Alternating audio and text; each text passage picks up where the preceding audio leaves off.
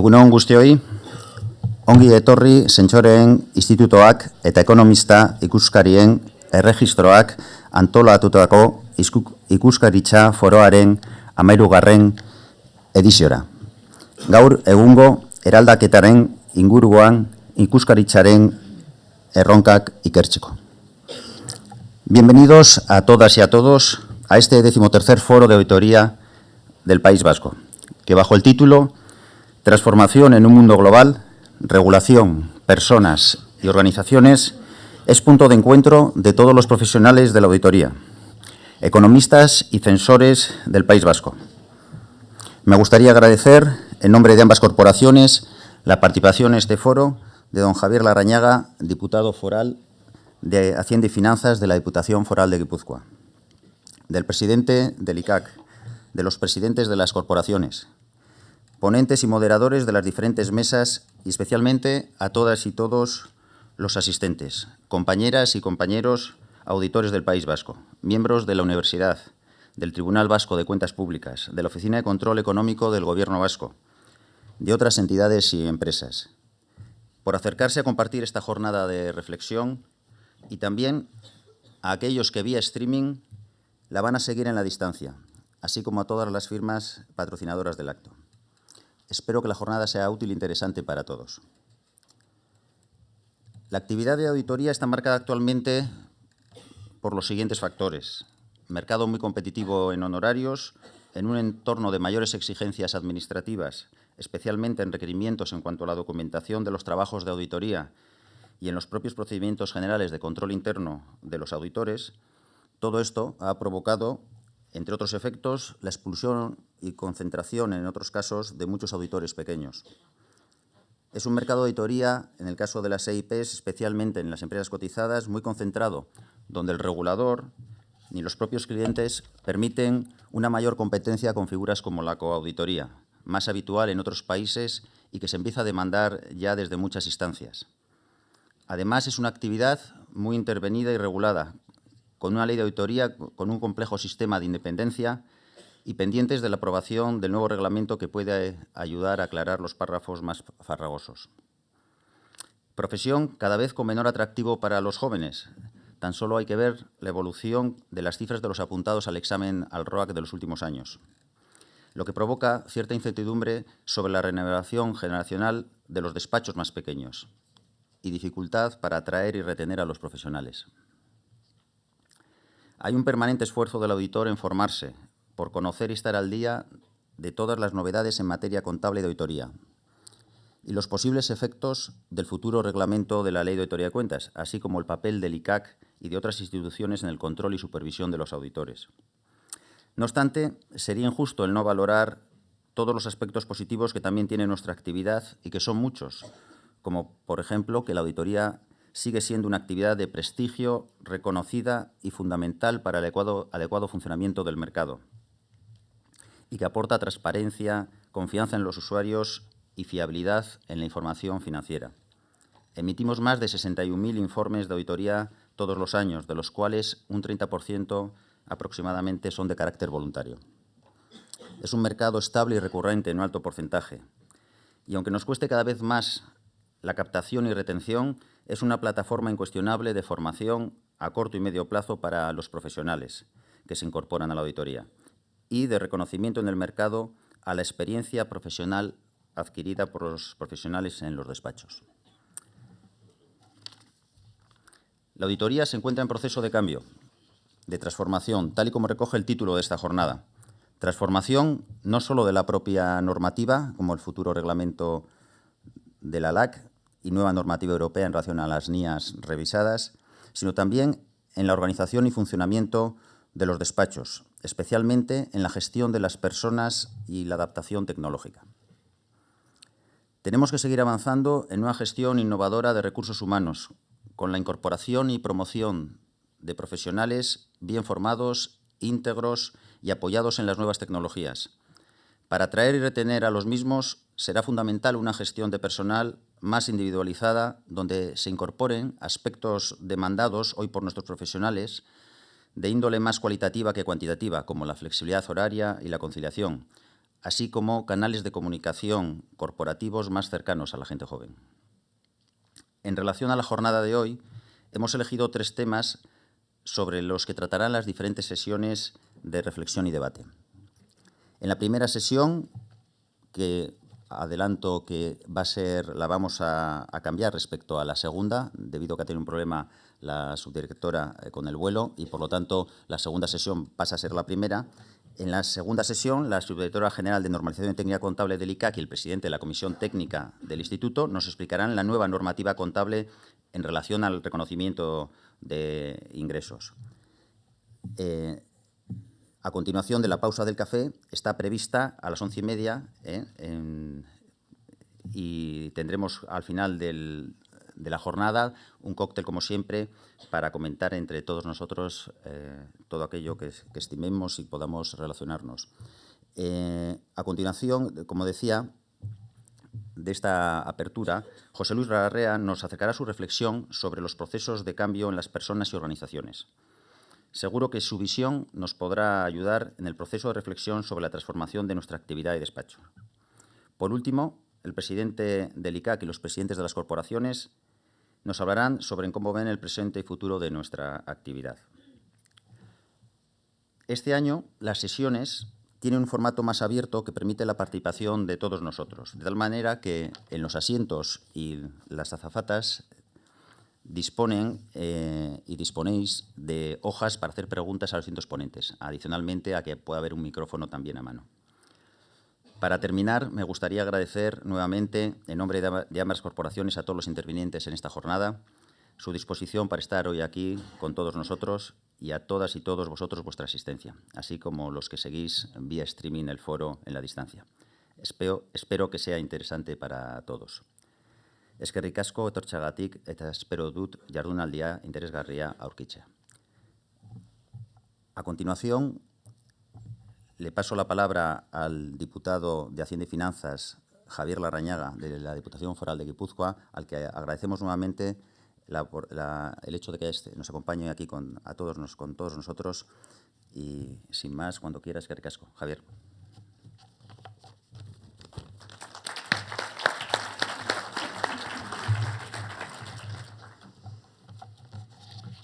Bueno, egun on danoi, eta lehenik eta behin gonbidapena eskertu.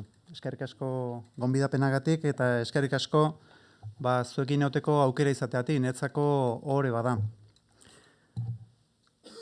Etorkizune, lehiakortasune, gizartien egitura eta elkarlanan inguruen pare bat hitz egin nahiko nituzke. Izane, erronka partekatuek ditugu, arlo ezberdinetan, eta guztion ekarpena ezinbesteko izangoa lurraldien ongizatie mantentzeko. La jornada de hoy tiene como lema transformación en un mundo global, regulación, personas y organizaciones. Y transformación en un mundo global nos habla de futuro. El futuro, sin duda, es un elemento central en nuestra agenda. Un futuro que tengo la sensación de que además cada vez viene más rápido y donde vivimos continuamente procesos de transformación, tanto en el ámbito profesional como en el ámbito personal. Hablamos de administración electrónica, hablamos de expediente electrónico en el ámbito público, de contratación electrónica, de factura electrónica. De verdad que en el 2019 todavía le ponemos electrónica. Desde luego mis hijos lo verían bastante extraño. Es verdad que una cosa es aceptarlo, conceptualmente digerirlo, y es verdad que otra cosa es implementarlo completamente. Nosotros hoy hablamos de gestión tributaria en la nube y creo que seremos de las pocas administraciones. Y lo tenemos ya asumido y lo damos por hecho. Es verdad que en la implementación todavía seguimos dando pasos, pero la verdad es que la velocidad es tremenda. Y entiendo que lo mismo está ocurriendo en el ámbito de la auditoría. La conectividad, la digitalización de los procesos y la necesidad de entender bien los nuevos modelos de negocio, me imagino que están cambiando la demanda de los servicios de auditoría y, por tanto, los perfiles, siendo necesario acometer importantes procesos de transformación. Pero en toda esta dinámica que nos arrastra a gran velocidad, me parece fundamental no perder la perspectiva de a dónde queremos ir y qué queremos ser. Hablo como sector, hablo como profesionales, hablo como sociedad en general. Y como sociedad tenemos la necesidad de acometer y de responder a los grandes retos que tenemos a medio y largo plazo. Y para ello debemos cambiar el modelo de relación existente hoy actualmente entre la política y la ciudadanía. Tenemos que ir a un esquema basado en la colaboración y a repensar la forma de fortalecer la cultura cívica y democrática frente a esquemas de simplificación populista. Van a ser tiempos de transformación donde la capacidad de nuestro esfuerzo colectivo será clave para adaptarnos a este nuevo escenario. Un nuevo tiempo que está ya hoy, que llegó, ha llegado y que estamos trabajando. Pero transformación en un mundo global también nos habla de competitividad. La competitividad de nuestra economía, una economía fuerte, es la base de la financiación de los servicios públicos sobre los cuales se sostiene, se sustenta nuestro modelo de bienestar social. Y cuando hablamos de competitividad, siempre y yo creo que especialmente en su sector, hablamos de personas. La competitividad requiere generar valor añadido, innovación humana, innovación tecnológica. La competitividad exige calidad en el empleo, responsabilidad social y generación de proyectos empresariales en los cuales la persona y su desarrollo constituyan un pilar esencial. Por tanto, con su permiso, si me permiten alterar un poco el lema de la sesión de hoy, donde partimos de transformación en un mundo global, regulación, personas y organizaciones, podríamos pasar alguna de las variables a la izquierda diciendo personas para la transformación en un mundo global, o quizás personas para la transformación de las organizaciones en un mundo global, personas como agentes de transformación, especialmente en las organizaciones de sus clientes, pero también en sus propias organizaciones y en la administración también.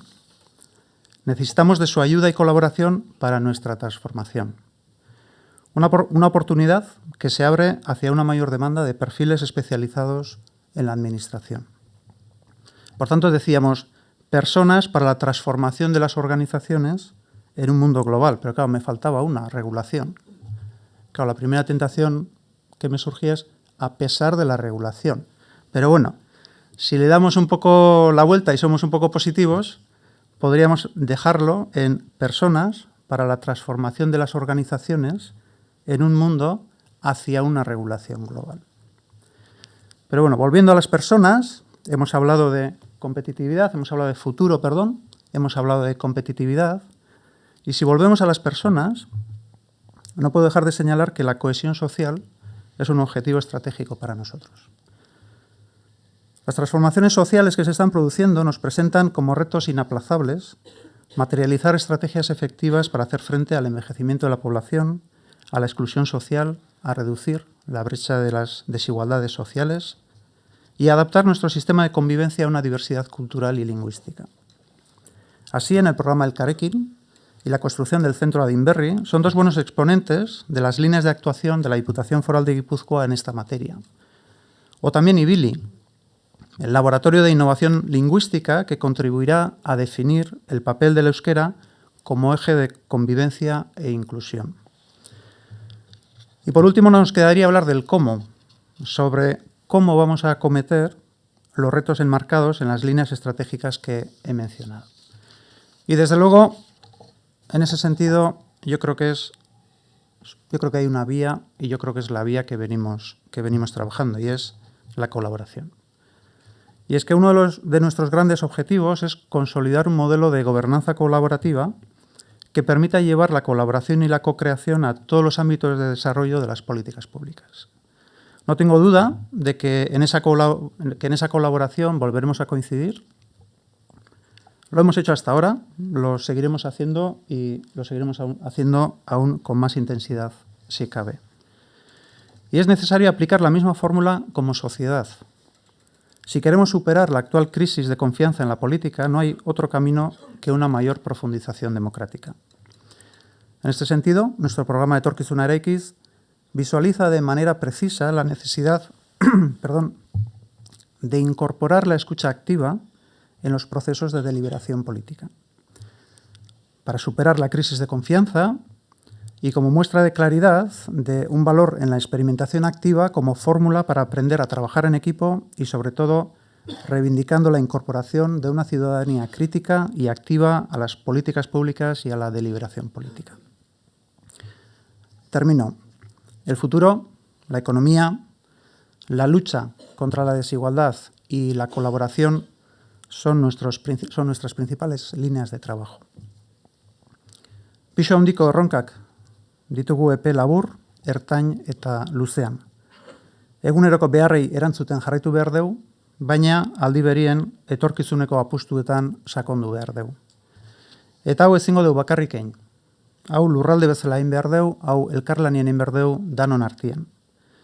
Eskerrik asko berriz ere, gonbidapenagatik, eta zuen eskura gaituzue elkarrekin lanien segitzeko eta elkarlanien etorkizuneko erronkei aurre egiteko. Eskerrik asko.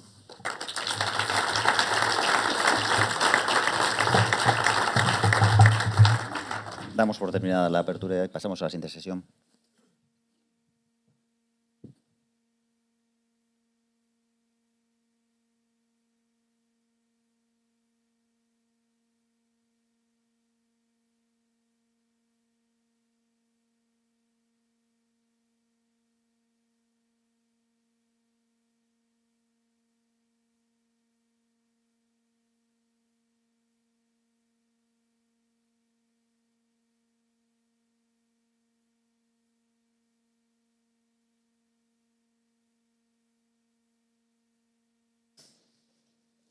Bai.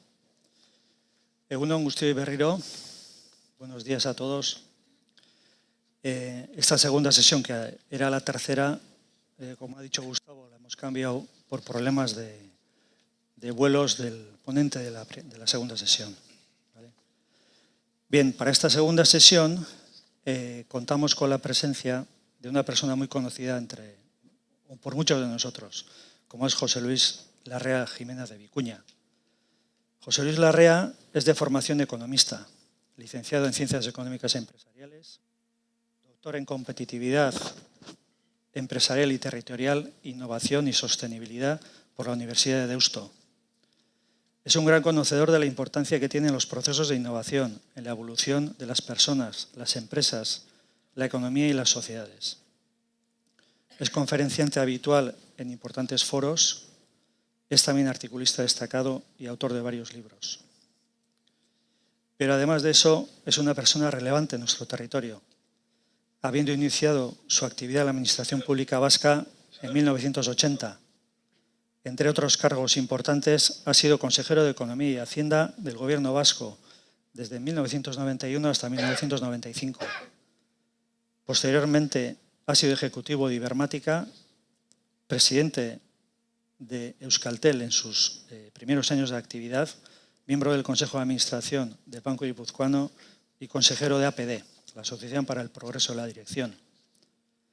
En la actualidad es asesor de empresas e instituciones y, entre otros, es presidente de honor del Instituto Vasco de Competitividad Orquestra y miembro del Consejo de Gobierno de la Universidad de Deusto y de su comisión permanente. La ponencia que nos trae hoy a este foro se titula El mundo en transformación, personas y organizaciones, un tema que realmente es de actualidad. Los cambios que estamos viviendo desde hace ya unas décadas están siendo muy importantes, empujados seguramente por la globalización de la economía, el desarrollo tecnológico, la transformación digital, los movimientos migratorios y algunos otros. Y además, todos estos cambios se producen a una gran velocidad. Pues bien, sobre estos cambios, sobre la transformación que se está produciendo en el mundo y su relación con las personas y organizaciones, nos va a hablar hoy José Luis. Espero que sea una conferencia muy interesante para todos. Cuando quieras, José Luis.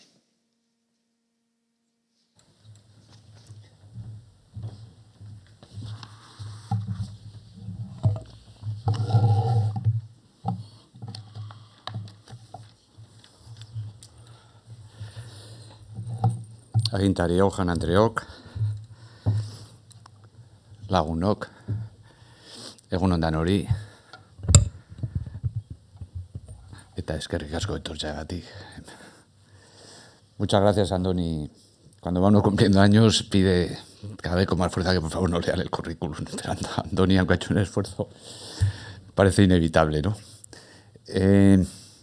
Yo quiero agradecer al Colegio Vasco de Economistas, al Registro de Economistas y Auditores y al Instituto de Censores Jurados de Cuentas la oportunidad de poder compartir. Os voy a tutear, con todo el respeto, pero os voy a tutear y luego en el coloquio os pediría lo mismo también.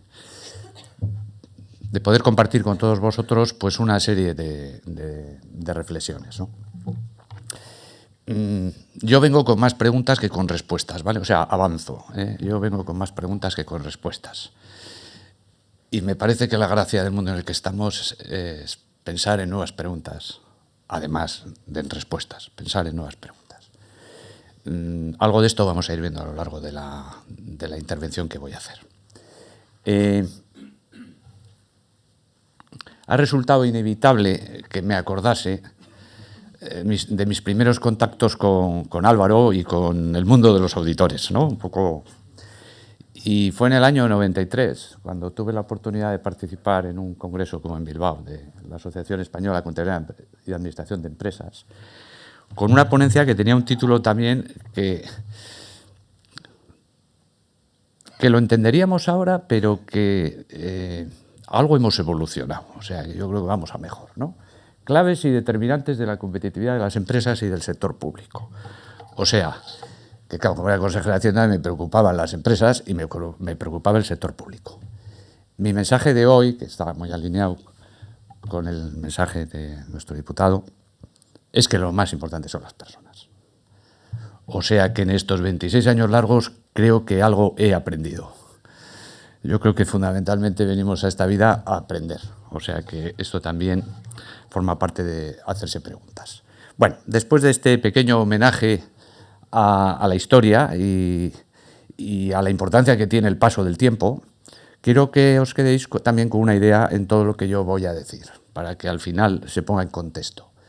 Detrás de las tendencias que existen, de las preguntas que existen, siempre está la pregunta del tiempo. Sí, esto sí o no, pero ¿cuándo? ¿Vale? Bueno, pues volveremos al final a la pregunta del tiempo. El título un poco que le hemos dado a esta intervención es un mundo en transformación, personas y organizaciones. O sea, la primera idea es que estamos en un mundo en transformación y eso me va a llevar a hablar del contexto, la importancia del contexto. La segunda idea es que eso está acompañando, está contextualizando a personas que cuando se relacionan con otras crean organizaciones, pero son personas las que crean organizaciones al relacionarse con otras.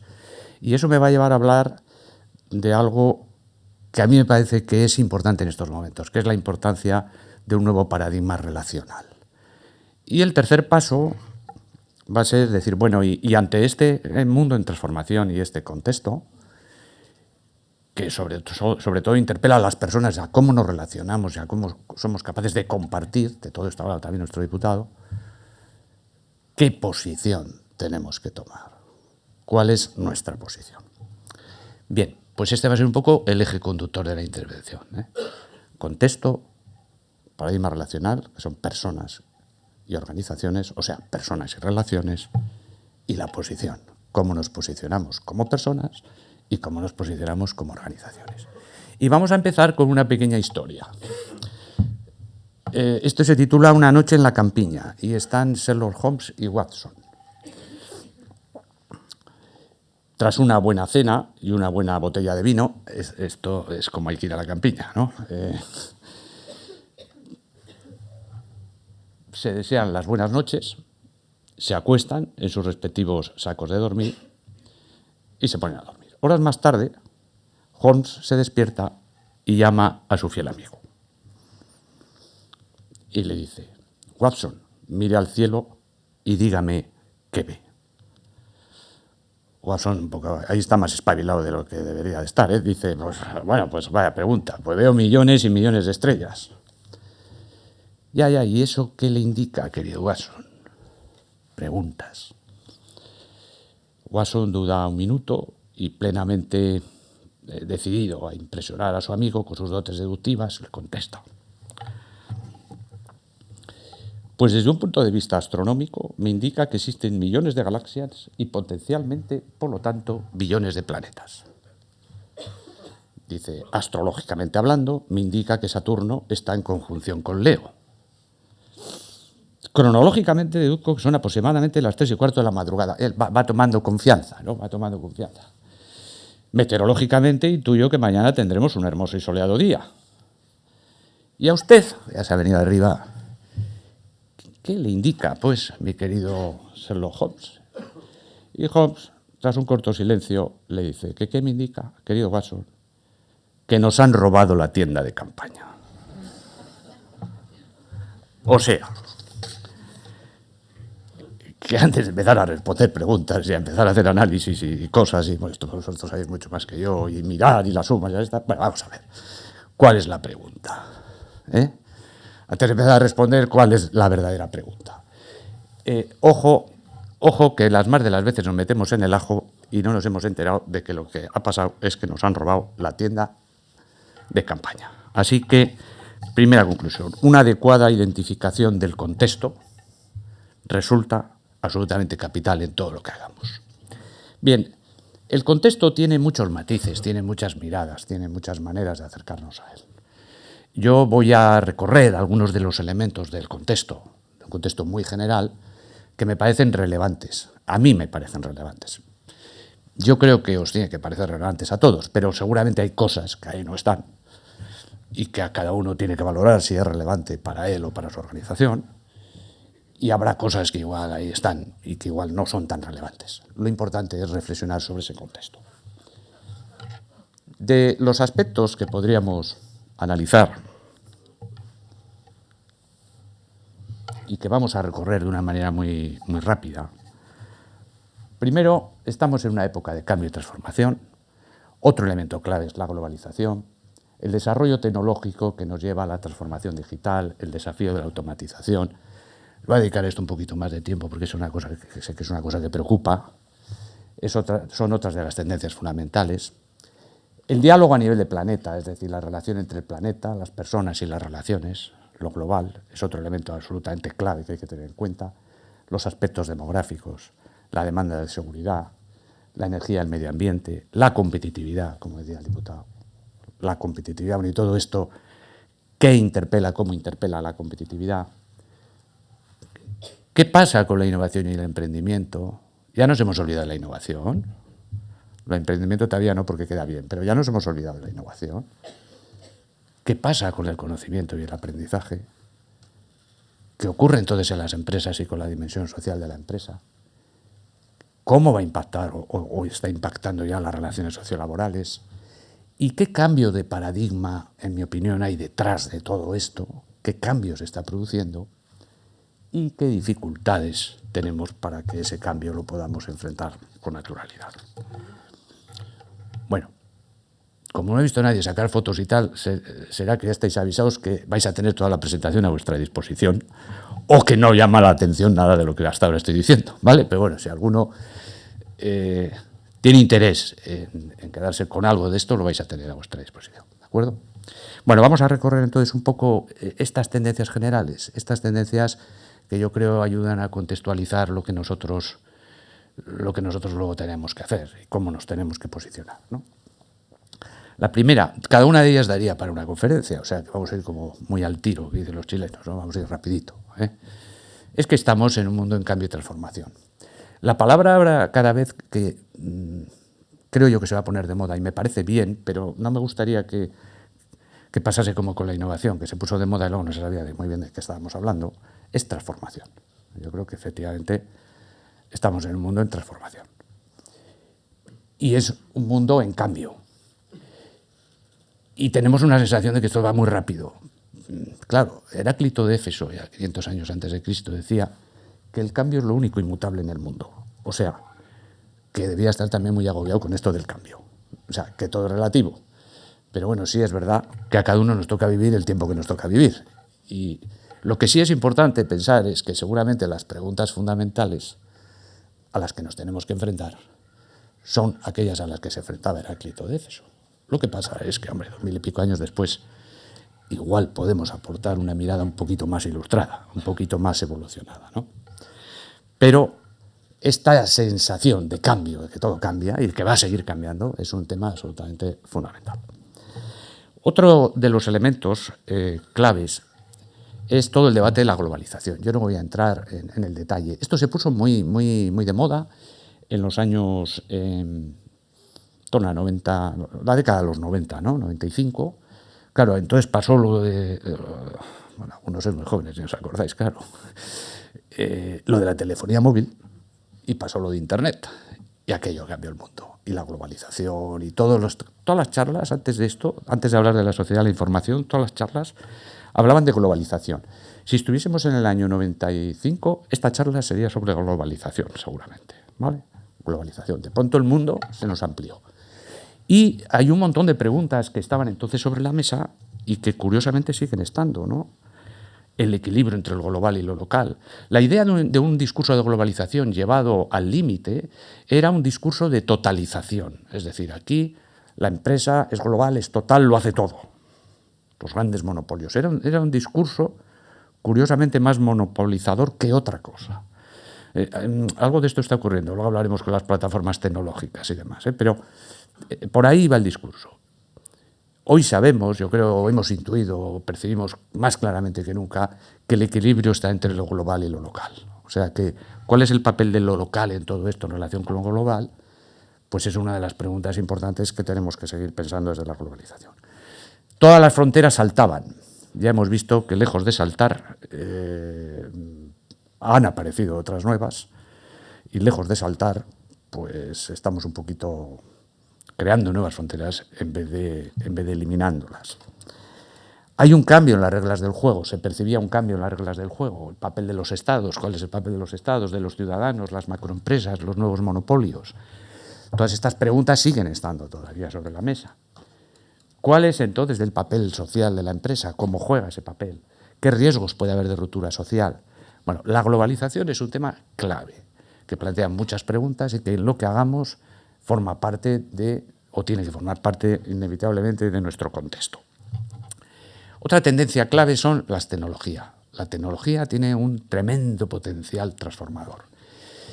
Esto lo vivimos de manera más clara, año 95, Internet, telefonía móvil, la sociedad de la información. O sea, la charla del año 98-99 no hubiese sido de globalización, hubiese sido la revolución de la sociedad de la información. Bien, ¿qué ocurría? Que las TICs tienen un potencial transformador tremendo. Tenían un potencial transformador y lo estamos viendo, el potencial tremendo que tenían. Pero hay otras tecnologías que ya estamos viendo cada vez más la importancia que tienen, como es la tecnología de materiales avanzados, la nanotecnología, la biotecnología, las tecnologías de las energías limpias y las tecnologías de las ciencias cognitivas, que están llamadas a jugar un papel capital, que ya lo están jugando, pero van a jugar todavía más. Y además tienen la característica de que entre ellas se alimentan y se integran, con lo cual su poder de transformación es muchísimo mayor. El siguiente elemento de preocupación, este es como muy actual ya, ¿no? Lo de la transformación digital, ¿no? El siguiente elemento de preocupación o de ocupación viene por unas tendencias claras en la cual hay unos elementos fundamentales. La conectividad de todos con todos, redes y de todo con todo, la accesibilidad, la movilidad, la capacidad de integrar y manejar datos y la velocidad. Estas características del entorno son absolutamente también determinantes en el día a día de lo que hacemos y en lo que está pasando. Y esto pone de relieve un elemento que también tenemos sobre la mesa, que es las plataformas tecnológicas. El Internet de las cosas. Jeremy Rifkin define el Internet de las cosas como una nueva plataforma que integra tres Internets. El Internet de las comunicaciones, que es normalmente el que nos quedamos cuando hablamos del Internet de las cosas. El Internet de la logística y el transporte y el Internet de la energía. O sea, comunicaciones, logística y transporte y energía. en palabras de Rifkin, esto es el Internet de las cosas y todo está íntimamente relacionado y esto genera lo que Rifkin denomina la tercera revolución industrial. Y esto da lugar a unas plataformas basadas más en las comunicaciones que en lo que eran las plataformas clásicas de producción y de distribución. Y entonces nos aparecen los Amazon, los Google, los Apple y no sabemos muy bien, sabemos cómo empezaron y no sabemos muy bien cómo van a acabar. Y aparecen otra vez un montón de preguntas. La posibilidad de aparición de nuevos monopolios, transformación del mercado de trabajo y del modelo de relaciones sociolaborales, nuevas formas de empleo, lo que se llama la economía de los recados. O sea, que esto está transformando la manera de relacionarnos y la manera de hacer las cosas. Y detrás de estas plataformas aparece otra palabra que ahora es clave, que son los algoritmos. Ahora hay que hablar de los algoritmos. Un algoritmo es un conjunto ordenado y finito de operaciones que permiten hallar la solución de un problema. O sea, lo que hacéis, o lo que hemos hecho casi todos en nuestras profesiones y que vosotros lo hacéis estupendamente. Algoritmos. Lo que pasa es que, claro, el tipo de algoritmos y las tecnologías que aplicamos para usar esos algoritmos van evolucionando. Y entonces nos encontramos con ese Internet de las cosas que lo que hace es arrojarnos gran cantidad de datos, porque como está constantemente capturando información, nos pone un montón de datos encima de la mesa. Tenemos tecnologías basadas en algoritmos que llamamos el Big Data, en donde la capacidad de almacenamiento y tratamiento de datos masivos y la minería de datos es un tema absolutamente también fundamental. Pero es que aparecen tecnologías como el blockchain, en donde lo que hablamos es de estructuras de bases de datos sofisticadas, seguras, distribuidas en bloques descentralizados, además se relacionan y compartidos. Por ahí va el Bitcoin también. Pero es que luego está, o al hilo de esto, la criptografía, que lo que pretende es desarrollar algoritmos para garantizar la seguridad.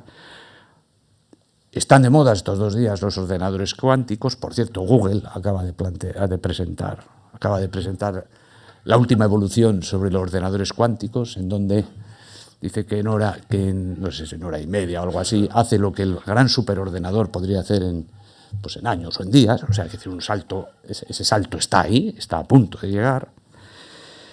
Pero es que cada vez más importante todo lo que es la robótica, en donde lo que hay es algoritmos y lo que hace la robótica es dispositivos mecánicos interconectados entre unos y otros, que eso nos lleva a la automatización avanzada, al gran debate de la automatización, y que eso nos anuncia el debate de la inteligencia artificial. Bueno, pues esto es parte del contexto. Y esto plantea algunos desafíos importantes. Algunos desafíos. Uno, que normalmente estos algoritmos se aplican sobre bases de datos del pasado, con lo cual tienden a reproducir tendencias del pasado. Y dos, que el tipo de tecnologías que aplicamos, además de máquinas que aprenden, etcétera, etcétera, son tan sofisticados esos algoritmos que no sabemos muy bien cómo funcionan. Y entonces tenemos el problema del sesgo confirmatorio y del desconocimiento. Y la amenaza que a más de uno le habrá pasado en el aeropuerto, donde dice, es lo que dice el ordenador. Lo dice el sistema y punto. Y dice, oiga, pero déjeme, que soy yo, no ve que aquí se han equivocado un poquito en el apellido, pero que soy yo, aquí está el carnet de identidad, el pasaporte, no sé qué, aunque en el billete no ponga. No, el ordenador dice que no puede usted embarcar. Lo dice el sistema y punto. Bueno, estos son grandes retos que afectan a todas las nos afectan a todas las personas, más o menos, y van a ir afectando a todas las profesiones, y luego haré alguna referencia de cómo, porque aquí los auditores son, cada vez que se habla de esto, en las charlas de la automatización y demás, siempre aparecéis como los perdedores, ¿vale? Luego eso dice, hay profesiones que tienen 2 telediarios. Bueno, vamos a ver. Vamos a ver si son 2 telediarios o son 200 o 200.000, o vamos a ver si lo que tienen que hacer las profesiones, y lo están haciendo, es precisamente evolucionar de manera que se sitúen en otro estadio. Pero es verdad que este debate sí afecta a todas las profesiones, y especialmente a aquellas especialistas en trabajar con algoritmos. Claro, tampoco la solución puede ser romper las máquinas o los ordenadores. Esto es lo que ya pasó en Inglaterra, ¿no? En el siglo XIX, cuando empiezan a instalar las máquinas ante los telares y demás. Esto es un movimiento que se llama la rebelión ludita, que coge el nombre de un señor que se llama Ned Lunlap, que le llamaban el rompemáquinas. Es decir, que para ir en contra de aquello que iba a ocurrir, pues hubo un movimiento de relevación de destrucción de máquinas. Bueno, pues el problema no son las máquinas, el problema es cómo nosotros somos capaces de adaptarnos y de conseguir efectivamente que lo que hagamos se ponga a disposición nuestra y no en contra nuestra. Sobre esto hay una visión bastante negativa, ¿no?, de qué va a pasar, la automatización, la fábrica con la luz apagada, el último trabajador, etcétera, etcétera. Y pues también podemos apuntarnos a una visión más optimista. Nicholas Carr tiene un libro muy interesante, lo tenéis ahí en la referencia, se llama Atrapados, habla sobre esto, y dice, hombre, desplegada con inteligencia, la automatización puede relevarnos de trabajos esclavizantes y espolearnos hacia empeños más excitantes y satisfactorios. O sea que vamos a ver la parte positiva de todo esto. Keynes, que también era muy optimista, que es el primero que dijo, bueno, cuidado que esto viene por aquí, y que desarrolla en los años 1930, el concepto de desempleo tecnológico, decía, hombre, en 100 años, el tiempo, hacia 2030, ¿no?, es posible que el progreso haya liberado a la humanidad de la lucha por la subsistencia y la propulse a su destino y felicidad económica. Un poco no acertado en los años, estamos un poco lejos, pero estaba dando también la visión optimista de decir, hombre, esto no tiene por qué ser malo, sino podría ser bueno, debiera de ser bueno. Y los que vamos a hacer que sea bueno o sea malo somos las personas. De todo esto va un poco los grandes debates de la transformación digital y cómo afecta al trabajo, al empleo, a la manera de ver las profesiones y demás. Luego volveré un poquito al final, en la última reflexión, sobre esto. Hay otros elementos de las tendencias generales que yo creo que son claves para cualquier profesional, para cualquier persona, para cualquier profesional y para cualquier organización, ¿no? La dimensión planetaria, que tiene que ver con la globalización, nos lleva claramente a otra tendencia fundamental que está alineada con el compromiso con el planeta, los objetivos de desarrollo sostenible, la necesidad de que los diálogos no solo se muevan a nivel local, sino también a nivel global, y en definitiva que este es un tema que cada vez lo tenemos ya en todas las agendas, pero cada vez lo vamos a ver con mayor profundidad. Otro aspecto íntimamente también relacionado con lo anterior son los aspectos demográficos. La demografía, por cierto, la demografía son personas. La demografía es clave en cualquier análisis que hagamos. Aquí siempre hay una contradicción, en casi todas las cosas importantes suele ocurrir entre el corto y el largo plazo. Es decir, nosotros tenemos claro a largo plazo lo que va a pasar con los movimientos demográficos, pero sin embargo a corto plazo no tomamos las medidas que tengamos que tomar.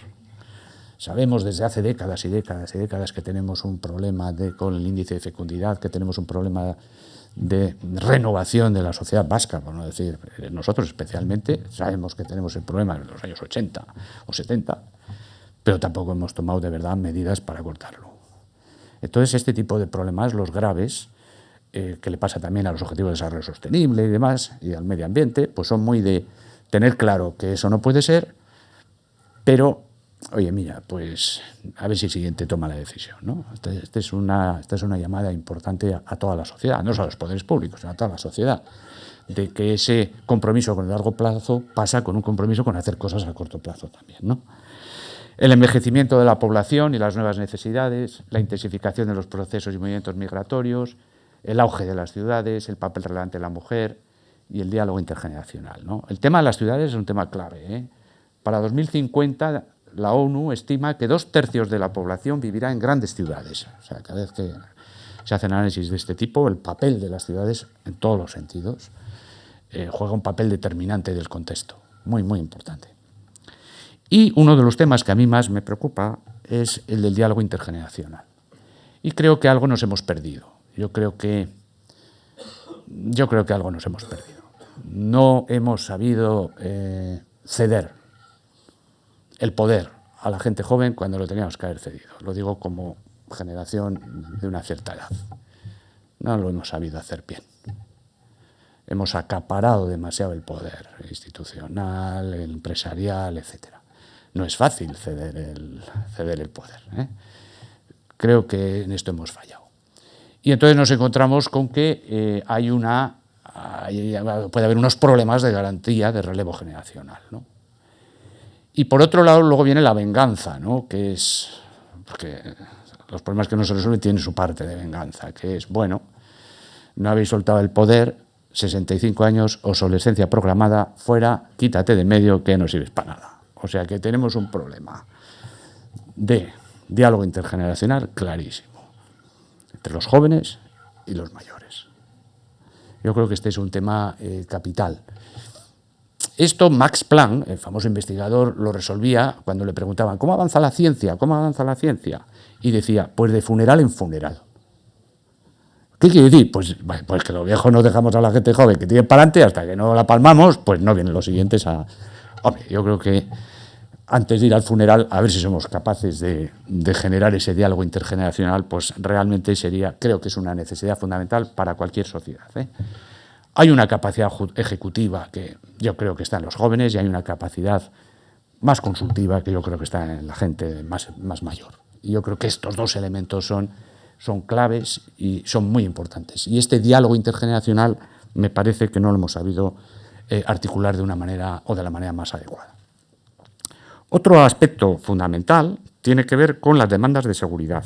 Esta es una cuestión que igual como tendencia hace unos años no aparecía tan claramente, pero cada vez es más claro, ¿eh? Curiosamente, cuanto más globales somos, más abiertos, pues más inseguros nos sentimos. Cuanto más potencial tecnológico tenemos para hacer cosas, pues nos entran más miedos también. Dice, bueno, es que me pueden robar en el no sé qué. Bueno, es que antes te robaban en la esquina de la calle. Claro, es distinto, ¿eh?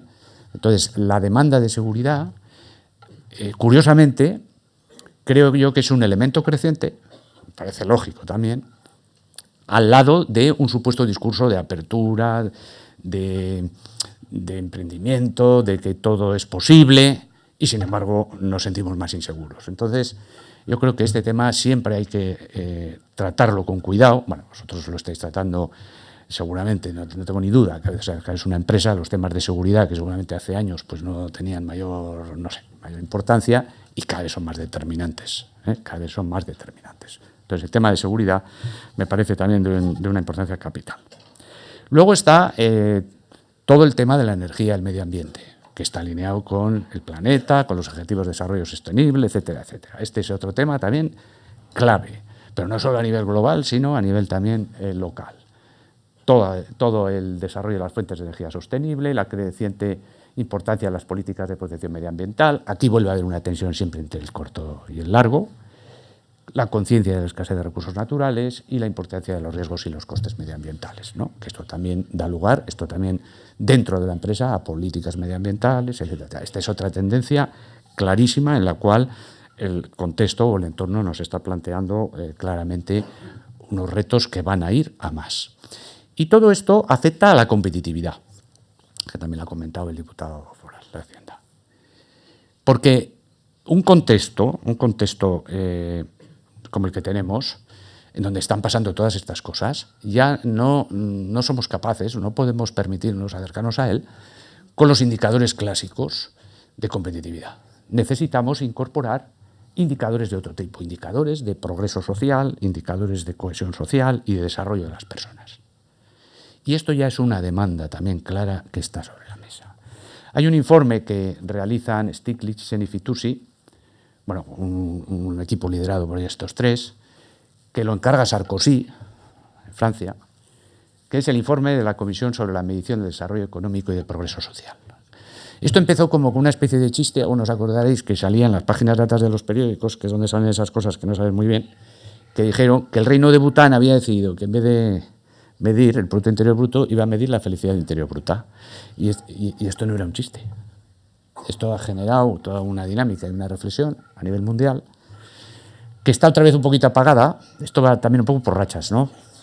Pero que a principios de la década está sobre la mesa, Cameron también en el Reino Unido, etcétera, que viene a decir, oiga, ya no vale con medir solo el PIB. Aquí nos estamos jugando otras cosas. ¿Por qué? Porque dice en el informe, una de las razones por las que la mayor parte de la gente percibe que está peor, aunque el PIB medio suba, es porque efectivamente está peor. Aquí podríamos contar lo del pollo, ¿no? Es decir, en este país que somos dos, el PIB per cápita es de medio pollo cada uno. ¿Pero qué pasa? Que este se come el pollo entero y yo no como nada. Bueno, este debate de la desigualdad, etcétera, está totalmente encima de la mesa. Es un debate que siempre va más allá del PIB. Ya los análisis, los estudios, los indicadores están trabajando en todo esto. Creo que en una perspectiva como muy macro todavía, pero creo, luego voy a hacer una referencia, que habría que empezar a incorporarlo en un nivel también cada vez más micro. Bien, esto entonces, ¿a qué da lugar? Pues a indicadores como el Índice de Progreso Social Regional Europeo, que es un indicador en el que está trabajando Orquestra. Claro que este es un indicador, en el año 2017 se saca el indicador y se dice, a ver, en el PIB, ¿cómo estamos? Oye, pues mira, la región 35 de 272. Y en el Índice de Progreso Social Regional Europeo, la 102. Houston, tenemos un problema. Luego los indicadores, y cuando se usan muchos, en verdad se pueden leer y se pueden utilizar para explicar una cosa y la contraria, ¿vale? Pero, hombre, en el PIB muy bien, en lo que va más allá del PIB no parece que tan bien. Pues entonces igual tenemos que empezar a plantearnos, efectivamente, cuál es la medida del progreso económico y social y qué queremos medir. Y esto ha planteado un debate clarísimo sobre la competitividad desde la perspectiva de la persona y que exige un nuevo enfoque de competitividad. Las aproximaciones clásicas a la competitividad son la competitividad territorial, los territorios compiten, que es curioso, más bien competirán las sociedades de los territorios, ¿verdad? Pero bueno, los territorios compiten, paradigma espacial, y la competitividad empresarial, y las empresas compiten, paradigma también espacial, territorial, territorio, perímetro.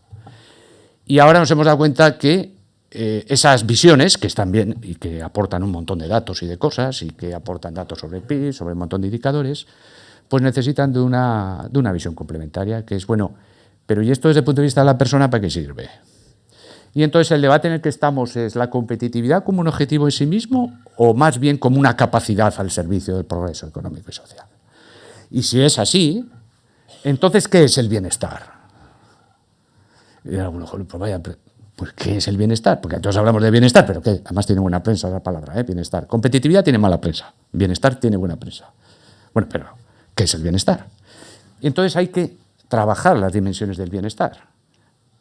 Sobre esto se está empezando a trabajar ya de una manera muy intensa también en Orquestra. Es una nueva perspectiva, no es la única, es una nueva, que es la competitividad desde las personas. Y tiene que dar lugar a un nuevo marco conceptual y a un nuevo lenguaje de competitividad que tiene que ir más, yo creo, en la línea de entender la competitividad como la capacidad de avanzar, mejorar y hacer adelantos en el bienestar de las personas, de una sociedad, en un entorno socioeconómico y territorial determinado. Este discurso se está empezando a construir. Bien. El siguiente elemento, que está muy ligado con la competitividad y con un montón de cosas de las que hacemos, es el que habla de innovación y habla de emprendimiento. La innovación es un tema fundamental. La charla de los años 95, que era sobre globalización y que en el 2000 hubiese sido sobre la sociedad de la información, en el 2005 era sobre innovación. O sea, no iríais a ningún acto que no te calzase en una charla sobre innovación, ¿vale? Todos los que hemos estado aquí habremos dado alguna charla o hemos tenido alguna intervención sobre innovación. Que lo que pasa es que luego llegó el 2008, llegó la crisis y esto de la innovación como que se quedó un poco apartado. Bueno, pues la innovación sigue siendo un elemento fundamental de todo lo que tengamos que hacer. Lo que pasa es que tenemos que empezar por ponernos de acuerdo qué entendemos por innovación. A mí, el concepto de innovación, bueno, ahora esto se ha chafado un poquito, ya va, si no lo damos sin PowerPoint.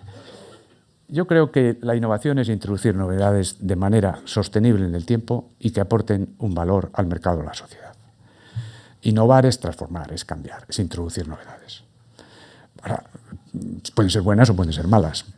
Puede ser innovar por innovar sin que sea útil para nada. O puede realmente ser útil, pero igual no aportar mucho valor. Luego habrá que ver cómo medimos ese valor. Pero yo creo que el reto fundamental que no hemos superado todavía es el pasar de entender la innovación como un suceso, algo que ocurre y que nos tenemos que posicionar, a entender la innovación como un proceso. Yo creo, es una opinión muy personal, que estamos todavía más en una lógica de la innovación como algo sobrevenido, algo operativo, en vez de, estoy generalizando, evidentemente para muchos no será así, pero en vez de la innovación como algo anticipado, como algo estratégico. Y esto cambia la manera de entender la innovación. Ahora se ha puesto muy de moda, otra de las palabras que se ha puesto muy de moda es la de resiliencia, que es lo de la capacidad de aguantar el golpe y sostenerse. Esto está muy bien, pero hombre, es un poco pesimista. Esto tiene que ser una condición necesaria, pero no es suficiente. Yo creo que tenemos que ir más allá de la resiliencia, tenemos que anticiparnos. Y eso significa ver las cosas de otra manera. Pero lo que es importante es que sea útil, que la innovación sea útil. Esto era una innovación que a principios de los años 1900 era una jaulita de estas que antes se ponían las bombonas de butano, uno para sacar al niño para que tomase el aire en Nueva York o por ahí. Bueno, yo creo que esto no es útil. Esta igual es más útil, tengo también mis dudas, porque este carrito cuesta abajo, esta es una foto tomada en Boston con un montón de niños, este carrito cuesta abajo no sé cómo irá, seguro que tiene un freno, En Boston está el MIT, algo habrá hecho para que esto no se vaya mal, pero que sea útil. Y luego que sea sostenible. Esta es la bombilla centenaria, es una bombilla que está en un parque de bomberos en Estados Unidos, podéis entrar con la webcam y veis cómo está la bombilla allí, que lleva funcionando desde 1901. Esto es una innovación sostenible. Desde 1901. Cuidado que con el tema de las bombillas, al que le gusten estos temas, está todo el debate de la obsolescencia programada, que ahora se ha vuelto a abrir. Las bombillas, cuando empezaron a funcionar, duraban un montón de tiempo, hasta que los fabricantes de bombillas se pusieron de acuerdo para programar la obsolescencia de las bombillas. Esto es público. Entonces, esto de la obsolescencia programada y la tecnología también tiene muchas derivadas, ¿de acuerdo? Que sea entonces sostenible. Y luego está lo del emprendedor, que esta palabra sí que sigue aguantando en el debate del tiempo, ¿no? Esto también es una palabra que da glamour, lo del emprendedor. Yo creo que el emprendedor es el principal agente de innovación. Yo creo que si innovar es cambiar las cosas, el emprendedor es aquel que es capaz de introducir novedades. Pero a mí me gustaría que introduzca novedades de manera sostenible en el tiempo y que además sean útiles y aporten valor. Y entonces estamos muy, muy condicionados por el mito del emprendedor guay, que es alguien muy joven, incluso no tiene formación universitaria porque se aburría en clase, es muy tecnológico, especulativo, crece muy rápido, por cuenta propia, y eso es un tipo de emprendedor. Pero claro, si no tienes una startup y además no das un pelotazo, pues eres un desgraciado, desde el punto de vista del emprendimiento, ¿no? Hombre, yo creo que el debate del emprendimiento va mucho más allá. No estaríamos aquí, no hubiésemos construido empresas, no estaríais en las compañías en las que estáis si no fueseis emprendedores. Si no hubieseis impulso emprendedor de quien montó la compañía, pequeña o grande, o del que cada día, por cuenta propia o por cuenta ajena, es capaz de construir y de cambiar las cosas. O sea, que el debate del emprendedor lo tenemos que sacar del emprendedor guay, ahí está bien, y llevarlo realmente a un debate muchísimo más general, en donde todo el tema del intraemprendimiento, de cómo tenemos que hacer las cosas, es absolutamente clave y determinante. Siguiente tema, que cada vez creo que va a tener una mayor importancia, es el conocimiento. Nosotros veníamos de una sociedad que era la de la información, pasó a llamarse luego la sociedad de la innovación, eso duró como poco, y luego se pone de moda lo del conocimiento, que queda también muy guay, lo de decir todo palabras, Bueno, pero cuando estamos hablando de la sociedad de conocimiento, ¿realmente de qué estamos hablando? Mira, el conocimiento no deja de ser la toma de conciencia de las cosas, de lo que sabemos acerca de lo que nos rodea. Y esto se hace, que también lo ha comentado el diputado, a través del proceso de transformación. O sea que yo creo en un conocimiento que sea transformador. En un conocimiento que sea transformador. Que sea fruto de un proceso de transformación personal y colectivo. Personal y colectivo. Y un proceso de transformación, de toma de conciencia de lo que pasa, es un proceso de aprendizaje. Entonces, a mí lo que me parece es que la palabra en la que deberíamos poner el foco no es en la sociedad del conocimiento, es en la sociedad del aprendizaje. Y si yo tuviese que volver a pintar esta slide que tengo aquí abajo a la izquierda, que está, algunos me ha oído alguna charla sobre competitividad e innovación, la habrá visto, y ahora la pintaría de otra manera. No diría que la competitividad depende de recursos naturales, costes laborales, calidad, innovación. Yo diría, la competitividad depende del conocimiento y del aprendizaje. El conocimiento explica todo lo que hemos sido capaces de aprender hasta que hemos llegado hasta aquí. Y eso es muy importante. Pero no te garantiza lo que va a ocurrir en el futuro si no sigues aprendiendo. Esto, a ver, porque muchas veces, ¿esto cómo lo resolvemos? Oye, traemos a alguien que tenga conocimiento, lo del talento, lo ponemos aquí y ya está. Bueno, la ventaja que te daba el conocimiento competitiva hace años, que podía ser de 1 año, de 2 años, ahora es de días o es de meses. La ventaja competitiva consiste en seguir aprendiendo. Y esto significa que el reto que tenemos que construir es, en las sociedades, en las empresas y en todo, convertirnos en organizaciones y en las personas, en organizaciones que aprenden. Que aprenden. Ojo que esto se dice fácil, pero luego no es tan fácil de hacer. Aquí hay otro debate. Esta es el triángulo clásico de cómo de los datos se pasa a información. Esta la habéis utilizado también más de una vez, de la información al conocimiento, y luego llega la sabiduría, ¿no? Que esto ya es el estadio más. Ahora el debate está, desde la tecnología, el debate está en que se le da vuelta a la pirámide y que en la cúspide aparezcan los datos. Y esto está dando lugar a una nueva tendencia que se llama el dataísmo, a la que se refiere Yuval Noah Harari. Este ya lo conoceréis, alguno escribió Homo sapiens, Homo Deus, está muy bien este libro, y dice: el dataísmo invierte la pirámide tradicional de conocimiento. Los dataístas creen que los humanos ya no pueden hacer frente a los inmensos flujos de datos actuales, ni por consiguiente destilar los datos de información, y mucho menos en conocimiento o sabiduría. Por lo tanto, el trabajo de procesar los datos debe encomendarse a algoritmos electrónicos. Prefieren poner su confianza en los datos masivos y en los algoritmos informáticos. O sea, que para echarse a temblar, ¿eh? O sea que yo sigo creyendo en el otro triángulo, ¿eh? Pero bueno, ahí está este debate, donde te ponen a los datos que estaba ahí como la base, esto no sirve para nada, te los da la vuelta y dice, no, si con los algoritmos estos son los que te van a decir lo que tienes que hacer, ¿no? Un gran debate para el futuro. Siguiente tema es la dimensión social de la empresa. Esto es otra movida, eso también tiene su gracia, de los principios de los 2000, se pone en marcha lo de, lo de la empresa sostenible, y se hacen unas definiciones preciosas de lo que tiene que ser la empresa sostenible, aquella que crea valor económico, medioambiental, social a corto y largo plazo, contribuye de esta forma al aumento del bienestar y al auténtico progreso de las generaciones presentes y futuras, tanto en su entorno inmediato como en el planeta en general. O sea, de color bien. Lo de flotar no está tan claro, ¿vale? Pero esto es lo que decía, lo que está en la base de todo el movimiento de la responsabilidad social corporativa, ¿no? Los valores de la sostenibilidad, de la visión a largo plazo, la diversidad y demás. Y nos quedamos con dos cosas de todo este movimiento, ¿no? Esto de los stakeholders, que queda como muy... hasta entonces no sabíamos muy bien lo que era, por lo menos por aquí, pero ahora se habla de los stakeholders. Y lo de la responsabilidad social corporativa, que esto sí que lo se ha ido incorporando.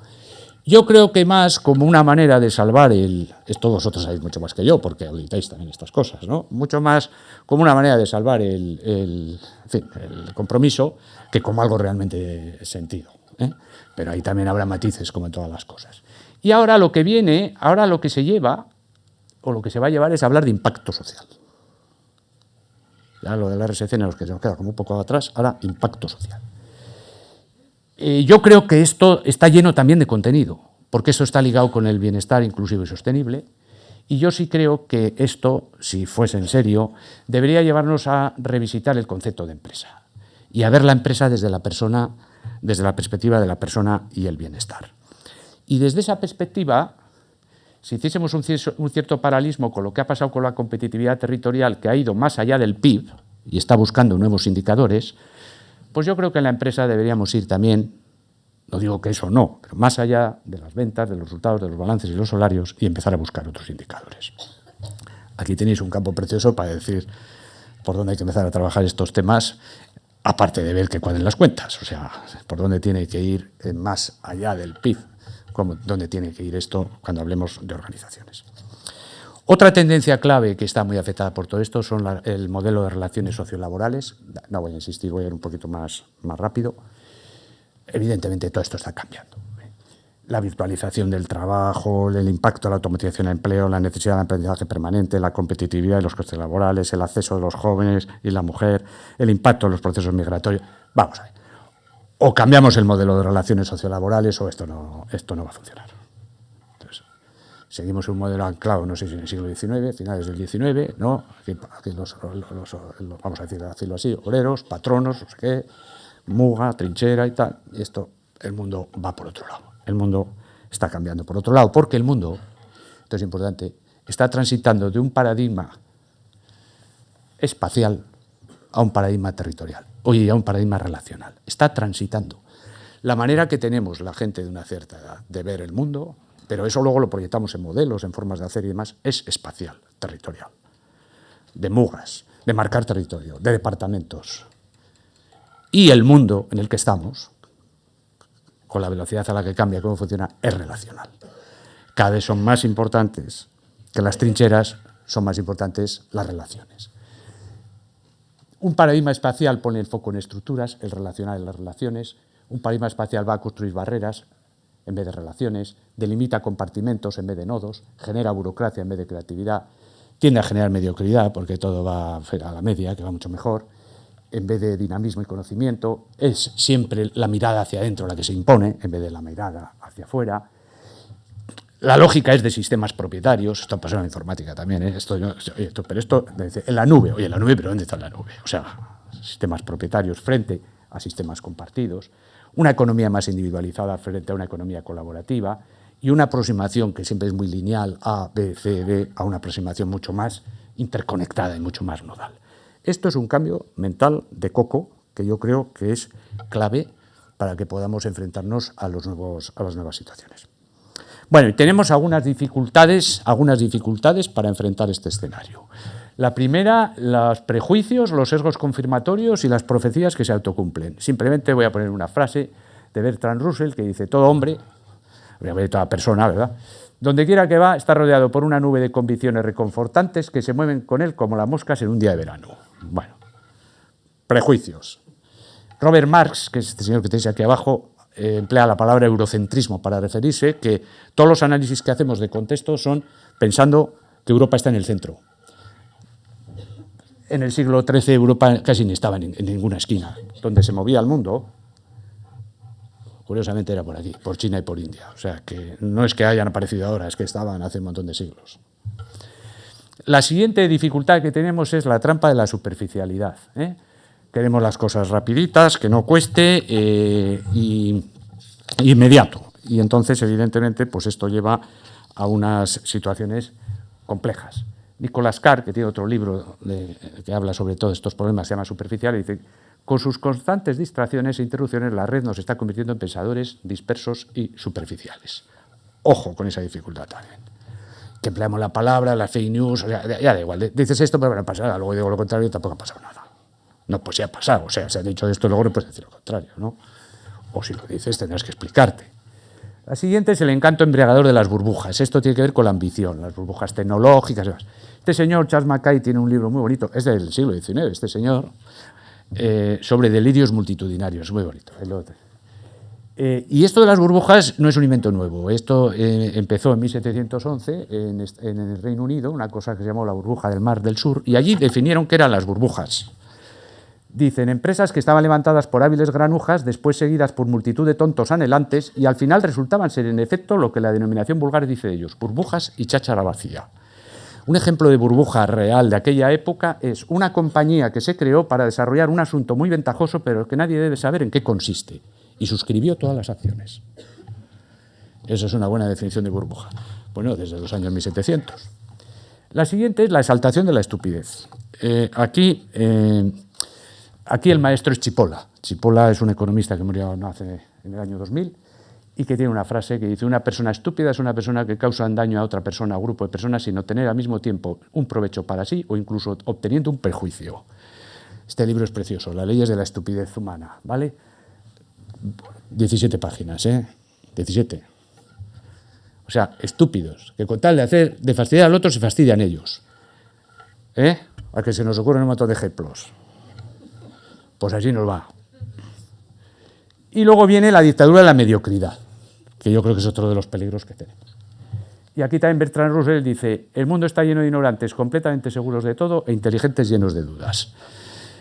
Pues es que esto de hacerse preguntas tiene mala prensa. Tiene mucha mejor prensa las respuestas, ¿no? Yo no sé si soy inteligente o soy ignorante, no lo sé. Yo soy bastante ignorante.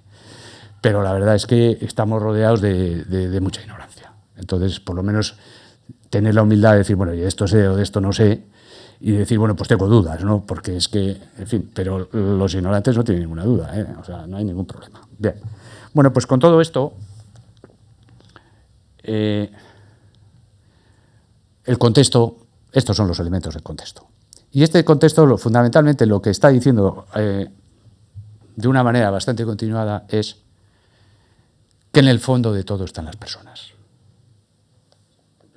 Y que el paradigma ya no es espacial territorial, dónde tengo yo mi departamento, dónde tal, cómo cierro la trinchera, es relacional. Y las que se relacionan son personas. A título personal o en un rol de representantes, es decir, pero cuando habla la empresa tal, habla la persona de la empresa tal. Son las personas. Y esto es paradigma relacional. Esto exige una nueva mirada porque el protagonista es la persona, pero la persona no es un ente abstracto solitario, siempre está en relación con otras. Y entonces cuando se relaciona con otras, construye organizaciones. O sea que persona y organización son algo que están íntimamente relacionados. Y se relacionan las personas para compartir algo. Este es un tema que ahora a mí me pone mucho, lo del compartir. Porque es el problema de la cooperación o de la colaboración o todo esto que sale, que enseguida decimos, es que lo que hace es cooperar, es que hay que colaborar, es que hay que no sé qué. Bueno, pero vamos a ver, ¿de qué estamos hablando? Y es un tema que no está resuelto tampoco, por qué se coopera, por qué no se coopera y demás, ¿no?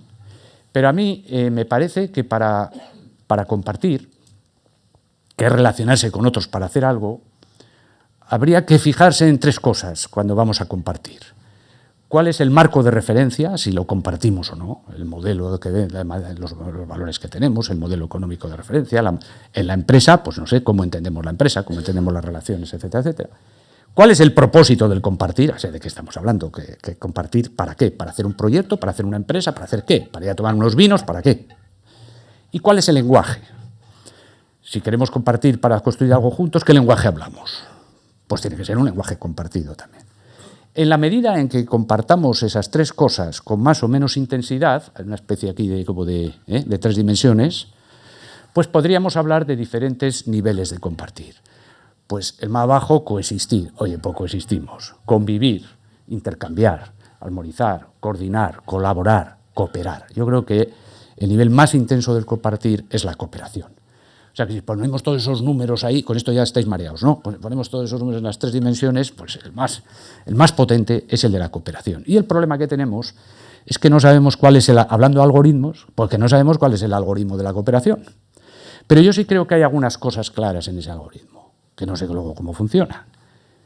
El conocimiento y el aprendizaje, los principios y los valores, el liderazgo, las tecnologías como estructuras organizativas, redes, alianzas, etcétera, y la generación de confianza. Yo creo que hay que poner la vista en esas cosas si queremos avanzar en el algoritmo del compartir.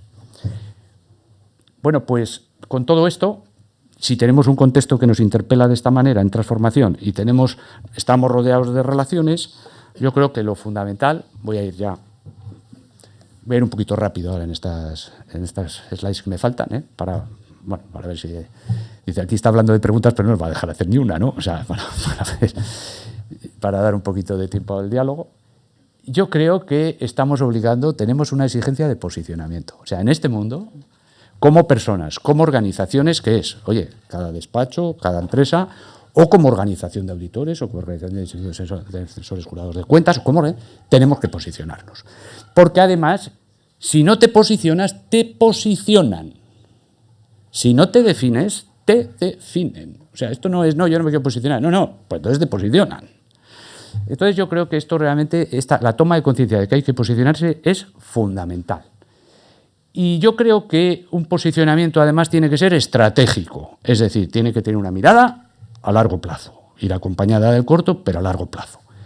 Y yo creo que es un proceso que tiene que ser constante y consciente, de discernimiento de cuáles son los elementos de nuestra posición, situados en el espacio y en el tiempo, y de cómo proyectamos eso en el espacio y en el tiempo, en función de un propósito determinado que tengamos, construyendo un relato. Ahora se habla también mucho de relato. Son importantes los relatos. Las personas, las organizaciones, tenemos que tener nuestro relato, tenemos que saber contar lo que queremos contar. Conviene que sea un relato pensado, conviene que sea un relato estratégico, conviene que sea un relato con sentido. Y entonces, pues yo, ¿qué os voy a contar? De estos hay más que yo. ¿Cuáles son los elementos de un posicionamiento estratégico? Pues hay.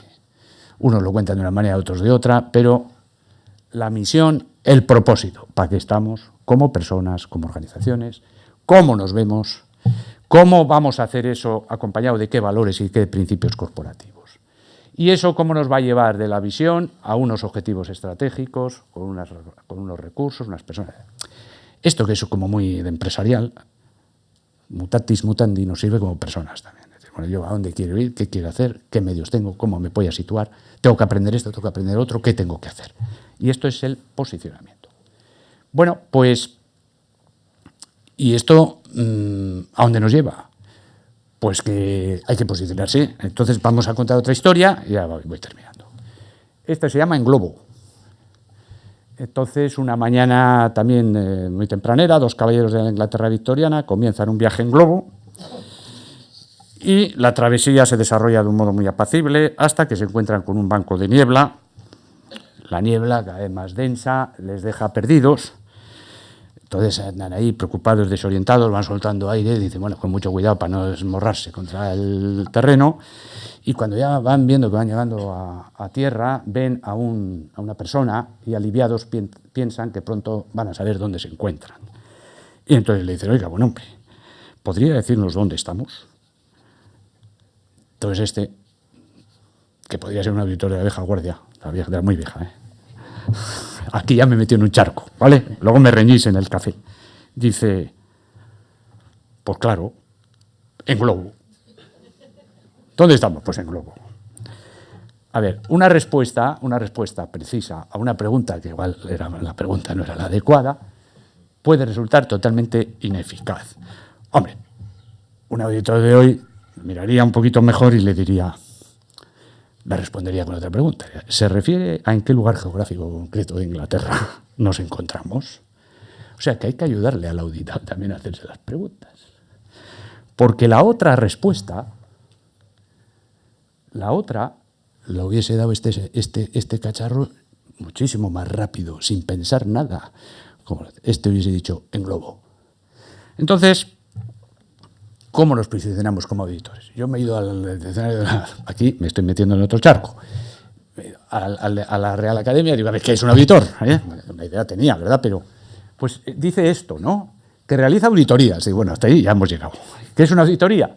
Revisión sistemática de una actividad, de una situación, para evaluar el cumplimiento de las reglas o criterios objetivos a que aquellas deben someterse. Y dos, luego hay alguna transacción, pero esas son ya auditoría legal o tal, Revisión y verificación de las cuentas y la situación económica de una empresa o entidad. Pues este ejemplo que se suele poner, habéis visto esta película, la tenéis que haber visto, y si no la tenéis que ver, la del contable. Aquí es donde todos los que hablan de automatización, del mundo que viene y demás, os dan el matarile a los auditores. Aquí es donde dicen, si la función es hacer todo esto, no sé qué, algoritmos y que cuadren las cuentas y no sé qué, no sé cuánto y tal, con todo lo que hemos hablado antes de las bases de datos, todo interconectado, blockchain, todo, la trazabilidad, esta profesión, para eso, si va de algoritmos, no tiene nada que hacer. Claro, no sé cuándo, igual es dentro de 40 años o 100, como decía Keynes, por eso hablo del tiempo. Pero es verdad que si lo que hacemos es reproducir algoritmos o sumas y restas, ya sé que no hace solo eso, pero si nos quedásemos en eso, pues cualquier máquina, es que lo va a hacer la auditoría automática, o sea, va a decir esto es así, esto es así, esto es así, ¿vale? Entonces yo creo que el futuro de todas las profesiones, porque esto que le pasa a la auditoría le puede pasar a cualquier otra, a casi todas las profesiones, hay algunas más difíciles, temas de asistencia social y demás, pasa ¿por qué? Por pasar de responder preguntas, que también es importante, a formular preguntas. Entonces yo creo que, mira, hay una frase de Jorge Wagensberg, murió hace un par de años, hace un año, un gran físico, que dice, cambiar de respuesta es evolución, cambiar de pregunta es revolución.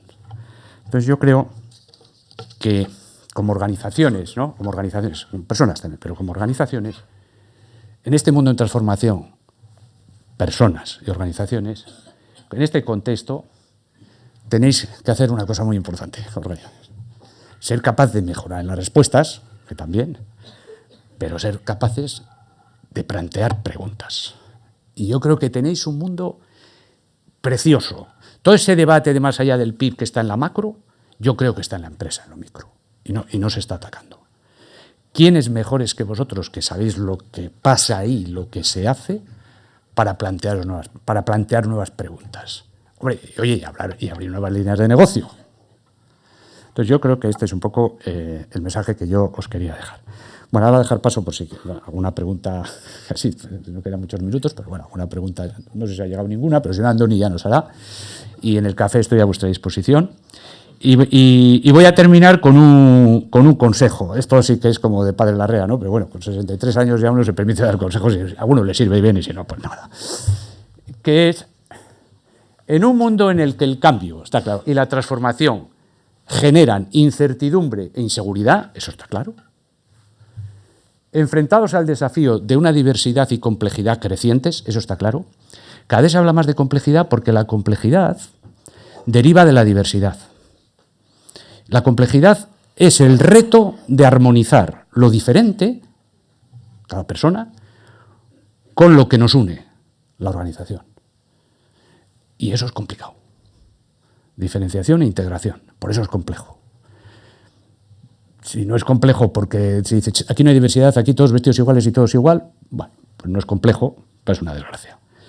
Y si no hay ninguna integración y esto es un despendole y cada uno hace lo que le da la gana, pues eso no es complejidad, eso es caos. Bueno, ni siquiera es caos, es desorden, porque el caos tiene un orden. Entonces, en ese escenario, cuando no sepa uno a qué agarrarse, cuando llueven por todos los lados los tiros, sabiendo a qué agarrarse, dos cosas: valores y principios y capacidad y voluntad de aprender. Con esas dos cosas salís del lío seguro. Decía Antoine de Saint-Exupéry, el que escribió lo del Principito, que en el mundo no hay soluciones. Esto es muy ingenieril. La solución, la respuesta. Lo que hay es fuerzas que se ponen en marcha y luego las soluciones vienen. Pues estáis para poner fuerzas en marcha. Y sobre todo, hacerlo con optimismo y sentido del humor. Porque claro, todo esto se puede ver siempre, la botella medio llena o la botella medio vacía. Chipola, que hablaba antes de los estúpidos, que era un genio de leerle, que está muy bien, decía que era un deber social, siempre que se podía, ser optimista. Porque ahora hay todo un gran debate sobre a dónde vamos con todo esto y demás, que le baja a uno la moral a los pies. Y hay una nueva movida, que están ahí Steven Pinker, Joan Norbert, una serie de personas que hablan de la nueva ilustración, etcétera, que les llaman los nuevos optimistas, ¿no? Y recuerdan siempre una frase de Obama que decía, bueno, todo esto está muy mal y muy bien, vale, pero si a usted le preguntan ¿en qué época de la historia le gustaría haber nacido? Sin saber dónde iba a caer, claro, porque dice, no, a mí los romanos ya, pero no vas a nacer de César, vas a nacer de pringado de... Ah, claro, entonces ya no es lo mismo, ¿eh? Si a usted le preguntarían en qué época de la historia que elige usted, ¿no?, nacer, sin saber lo que va a pasar, ¿cuál elegiría? Pues esta.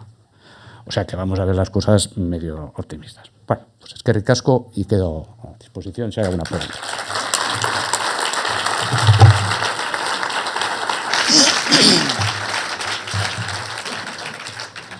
Eskerrik asko, José Luis, por tu brillante exposición. Abrimos un breve turno de preguntas. Si alguien tiene algo, alguna pregunta o... No veo a nadie. Que levante la mano. Es que esto es complicado, a estas horas después de estar aquí. Vale, bueno, yo tengo una, y es en relación con el desarrollo tecnológico. Y con lo que has comentado antes del robot, de los algoritmos. Hoy en día en el mundo de la auditoría hay programas que te analizan toda la contabilidad y que realizan tareas de forma automática, algunas tareas, ¿no? De cara a futuro también se está hablando de que la robótica también entrará en el mundo de la auditoría. ¿Crees tú que en algún momento esta inteligencia artificial pudiera sustituir el criterio del auditor, ese que conseguimos con el conocimiento y la experiencia? Este es el debate de la inteligencia artificial, ¿no? Sí. Yo no soy un experto, o sea, leo todo lo que puedo porque me preocupa, no como auditor, pero me preocupa, es un tema clave, ¿no? Hay los expertos que saben de esto, lo que no hablan de inteligencia, hablan de automatización avanzada. Es decir, claro, si leéis a Harari o al otro, y cuando te habla del Homo Deus y te dice de dónde viene, en realidad las personas, en realidad el mundo está movido por dos tipos de algoritmos informáticos y algoritmos biogenéticos bioquímicos. Entonces las personas no somos personas, ni tenemos alma, ni tenemos nada, somos puros algoritmos bioquímicos y punto, y se acabó. Te pones así, ya te entra la depre, ¿vale? El gran debate que se está planteando, yo me apunto más, pero igual es porque soy de los nuevos optimistas, al de que esto es automatización avanzada. Entonces la automatización avanzada puede llegar muy, muy lejos, pero no sustituir al criterio de las personas. Lo que pasa que es verdad que si no se controla puede acabar con lo dice el sistema y punto. Es decir, que montemos unos sistemas tan sofisticados que luego no sepamos cómo han funcionado, ¿no? Yo creo que siempre va a haber un camino. Es que si no ya ríete tú de Terminator y demás, ¿no? O sea, es decir, soy optimista, siempre va a haber un camino para la persona.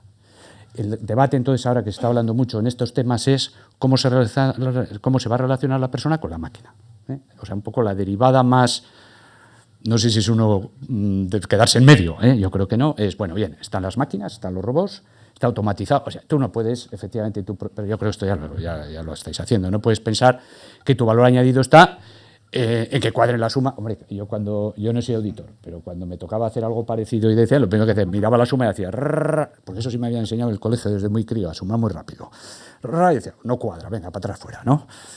Esto va a cuadrar todo, igual no vamos a saber ni cómo, pero la capacidad de hacer preguntas al que está en el globo y le dice, oye, vamos a ver, ¿que dónde estás? Y dice, en globo.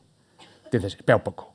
¿Me quieres preguntar esto o me quieres preguntar esto otro? Yo creo que ese camino va a estar siempre en las personas. Y el debate ahora está en cómo conviven, no sé si son esas dos nuevas especies, ¿no? El Homo sapiens con la máquina, ¿eh? Yo creo que... Pero no soy... a todo esto he empezado yo diciendo lo del tiempo, ¿no? Dice, oye, algunos dicen, en 10 años ya han desaparecido todas las profesiones. Vamos a ver, cuidado. Keynes decía 100 años, nos daba 100 años para otro gran debate, que es el del empleo, la renta básica universal, que ese es otro debatazo, pero bueno, yo creo que va a haber campo de juego siempre. Yo creo en las personas, creo como Steven Pinker que este es un nuevo humanismo, que la persona está detrás de todo y que seremos capaces de controlar a las máquinas, Pero hombre, tampoco... O sea, que hay gente joven, ¿verdad? Igual a alguno igual con los años le va a tocar más. No creo yo que esto dentro sea un tema de 10 años o de 15. Yo creo que las cosas llevan otros tiempos. Luego hay otros debates, Hay otros debates. La tecnología tiene un poder transformador tremendo. Ya hay sitios en Alemania que están trabajando mucho, yo esto no lo sé, solo sé que existen, entre todo el potencial del desarrollo tecnológico y el potencial que tenemos las personas de controlar eso. Porque efectivamente aquí puede haber una gran distorsión. No sé cómo, yo creo en la persona. Mira, en el año 1969, cuando los que vivíamos entonces teníamos uso de razón, que fue, creo que es la película Stanley Kubrick 2001, Una odisea en el espacio, que fue una cosa, año 69, hay que ponerse allá, que fue cuando dicen que pisamos la luna. Yo creo que pisamos la luna, pero tú allí en el 69, dices, joder, estamos en 2019, que son 50 años. Dices, ¡buah! 2001 odisea del espacio, oye. Y sin embargo, fuimos un par de veces o tres a la luna más, ¿no? Y ahora estamos hablando de volver y demás, ¿no? Quiero decir, yo tengo una carpetilla que está ahí, debajo de hay dos, ¿no? La de más abajo, que es una carpetilla que me regalaron una vez que viajé en el Concorde. En el Concorde, que era un avionazo aquello, una vez viajé.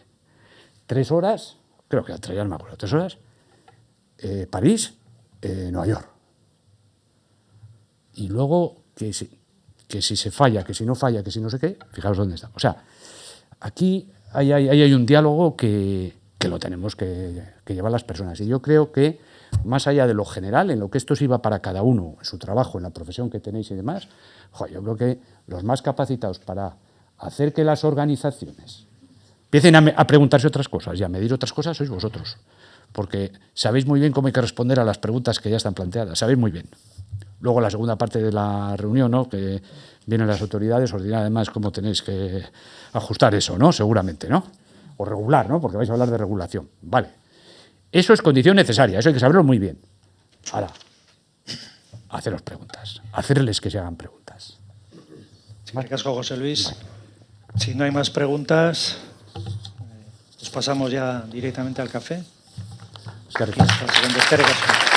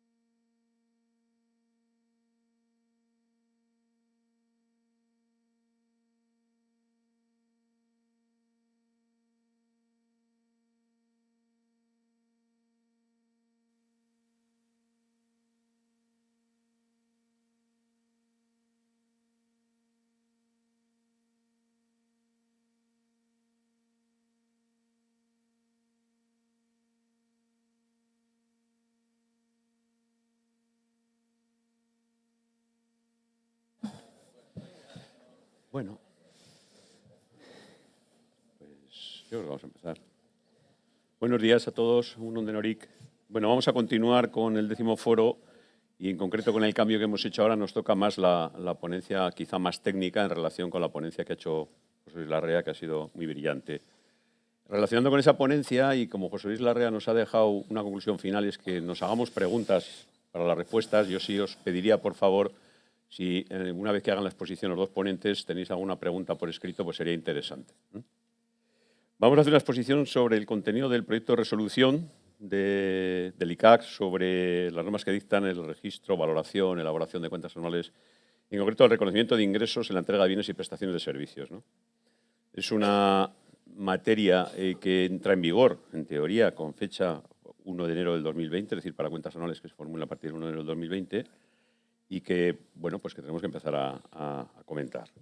Para ello contamos dos ponentes de auténtica valía. En primer lugar está María Dolores Urrea Sandoval, que es licenciada en Ciencias Empresariales por la Universidad de Murcia, licenciada en Derecho por la UNED, perteneciente al Cuerpo Superior de Inspectores de Seguros del Estado y, lo que es más importante actualmente, es la subdirectora general de Normalización y Técnica Contable del ICAC. Ella va a hacer una presentación de los aspectos más generales de la resolución, y posteriormente será Enrique Asla García el que realizará su exposición, que él es licenciado en Ciencias Empresariales por la Universidad de Deusto, socio director de KPMG, presidente de la Comisión Técnica del Instituto de Censores y Juzgados de Cuentas y vocal del Comité Consultivo de Contabilidad del ICAC, ¿no? Que él va a hacer una presentación, los temas que quizá pueden ser más complicados, lo que es la propia norma, con un detenimiento del capítulo 4, que son los casos particulares de la norma, ¿no? Finalmente, lo que queremos hacer es, lo que os decía, es dejar un tiempo de, pues eso, 10 minutos, 15 minutos para aquellas preguntas o dudas que tengáis con relación a la misma, que yo creo que puede ser bastantes, porque no es una norma fácil de digerir. Pues María Dolores, te paso la palabra cuando quieras. Pues muchas gracias. Y si os parece bien, me voy a poner de pie y hago mi presentación. Bueno, como ya ha adelantado Miquel, la idea es que yo haga una presentación más general para dejar los casos difíciles y particulares a Enrique. Y entonces, bueno, pues vamos a empezar. En primer lugar, quería hacer una mención de el por qué la reforma en el PGC en materia de reconocimiento de ingresos. Y bueno, pues en primer lugar, pues eso, tenemos que partir de qué criterio tomamos en el ICAC para mejorar el Plan General Contable. Y la idea es que un nuevo tratamiento por parte de las NIF, ¿no?, de las Normas Internacionales de Información Financiera, tenemos que analizar si ese tratamiento va a ser más útil y más adecuado para los usuarios. Y por otro lado, lo que hacemos es ver si implica ese nuevo tratamiento una simplificación efectiva en la comprensión de los estados financieros a la hora de tomar decisiones. Bien, pues como consecuencia de la aprobación y la entrada en vigor, concretamente de la NIF 15 de reconocimiento de ingresos, ingresos de actividades procedentes de contratos con clientes, nos planteamos la posibilidad de continuar con el objetivo de armonizar nuestra norma local de acuerdo con las NIF. Entonces lanzamos un proyecto, ¿no? Primero una consulta pública sobre la conveniencia del proyecto y las respuestas que recibimos fueron todas a favor de que siguiéramos con ese objetivo de mantener la convergencia con las normas internacionales, con una armonización, ¿no? Entonces, bueno, pues lo que procede, por tanto, es partir del origen que da lugar a la modificación de materia de reconocimiento de ingresos en nuestro Plan General Contable, que es la NIF 15. Entonces, el objetivo fundamental de la NIF 15 es pues establecer los principios que tiene que aplicar una entidad para presentar información útil a los usuarios de los estados financieros sobre la naturaleza, el importe, el calendario y la incertidumbre de los ingresos de actividades ordinarias y de los flujos de efectivo que surgen de un contrato con un cliente. Es decir, lo que trata la NIF 15 es de proporcionar un modelo único para el reconocimiento y la valoración de los ingresos por venta o prestación de servicios. Y el principio básico, que luego lo vamos a trasladar, ¿no?, a norma local, es que la entidad tiene que reconocer ingresos ordinarios cuando se produzca la transferencia de bienes o servicios comprometidos con el cliente y por qué importe. Por la contraprestación que la entidad espera tener derecho a cambio de dichos bienes o servicios. Ese importe, la cantidad que espera obtener a cambio, no tiene por qué coincidir entonces necesariamente con el importe que está en contrato, ¿no?, sino que tiene que ser lo que espere en función de sus estimaciones que va a cobrar. Como consecuencia de ello, la NIF 15 establece un proceso secuencial, un proceso por etapas, para determinar si la entidad tiene que reconocer o no ingreso. Y ese proceso tiene 5 etapas. En una primera etapa tiene que identificar el contrato, ¿vale?, si hay contrato o no, o cuántos contratos hay con el cliente. Entonces, en esta primera etapa va a tratar temas como, por ejemplo, el de la posibilidad de combinar contratos o qué pasa si se modifica el contrato. Luego, en una segunda etapa, la entidad tendrá que identificar las obligaciones que dice la NIF de desempeño, ¿vale? Nosotros hablamos de las obligaciones a cumplir en el contrato. Y en este caso, pues, determina, ¿no?, una serie de conceptos como que se entiende por bienes o servicios distintos. En la tercera etapa habrá que determinar el precio de la transacción, ¿vale? Y aquí se tratan temas como, por ejemplo, qué pasa si, además de un importe fijo, hay una contraprestación variable, o también el tema del valor temporal, ¿no?, si hay un tema financiero, ¿no? En la cuarta etapa habrá que asignar el precio de la transacción entre las diferentes obligaciones de desempeño, las obligaciones a cumplir, ¿vale?, que normalmente va a ser en función del precio de venta independiente. Y por último, reconocer el ingreso, ¿vale? Y ese reconocimiento del ingreso se podrá hacer bien a lo largo del tiempo o en un momento concreto. Normalmente a lo largo del tiempo puede ser cuando se trate, luego lo veremos, de una prestación de servicio o en un momento concreto, que lo normal es que sea en una venta de bienes. Pues bien, hay que señalar que muchas de las precisiones que ya introduce la NIF ya han sido tratadas en interpretaciones publicadas por el ICAC a través de consultas o a través de resolución. Por ejemplo, ya en el 2005, en la consulta 1 del BOICAC 61, se trató el hecho de que la empresa tiene la obligación de identificar el conjunto de transacciones que se incluyen en un solo acuerdo a cambio de una única transacción. ¿Y entonces qué tiene que hacer la empresa? Pues la empresa lo que tendrá que hacer es asignar a cada una de ese conjunto de transacciones, tendrá que asignar, pues en función del valor relativo de cada una de ellas, el precio que le corresponde del total de esa única transacción. Esto, bueno, pues supongo que las empresas grandes ya lo vendrían haciendo o no, y las pequeñas, pues no lo sé. Entonces, bueno, en la medida en que pues ya tuvieran conocimiento de esas interpretaciones del ICAC y ya fueran actuando en consecuencia, entiendo que estos cambios serán menos impactantes, ¿no? Bueno, he preparado aquí un ejemplo para ver cómo se probablemente estaba haciendo hasta ahora y cómo hay que hacer, ¿vale?, a partir de. Entonces, a partir de la entrada, pero bueno, que ya realmente las consultas y la resolución del ICAC ya llevaban a que se tuviera que contabilizar, como ya dice la NIF 15. Bueno, pues en el ejemplo este se trata de una entidad, de una empresa, que presta un servicio y a la misma vez entrega un bien, ¿vale? Imaginemos, por ejemplo, pues yo que sé, una empresa de telecomunicaciones que presta un servicio de telefonía y al mismo tiempo entrega un terminal.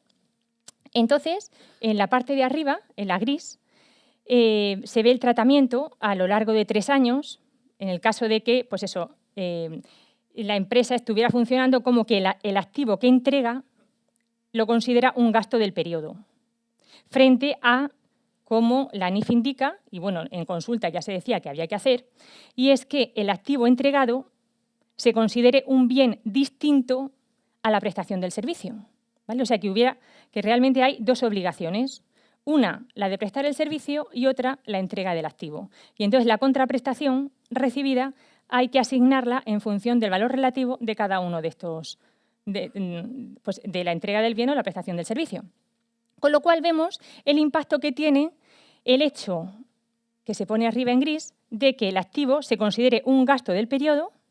Vemos que en el año 1, 2 y 3 incorpora como ingreso por servicios o ventas 1.400 en cada uno de ellos, y en ese importe de ingreso por servicios o ventas no está desglosando lo que corresponde al servicio y lo que corresponde a la entrega del activo. Luego tenemos como datos el coste del servicio venta, ¿no? Que, por ejemplo, en el caso de, bueno, en cualquiera de los 3 años sería 1.000, ¿no? El coste. Y el coste del activo entregado, que al reconocérselo como un gasto, se lo reconoce todo en el primer año. Con lo cual vemos cómo, de acuerdo con este tratamiento, el resultado del ejercicio en el año 1 sería negativo, menos 50, y en los otros 2 años se va a dar mayor ingreso. Al final el resultado es el mismo, 750, pero vemos que el devengo no tiene que ver con lo que procede en el siguiente caso, que es cómo hay que actuar de acuerdo con la NIF y, bueno, con lo que en teoría dice la interpretación del ICAC actualmente ya. Y es que el activo entregado se considere un bien distinto de la prestación del servicio. Pensemos en eso, en el ejemplo ese, ¿no?, de la prestación del servicio de telefonía, la entrega del terminal. Y entonces, realmente con la entrega del bien, como el cliente va a consumir, probablemente, ¿no?, se va a quedar con el terminal para siempre, va a consumir la vida útil del bien, habría como lo que podríamos entender un arrendamiento financiero implícito. Por tanto, ¿cuál sería el tratamiento contable? Pues habría que desglosar el ingreso que corresponde a la entrega del bien, a la prestación del servicio. Por tanto, ya no sería en el año 1 por 1.400, sino que habría que desglosar en 1.150 y 750 el ingreso por ventas, ¿vale? Ese ingreso por ventas bueno, luego el coste del servicio por ventas seguiría siendo igual, 1.000, pero habría que reconocer el coste del activo entregado, ¿vale?, por 450, con lo cual en ese activo se va a reconocer una cuenta a cobrar de 750 que se va a tener que ir dando de baja a lo largo de la vida del contrato. Por tanto, el devengo aquí pues cambiaría y entonces en el año 1 el resultado nos daría 450, en el año 2 150 y en el año 3 150. Es decir, el resultado final sería el mismo, 750, pero lo que cambia es el devengo a lo largo de los años, considerando este activo entregado un bien diferente a la prestación del servicio. Y entonces, bueno, pues los asientos que en principio habría que realizar en cada uno de los años, habría que reconocer la compra del activo, ¿no?, por el coste de la compra de la entrega, ¿no?, de ese bien que se va a entregar, de ese terminal, 450 efectivo. Reconocer el ingreso total, ¿no?, el efectivo por 1.400. Habrá que reconocer un crédito por lo que falta por imputar a los otros 2 años y diferenciar lo que es el ingreso por prestación de servicio y lo que es el ingreso por ventas. En el año 2 habrá que ir dando de baja ese crédito por el activo que se reconoció y la prestación del servicio por los 1.150 y en el año tercero pues igual.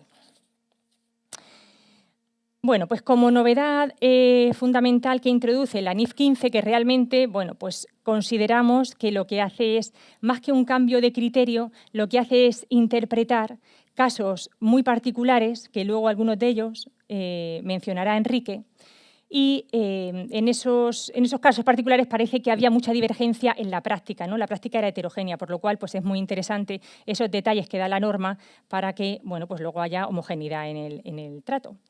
Entonces, el elemento más novedoso en cuanto a la NIF 15 es toda la información que hay que revelar en memoria.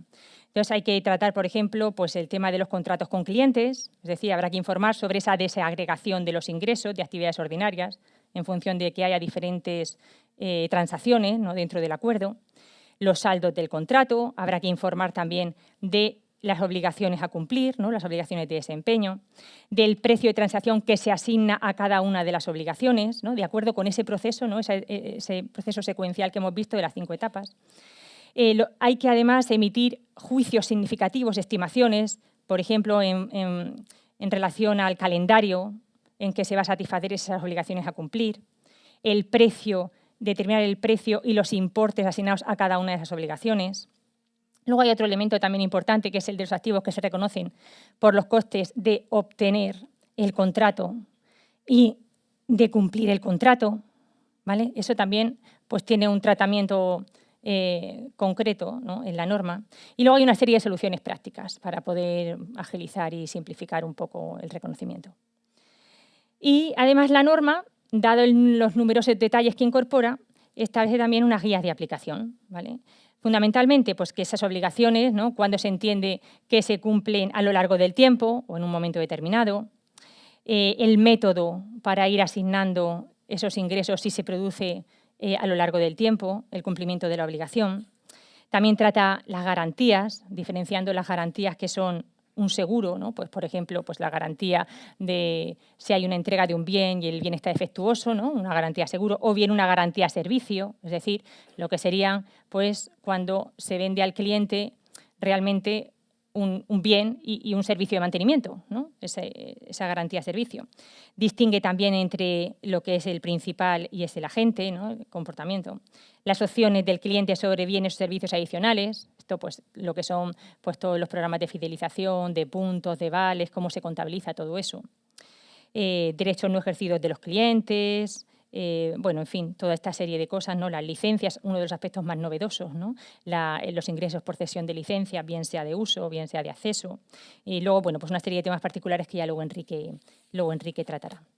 Bueno, y entonces, como consecuencia de esta NIF 15, ¿cuál fue la decisión que tomó el Instituto sobre ello? Bueno, pues la decisión, básicamente, después de hacer ese análisis crítico, ¿no?, de ver si simplificaban los criterios, si los criterios eran más adecuados, más útiles, ¿no?, que los que teníamos hasta entonces, pues ha sido básicamente asumir la metodología elaborada a nivel internacional por la relevancia que tiene para todas las empresas la contabilidad del reconocimiento de ingresos. Y entonces lo que se ha hecho es, por un lado, un proyecto de modificación del Plan General Contable en materia de reconocimiento de ingresos que afecta, por un lado, a la norma de registro y valoración 14, ingresos por venta y prestaciones de servicio, y luego la auténtica novedad es que en el Plan General Contable, ¿no?, en el proyecto también se ha incluido todos los requerimientos en memoria en materia de reconocimiento de ingresos, que esto es el verdadero cambio. Con lo cual, bueno, como aspectos comunes de la norma de registro y valoración 14, pues el objetivo, pues se incorpora ese principio básico de que hay que reconocer el ingreso con la transferencia del control al cliente de los bienes y servicios que se ha comprometido la empresa, ¿no?, a cambio de la contraprestación que la empresa espera cobrar.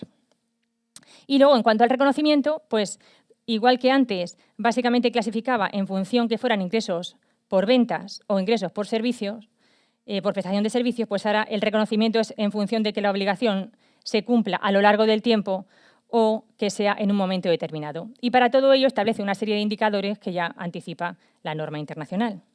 Con lo cual, bueno, pues centrándonos así rápidamente en estos temas, ¿no?, de si el cumplimiento de la obligación es a lo largo del tiempo o es en un momento determinado, pues ya da una serie de indicadores y dice que la empresa va a transferir el control del activo, en general, ¿no?, a lo largo del tiempo, estará hablando fundamentalmente de prestar un servicio, ¿no?, a lo largo del tiempo, cuando se cumple uno de los siguientes. Y plantea 3 supuestos para intentar abarcar, ¿no?, cuando pues eso, se cumple la obligación a lo largo del tiempo y la transferencia del control pues también es, como vamos a ver.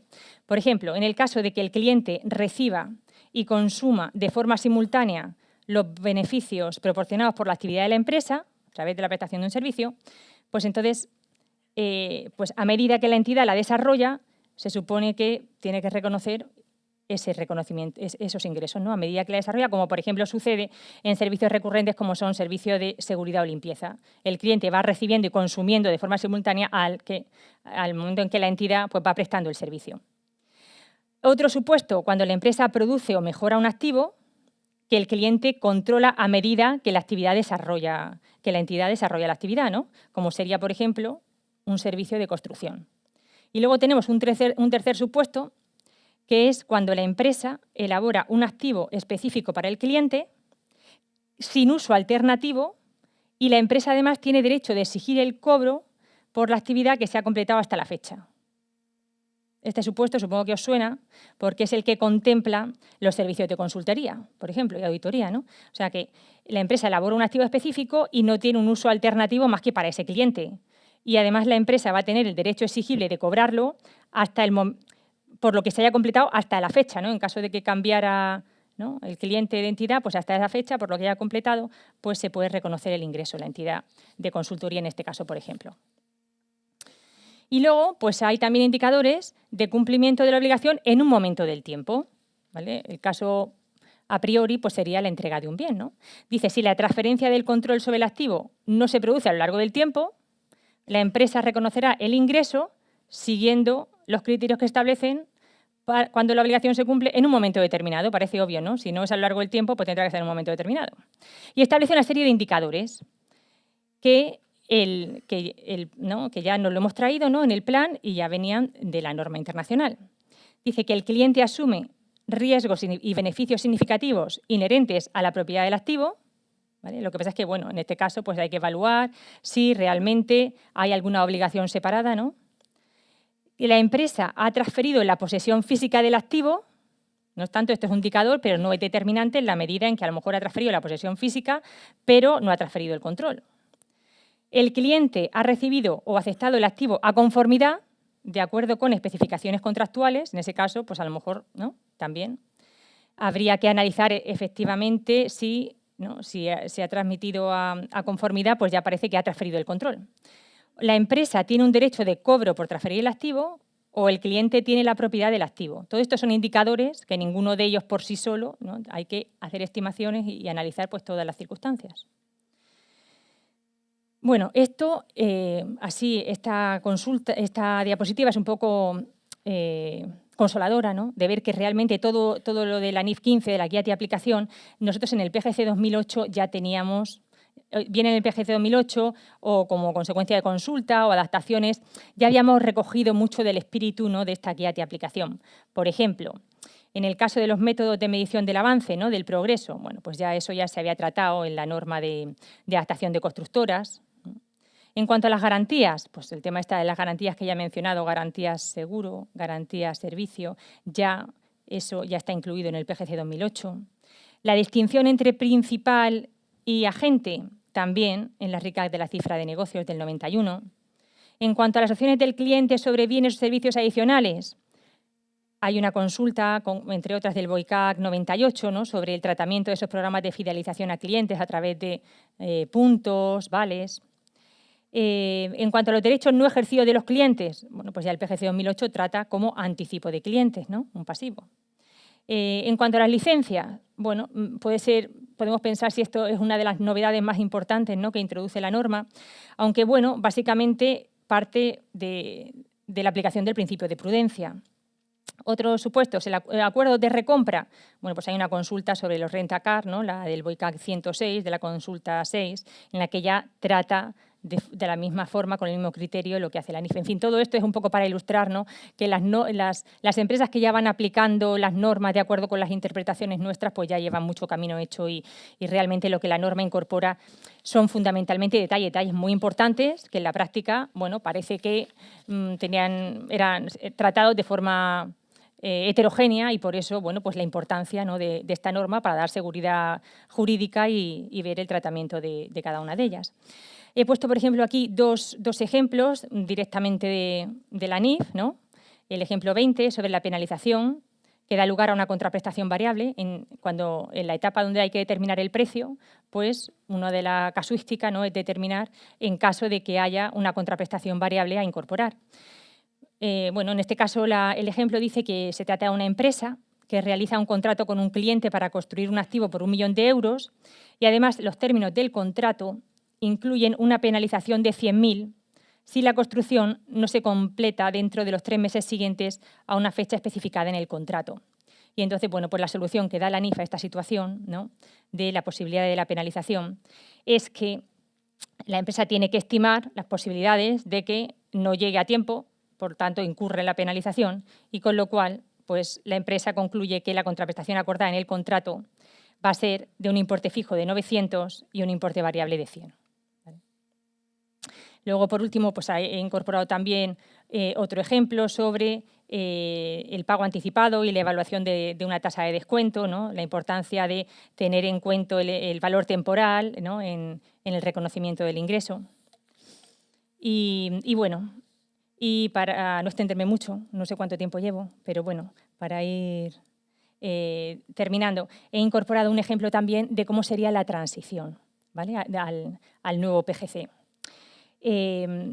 Bueno, creo que lo he dicho, el PGC, ¿vale?, el proyecto de PGC lo que hace es incorporar de toda esta materia la norma de registro de valoración 14, la modifica, la novedad fundamental, los nuevos requerimientos en memoria sobre este tema y el desarrollo y todos los detalles, ¿vale?, se incorporan en un proyecto de resolución de reconocimiento de ingresos, que era el motivo fundamental de esta presentación, y básicamente pues porque si no es que la modificación en el PGC sería enorme, entonces pues ya es enorme, se va a la resolución del reconocimiento de ingresos donde se van todos esos detalles. Lo que está previsto es que se aprueben simultáneamente. Claro, no se puede aprobar la resolución de ingresos sin aprobar el proyecto de modificación del PGC. Entonces, bueno, pues la idea es que cuando salga el proyecto de modificación del PGC, ¿no?, con la modificación de la norma de reconocimiento de ingresos, simultáneamente salga la resolución de reconocimiento de ingresos para explicar pues, toda esa información en memoria que ya exige el PGC, en qué consiste. Y entonces, bueno, volviendo al ejemplo del principio de la sesión, ¿no?, el que mencionábamos sobre la entrega de un bien y la prestación de un servicio, pues básicamente lo que habría que hacer, ¿no?, de acuerdo con estos datos, teniendo en cuenta también el caso de que hubiera costes de adquisición del contrato, que es una de las novedades, ¿no?, que incorpora como nuevo tratamiento contable, ¿no?, la reforma. Bueno, pues de acuerdo con estos datos, ¿no?, ya básicamente los tenemos del ejemplo anterior un poquito a lo mejor en la cabeza, pues el tratamiento sería el siguiente. Por un lado, bueno, como suponiendo que se trata de una sociedad, ¿no?, que presta un servicio y que además la política comercial de esa empresa es entregar un bien al cliente en el momento de firmar el contrato, se conoce además, como dato, que en el ejercicio 2019 se ha incurrido en unos costes de captación del cliente, ¿no?, en unos costes para obtener el cliente por importe de 300, por ejemplo, teniendo en cuenta que sean comisiones a los agentes de venta. Y entonces, bueno, pues a priori tenemos dos opciones en la transición. La primera, la retroacción con ajuste acumulado el 1/1 del 2020, o bien la opción de retroacción a 1/1 del 2019. ¿No? Vale. En el primer caso, ¿qué tendríamos que hacer? Pues, en primer lugar, reconocer ese activo del contrato como un crédito, ¿vale? Por tanto, de acuerdo con los datos anteriores, habría que reconocerlo por 500, los costes de adquisición del contrato por 200 y todo eso llevárnoslo a reservas. Y, de acuerdo con la opción de retroacción a 1 de enero del 2019, tendríamos que ver, ¿vale?, lo que habíamos hecho en los cuadritos verdes, ¿no?, antes, cómo, es decir, cuando tratamos el activo entregado como un gasto, cómo habría que hacerlo ahora, es decir, cuando tratamos el activo entregado como un bien distinto, y bueno, pues ver lo que había que hacer, lo que tenemos que hacer y reconocer la diferencia. Es decir, habría que expresar de nuevo la cuenta de pérdidas y ganancias del ejercicio 2019 y reconocer el ingreso por ventas de 750, que no lo teníamos todo, ¿no?, en un ingreso conjunto de las dos obligaciones, ¿os acordáis? La entrega de bien y la prestación del servicio, habría que. Luego, reducir el ingreso por prestación de servicio, es decir, 1.400 lo teníamos todo, las dos cosas, ¿no?, la entrega de bien y la prestación del servicio, hay que separar la venta del activo, la prestación del servicio. Eliminar el gasto por las comisiones de venta de 300, porque ahora lo que tenemos que hacer es periodificarlo. ¿Vale? Periodificarlo pues, en esos 3 años. Y periodificarlo y habrá que, además, amortizar ese coste de adquisición del contrato, ¿no?, entre los 3 años, en este caso 100. Y, bueno, y por tanto, en el balance de cierre del ejercicio 2019 habrá que incluir el activo del contrato por esos 500, ¿no? Teníamos 750, ya el primer año 250, nos quedan 250 más 250, 500, y habrá que reconocer los costes de adquisición del contrato por 200. Bueno, por mi parte, de momento, ¿no?, pues aquí nos quedamos. Y ahora ya pues pasa Enrique con lo suyo. Muchas gracias.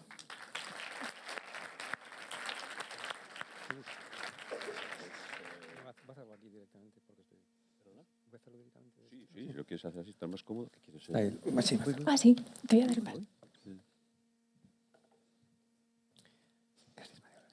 Bueno, pues dentro de la complicación que tiene la resolución, Enrique va a intentar explicar casos particulares que se establecen en el capítulo 4 del borrador, que son temas bastante más concretos y en algunos casos yo creo que modifican un poco la práctica o la actuación habitual que se estaba haciendo con el PGC. Cuando quieras, Enrique. A ver si...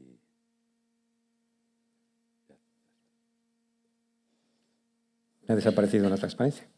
Te falta la primera, ¿verdad? Sí. Te falta la primera.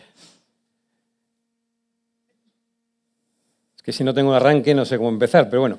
Ahí está. Vale. Gracias. Gracias. Bueno, en primer lugar, muy buenos días o buenas tardes a todos, que estamos ya después del Ángelus. Un placer, como siempre, estar entre compañeros, colegas de profesión y sobre todo, amigos. La idea es tratar un poco de bajar a la práctica cuáles serían las implicaciones que previsiblemente vamos a tener en nuestras auditorías cuando tengamos este proyecto de resolución sea ya de fecha de aplicación efectiva, previsiblemente a principios del año que viene.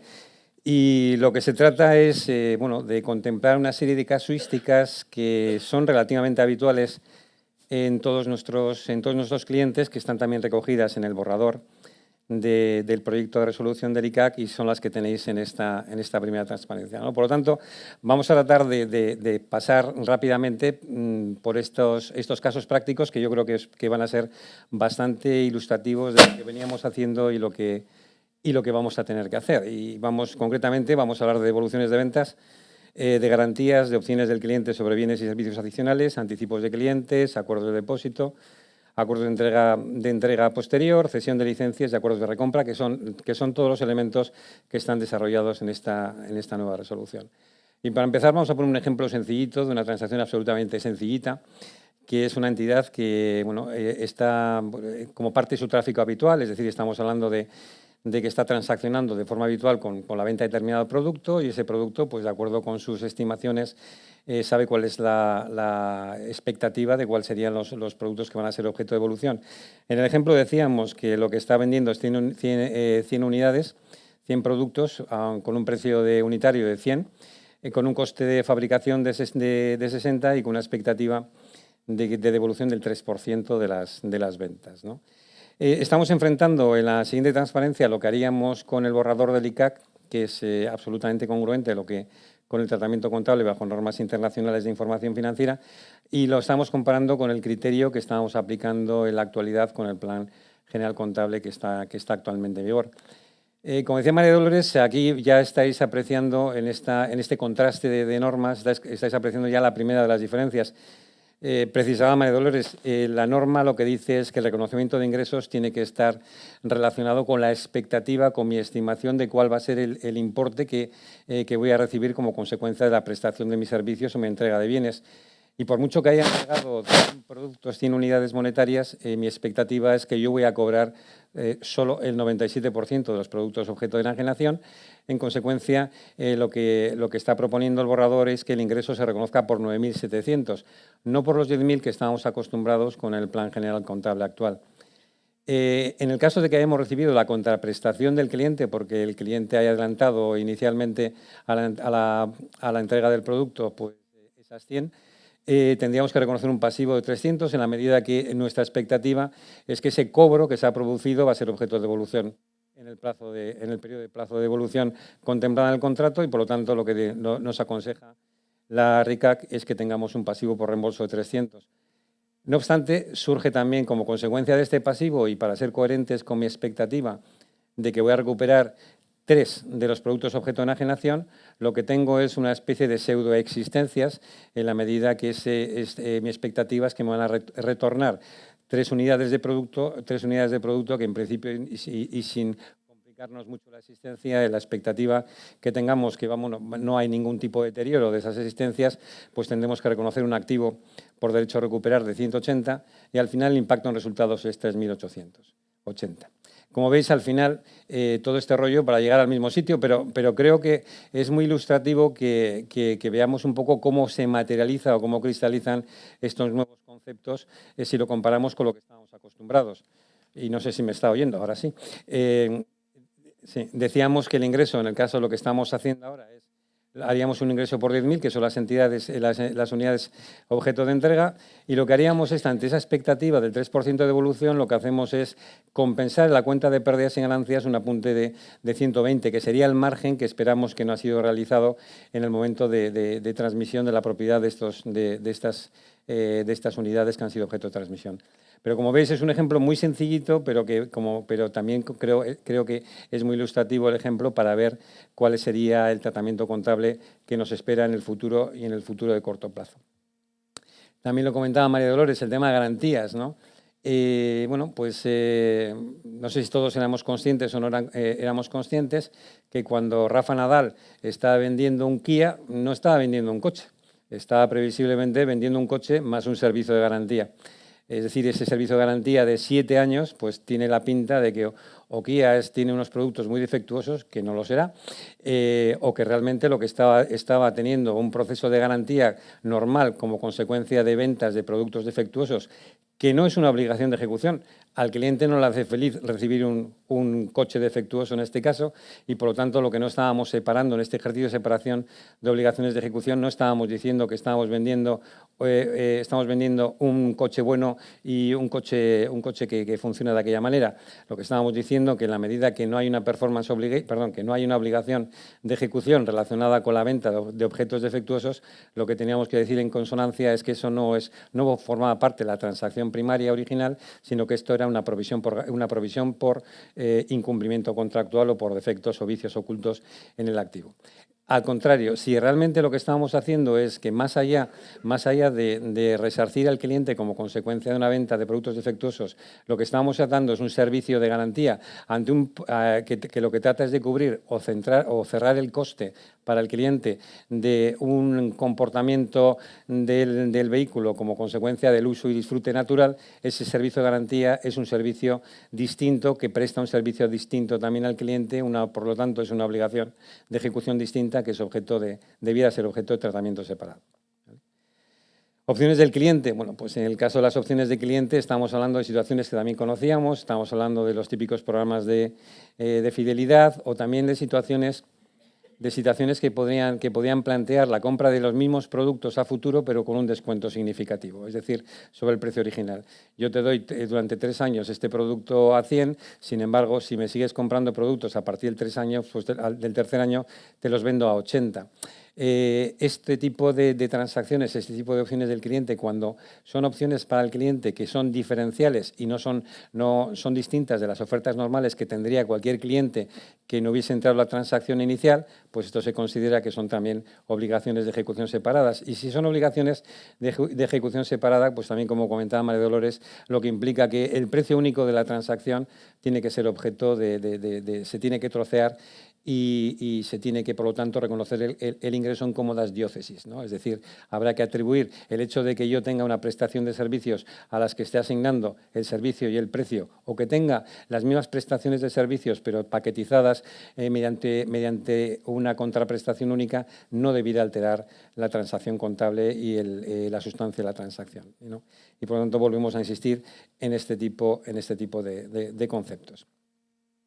Anticipo de clientes, pues esto también nos lo sabíamos, tal vez hay un matiz, y es que cuando realmente lo que hacíamos es una compra anticipada, pues evidentemente lo que teníamos que hacer y no habíamos cumplido con nuestra obligación de entrega o de la prestación de servicios, lo que procedía es registrar esta entrega monetaria en una cuenta de pasivos que sería los anticipos de clientes. bueno, los pagos no reembolsables pues responde a la típica pelea que teníamos cuando nos hacemos socio de un club deportivo y tengo que pagar una cantidad inicial, el momento inicial, que no es reembolsable. ¿Cómo lo tengo que contabilizar? Si lo tengo que contabilizar en el momento inicial que he hecho la entrega, bueno, que realmente he recibido la cuota del cliente, o realmente lo que tengo que pensar que ese importe satisfecho corresponde a prestaciones de servicios que se van a producir en un futuro. Aquí un poco lo que recuerda el proyecto, lo que recuerda el proyecto de RICAC, es decir, bueno, hay un elemento importante, que en la medida que imaginaros que esto es una situación bastante típica en el sector de retail, lo que tengo es la típica tarjeta de regalo, ¿no? Bueno, el Corte Inglés, o bueno, no quiero hacer propaganda, en cualquier establecimiento que me dé tarjetas para uso que puedo canjear con productos. Lo que está diciendo la norma es que en la medida que yo, como consecuencia de mi actividad habitual, tenga una expectativa y tenga estadísticas que pueden demostrar que ese cheque regalo, pues en un X% de los casos, en un 3% de los casos, no va a ser objeto de utilización, lo que nos dice la norma es que en el momento inicial, a pesar de que he vendido la tarjeta y he recibido el anticipo como consecuencia de esa tarjeta, lo que tendría es que podría reconocer como ingresos la parte de esas tarjetas que entiendo que no van a ser objeto de utilización por parte del receptor de la tarjeta, ¿no? Pues es un tema yo creo que es una precisión que consideramos de interés. Los acuerdos de depósito ya nos lo sabíamos, ¿no? Estábamos hablando de las típicas situaciones que también son habituales en el sector de retail, que lo que hace es el fabricante depositar en almacenes o las tiendas de unos distribuidores o unos intermediarios pues determinados productos. Pues bueno, pues lo que dejo es televisiones en depósito, productos en depósito, etcétera. Y lo que nos dice la norma también, en el momento que no se ha producido la transmisión del control, pues lo que no procede es el reconocimiento de ingresos. Esto básicamente es algo que ya teníamos incorporado y por lo tanto lo único que por la coherencia que estábamos diciendo, lo que está en los enunciados principales de la norma de reconocimiento de ingresos, si yo no puedo reconocer que se ha producido la transferencia de control cuando he transmitido ese producto al intermediario, lo que no procede tampoco es el reconocimiento de ingresos. Los factores a considerar son factores que yo creo que nos resultan habituales y conocidos a todos. Los acuerdos de entrega posterior a la facturación pues también son situaciones que ya eran conocidas, que estamos hablando de que la situación era que yo pues, no tengo espacio en mi almacén y sin embargo lo que hago es adquirir una mercancía o un producto. Lo que pasa es que le digo al proveedor, no me lo entregues, ya te diré cuándo me lo tienes que entregar. Luego esa mercancía, si estaba suficientemente individualizada, si realmente el fabricante no tenía capacidad de alterarla, de utilizarla para otros fines, pues lo que decíamos es que la transferencia del control se ha producido, procedería el reconocimiento de la venta, pero también un poco aquí por volver a entrar en las matizaciones que se incorporan con este enfoque de los 5 pasos, que fundamentalmente lo que establece es un ejercicio de ir pasito a pasito para ver si nos estamos olvidando algo. Fijaros que aquí podríamos identificar una obligación de ejecución que tal vez nos pasaba desapercibida, que es que en el caso de que, teniendo en cuenta que como parte de la prestación del servicio que estoy haciendo no solo consiste en la venta de la mercancía, sino de la cesión de una superficie donde está localizado ese producto en depósito, tal vez cabría identificar la existencia de una obligación de ejecución separada a la propia venta del producto, que sería pues una prestación de servicios de alquiler. Otra vez, con este enfoque de los 5 pasos, lo que tendríamos una vez identificada de esta segunda obligación de ejecución, si estamos hablando de un precio único transaccional, lo que procedería también es separar el precio único, en el caso de que fuera ese precio único, en las distintas obligaciones de ejecución que hemos identificado. En este caso sería la venta del producto y el alquiler de superficie. La cesión de licencias, bueno, pues esto realmente es un tema que también aquí sí entendemos que hay una diferencia clara y que nos debe resolver mucho la casuística a la que nos estamos enfrentando en este tipo de licencias. Cuando hablamos de cesión de licencias estamos hablando desde una cesión de licencia de software o también estamos hablando, en el caso de unas franquicias, en el caso que yo sea el franquiciador, lo que estamos hablando es que si como parte de mi acuerdo de licencia lo que estoy haciendo es una cesión de uso de mi propiedad intelectual, de mi marca en este caso, o de mi nombre comercial, ese tipo de casuísticas estarían contemplados en la cesión de licencia. La norma nos dice que en la medida que la cesión se produzca de una forma discreta, en un momento temporal, y lo que la transacción es entregarte el producto, mi propiedad intelectual, en las condiciones en las que estaba en el momento de la venta, eso es una venta discreta. Y si es una venta discreta, procede el reconocimiento en el momento inicial. ¿Eso qué quiere decir? Que si se ha producido la transferencia de la licencia en este caso, con independencia de que esa licencia sea objeto de pago fraccionado en 5 años, la venta no se haría en cómodas diócesis también en 5 años, sino se reconocería en el momento inicial, pues por el importe descontado, en el caso que hubiese un fraccionamiento de pagos de esos cinco pagos futuros. En el caso, sin embargo, que la licencia, que sería una situación más habitual cuando estamos trasladando marcas o nombres comerciales, que lo que espera el receptor de la franquicia es que el franquiciado siga actuando de forma continua pues apoyando esa marca con publicidad, con actividades reputacionales, es decir, hay una performance, hay una continuación de la prestación del servicio y hay una necesidad por parte del que da la franquicia de continuar actuando para mantener la marca, ahí estaríamos diciendo que la licencia no se ha transmitido en el momento inicial, en ese momento discreto, sino que se ha transmitido en un momento continuo. Y esto lo que equivaldría en términos contables es que en este caso no procedería por parte del titular de la marca el reconocer en ese contrato el reconocimiento en las 5 años de una sola vez. Habría que contabilizarlo probablemente esos 5 años pues de forma uniforme durante esos 5 años. Esto es un elemento importante. Cuando hablamos de la norma de ingresos, para mí lo importante es no solo hablar de ingresos. Cuando alguien vende, alguien está comprando, lo que también yo creo que esto nos ayuda a identificar cuál es el tratamiento contable también para la parte que compra la licencia de uso de software, que es el franquiciado, etcétera, porque debía haber normalmente una coherencia entre la contabilidad del vendedor y la contabilidad del comprador. Por lo tanto, en el caso de que yo haya vendido una licencia de software discreta y que lo que venda o tenga un acceso a la propiedad intelectual discreta en el momento que se ha producido la transmisión, si yo soy el comprador de ese producto, por mucho que se haga el pago fraccionado, diría exactamente lo mismo. Lo que tendríamos que contabilizar es el derecho, ese intangible, que es objeto de la transmisión, y la contrapartida sería un reconocimiento de un pasivo, y por lo tanto estaríamos hablando de una transacción totalmente distinta en el caso de que ante esa operación lo que estuviésemos haciendo ese fraccionamiento, lo estuviésemos tratando no en cuentas de balance, sino en cuentas de resultados como una prestación de servicios exteriores. Bueno, y aquí yo creo que esta transferencia es un poco locura, pero también yo creo que también demuestra la importancia de los matices que incorpora esta norma, y son los acuerdos de recompra. Hemos pasado un poco de puntillas en un elemento que para mí es fundamental cuando estamos hablando del proyecto de resolución del ICAC, pero que también lo fue fundamental en la SNIF.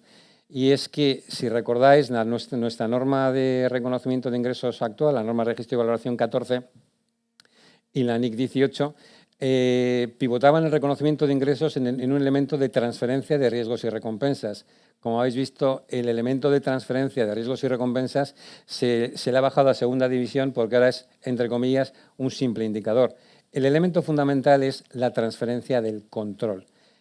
Se reconocen los ingresos o se van a reconocer los ingresos cuando se ha producido una transferencia de control. Y esto, en algunos casos, va a llevar a resultados que van a ser similares a los que resultarían de una aplicación de riesgos y recompensas, pero en algunos casos no. Y como veis, fijaros en un acuerdo de recompra en las que tenemos una situación en las que, como parte de la transacción, el vendedor le concede al comprador una opción de venta. Es decir, el vendedor tiene una obligación incondicional a atender la recompra de la mercancía, la recompra del producto, en el caso de que así sea solicitado por parte del comprador. Esto, cuando teníamos en la norma anterior o en la norma actual hasta el año 2019, tal vez nos haría pensar si esto, desde el punto de vista de riesgos y recompensas, pues se ha producido la transferencia, teniendo en cuenta que existe ese derecho de devolución incondicional por parte del cliente. Pues fijaros un poquito cómo va desarrollando conceptualmente esta situación de acuerdo de recompra el proyecto de resolución del ICAC. Si el precio de recompra, cuando yo he vendido he vendido un producto con opción de venta, lo que tengo que analizar es si el precio de recompra acordado es mayor que el precio de venta original. Perdón, es menor, en el primer caso es menor que el precio de venta original. En este caso, fijaros que la transacción podría tener mucha pinta de un arrendamiento, en la medida que cuando estamos hablando de unos arrendamientos de los que calificamos como arrendamientos operativos, este tipo de circunstancias suelen ser habituales. Yo lo que hago es cedo el uso temporal de la propiedad del activo al arrendatario y como consecuencia de esa cesión lo que se va a producir normalmente es que como consecuencia del uso y desgaste del activo objeto de la transacción el precio de recompra no va a ser inferior al precio de venta inicial. Por lo tanto, en esa transacción, a pesar de que el contrato diga es una operación de venta, pues tal vez tendríamos que recalificar la operación como un arrendamiento operativo. Alternativa al arrendamiento operativo, en el caso que calificásemos que el cliente sí tiene un interés económico significativo de proceder a la devolución. Y tendrá probablemente un interés significativo de proceder a la devolución en circunstancias como las indicadas, cuando el precio de venta del producto, si quisiera vender ese producto que ha comprado y por lo tanto puede hacer lo que le da la gana, fuese objeto de apreciación en el mercado. Fijaros que el elemento de control es el que determina la necesidad de analizar ese tipo de transacciones desde la perspectiva de qué ha comprado, si realmente se ha producido el control. Aquí estaremos diciendo que en la medida que se ha transferido el control, porque la opción de venta la puede ejercitar o no la puede ejercitar el comprador, la venta se ha producido, puede que se haya producido, pero sin embargo las consecuencias de las ventas pueden ser absolutamente distintas. Yo me estoy agotando el tiempo. Yo creo que con los ejemplos son un poquito lo que yo creo que son ejemplos ilustrativos de que este ejercicio de transferencia de control es un elemento diferencial y que en todos los casos no va a llevar o puede no llevarnos a situaciones equivalentes a la transferencia de riesgos y recompensas.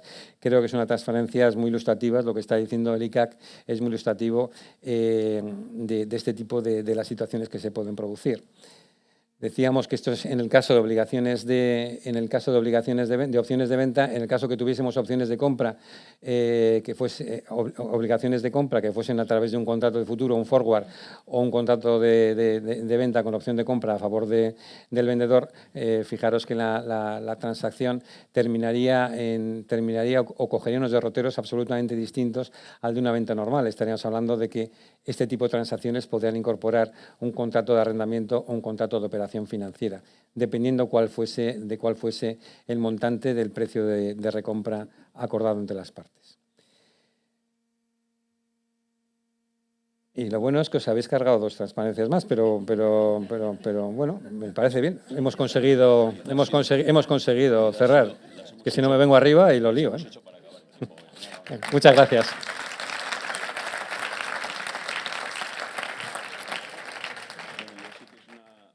La charla de la ponencia anterior, que ha hablado más de filosofía y de expectativa de vida, de negocio, esto es otra cosa totalmente distinta, ¿no? Es una explicación bastante técnica y complicada y yo lo que quisiera es, en 5 minutos, si hay alguien que tiene alguna pregunta en concreto, pues puede aprovechar a que haya 2 personas que conocen muy bien la norma y que creo que pueden aclarar las dudas que a mí por lo menos me han surgido analizándola, ¿no?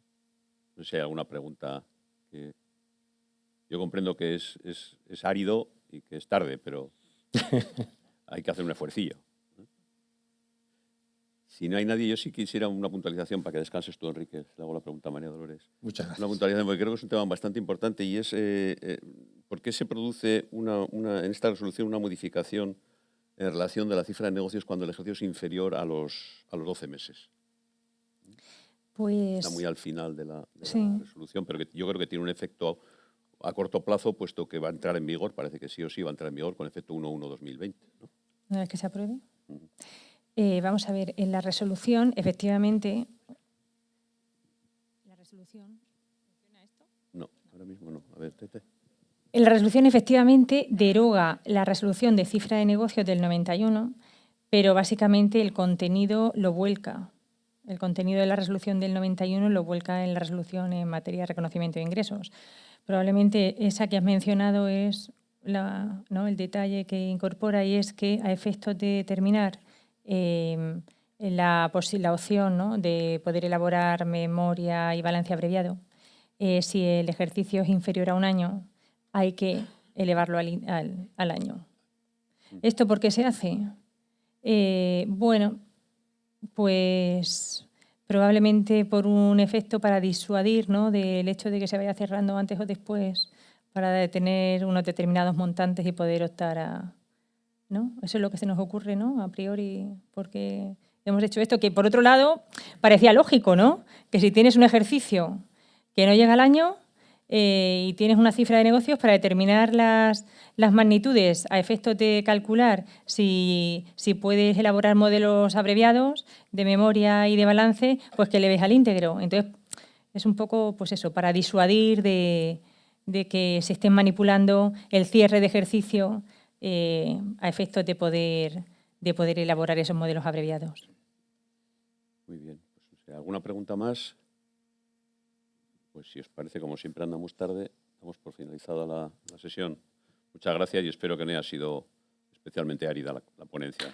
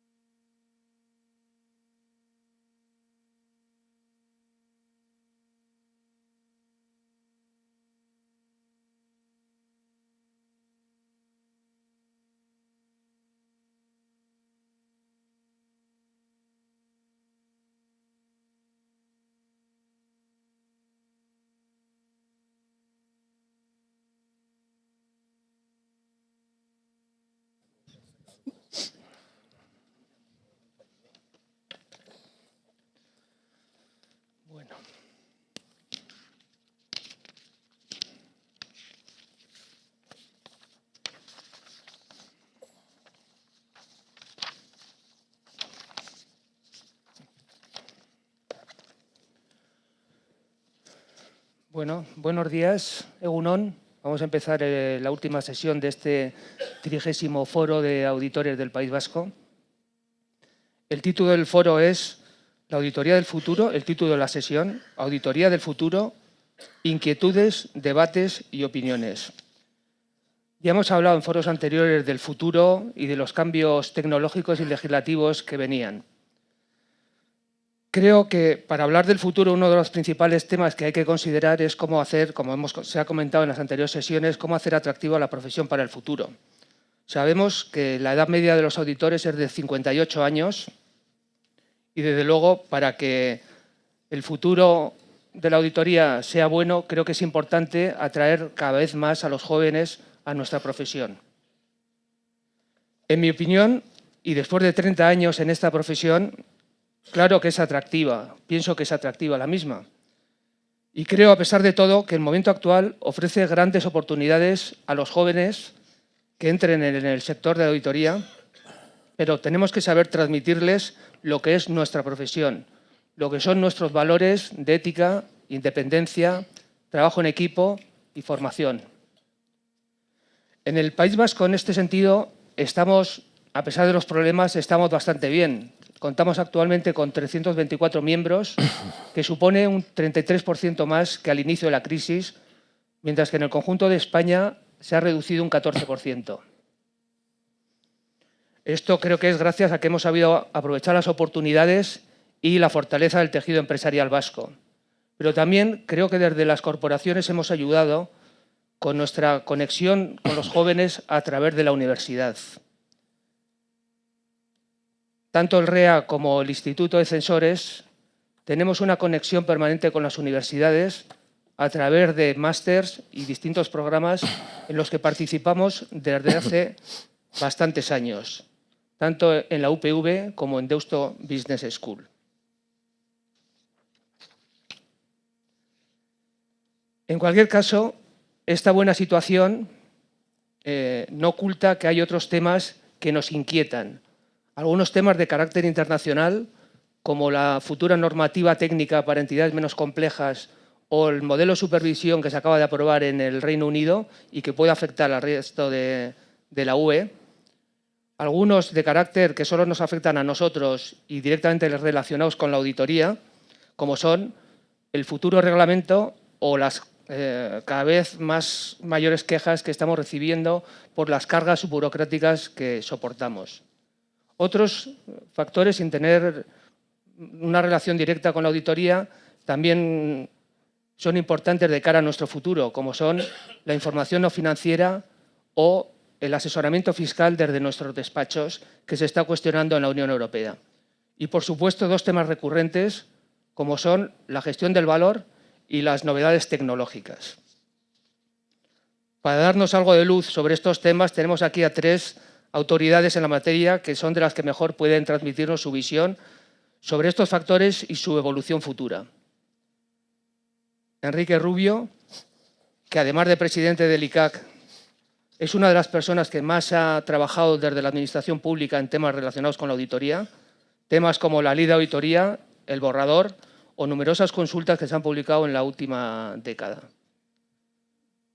Carlos Puig de Travi, CEO de las divisiones de consultoría y auditoría de Crowe España, presidente del REA, y que siempre en sus intervenciones manifiesta una sensibilidad especial por los despachos con menos dimensión.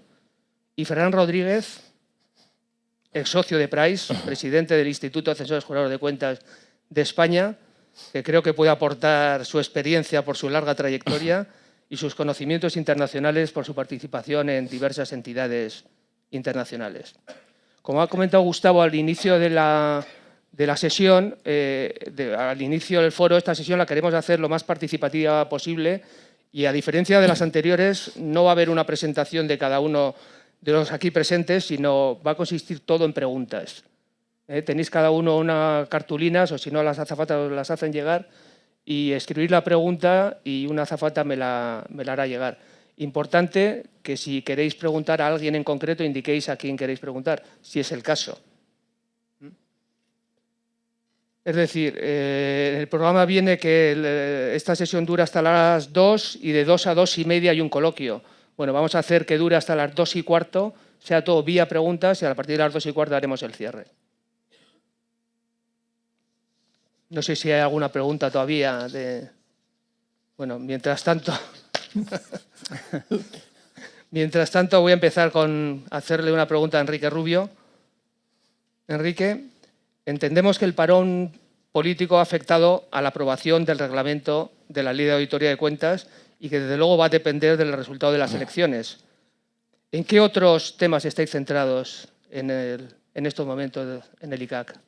Bueno, lo primero es agradecer a los asistentes, bueno, a los organizadores, a la agrupación territorial, al Colegio Económico, Colegio Vasco, pues la convocatoria, la organización, la posibilidad también de invitarnos, también ha estado esta mañana pues, María Dolores Urrea y también a mí, bueno, pues para participar, digamos, en este foro que además os congratulo y os felicito, digamos, por su convocatoria, ¿no? Dicho esto, paso a responderte. Bueno, cuando uno pregunta cuándo dice eso, parece que es que estamos parados en un gobierno en funciones que creo que además no es así. Realmente estamos funcionando y en lo que al reglamento de auditoría se refiere, bueno, pues es verdad que el texto se sometió a audiencia pública en septiembre del año pasado, pero hemos ido recibiendo, bueno, en septiembre, más adelante, en noviembre, y hemos ido recibiendo alegaciones, observaciones, informes que se han ido publicando como la CNMC y durante todo ese tiempo se ha ido trabajando, te diría incluso que más allá del verano, ¿no? O sea, que incluso esta parálisis que me comentas no nos ha afectado, bueno, ha afectado en cuanto que ha parado, digamos, el proceso de aprobación, pero se ha perfeccionado o se han ajustado pues, el texto pues, para que una vez haya gobierno pues se tomen las decisiones adecuadas. Lo mismo ha pasado también con la modificación del Plan General Contable y, bueno, y el desarrollo correspondiente mediante resolución del recuento de ingresos que evidentemente pues, dependerá de la modificación del plan. Si vemos el catálogo de actuaciones y obligaciones que tiene el ICAC, desde luego que no paramos ni un minuto. O sea, eso también muestra un poco la autonomía de funcionamiento, ¿no? No dependemos de un gobierno para seguir funcionando y cumpliendo nuestras funciones, ¿no? Pero ahora, por ejemplo, sí que estamos bueno, también desarrollando una labor interpretativa importante en relación con algunas cuestiones que han surgido en materia de independencia. En materia de auditoría, sobre todo, bueno, pues, hay una serie de proyectos también que tienen que ser analizados por el correspondiente grupo de normas en la Casa junto con las corporaciones de auditores. Como sabéis, tenemos la NIA 540 de valor razonable, bueno, estimaciones contables incluidas las referidas a valor razonable, que se aprobó por el IFAC y que, bueno, pues nuestro propósito es, porque así lo requiere, o sea, la norma actual es una norma un tanto desfasada, que no ha tenido en cambio los últimos modificaciones en materia contable y es necesario, bueno, incorporarlas también, ¿no? Entonces, también estamos trabajando activamente pues, en ese grupo de normas para adaptar cuanto antes la 540, también la 720, en relación, bueno, pues con el papel que hace el auditor, incluso con la información no financiera, ¿no? Cómo reflejar eso en el informe de auditoría, ¿no? Y luego muchísimas más cuestiones, ¿no? En el ámbito internacional también estamos capitalizando o por lo menos liderando algunos procesos de resolver también algunas cuestiones en el CAOB, que es la autoridad que aglutina a las autoridades europeas, y en materia contable, bueno, pues con una participación cada vez mucho más activa en el EFRA, que como sabéis es el órgano técnico asesor de la Comisión Europea a la hora de adoptar las normas internacionales de información financiera, ¿no? Así resumidamente no estamos parados, al contrario, estamos además en un punto que también esto nos permite reflexionar sobre los proyectos, la situación, el mercado, auditoría, la propia supervisión, en fin, no paramos. Estoy seguro que es muy difícil que lo puedas decir, pero como también estoy seguro que la gente se lo pregunta, ¿nos puedes dar alguna idea de cuándo puede estar aprobado el reglamento? Bueno, no. Me encantaría daros una idea, pero vamos. Lo sabía, pero... No, sí, la pregunta era necesaria y obligada y la respuesta no puede ser otra, ¿no? Yo creo que muchos de nosotros, igual hace 3 años, pues no hubiéramos sido capaces de decir qué es lo que ha pasado en estos 3 últimos años a nivel, digamos, político, ¿no? Con lo cual, todo lo que está en nuestras manos lo hemos estado haciendo, como ha sido también la resolución de criterios de presentación de instrumentos financieros que aprobamos en marzo del 2019 y lo hemos hecho. Lo que ya trasciende de nuestra voluntad y autonomía, estamos a lo que nos digan. Muy bien. Bueno, no he comentado que cualquiera de los 3 puede intervenir en todas las preguntas, aunque vaya dirigida a uno de vosotros. Carlos, ¿podrías hacernos una valoración de la situación actual del mercado de la auditoría? Egunon. Es que ricasco por la invitación, por la amable invitación de estar aquí con vosotros. He venido bastantes años y es un placer siempre ver toda esta concurrencia y además, aunque se haya dicho que 58 años el promedio, aquí veo mucha gente joven, con lo cual me alegra y esto quiere decir que vamos adelante, ¿no?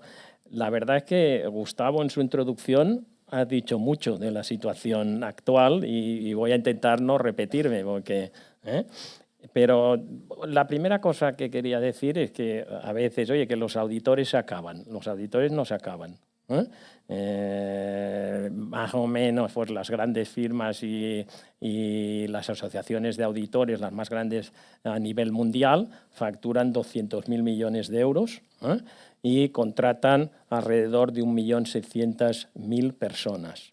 O sea, y cada vez, cada año crecen, con lo cual el que se vaya a acabar el auditor no lo veo, ¿no? Lo veo lejos, y esto es un dato y una realidad, ¿no? Pero incluso crecen en los países desarrollados, no es que crezcan en los subdesarrollados, ¿no? En los desarrollados también crece y van para adelante, ¿no?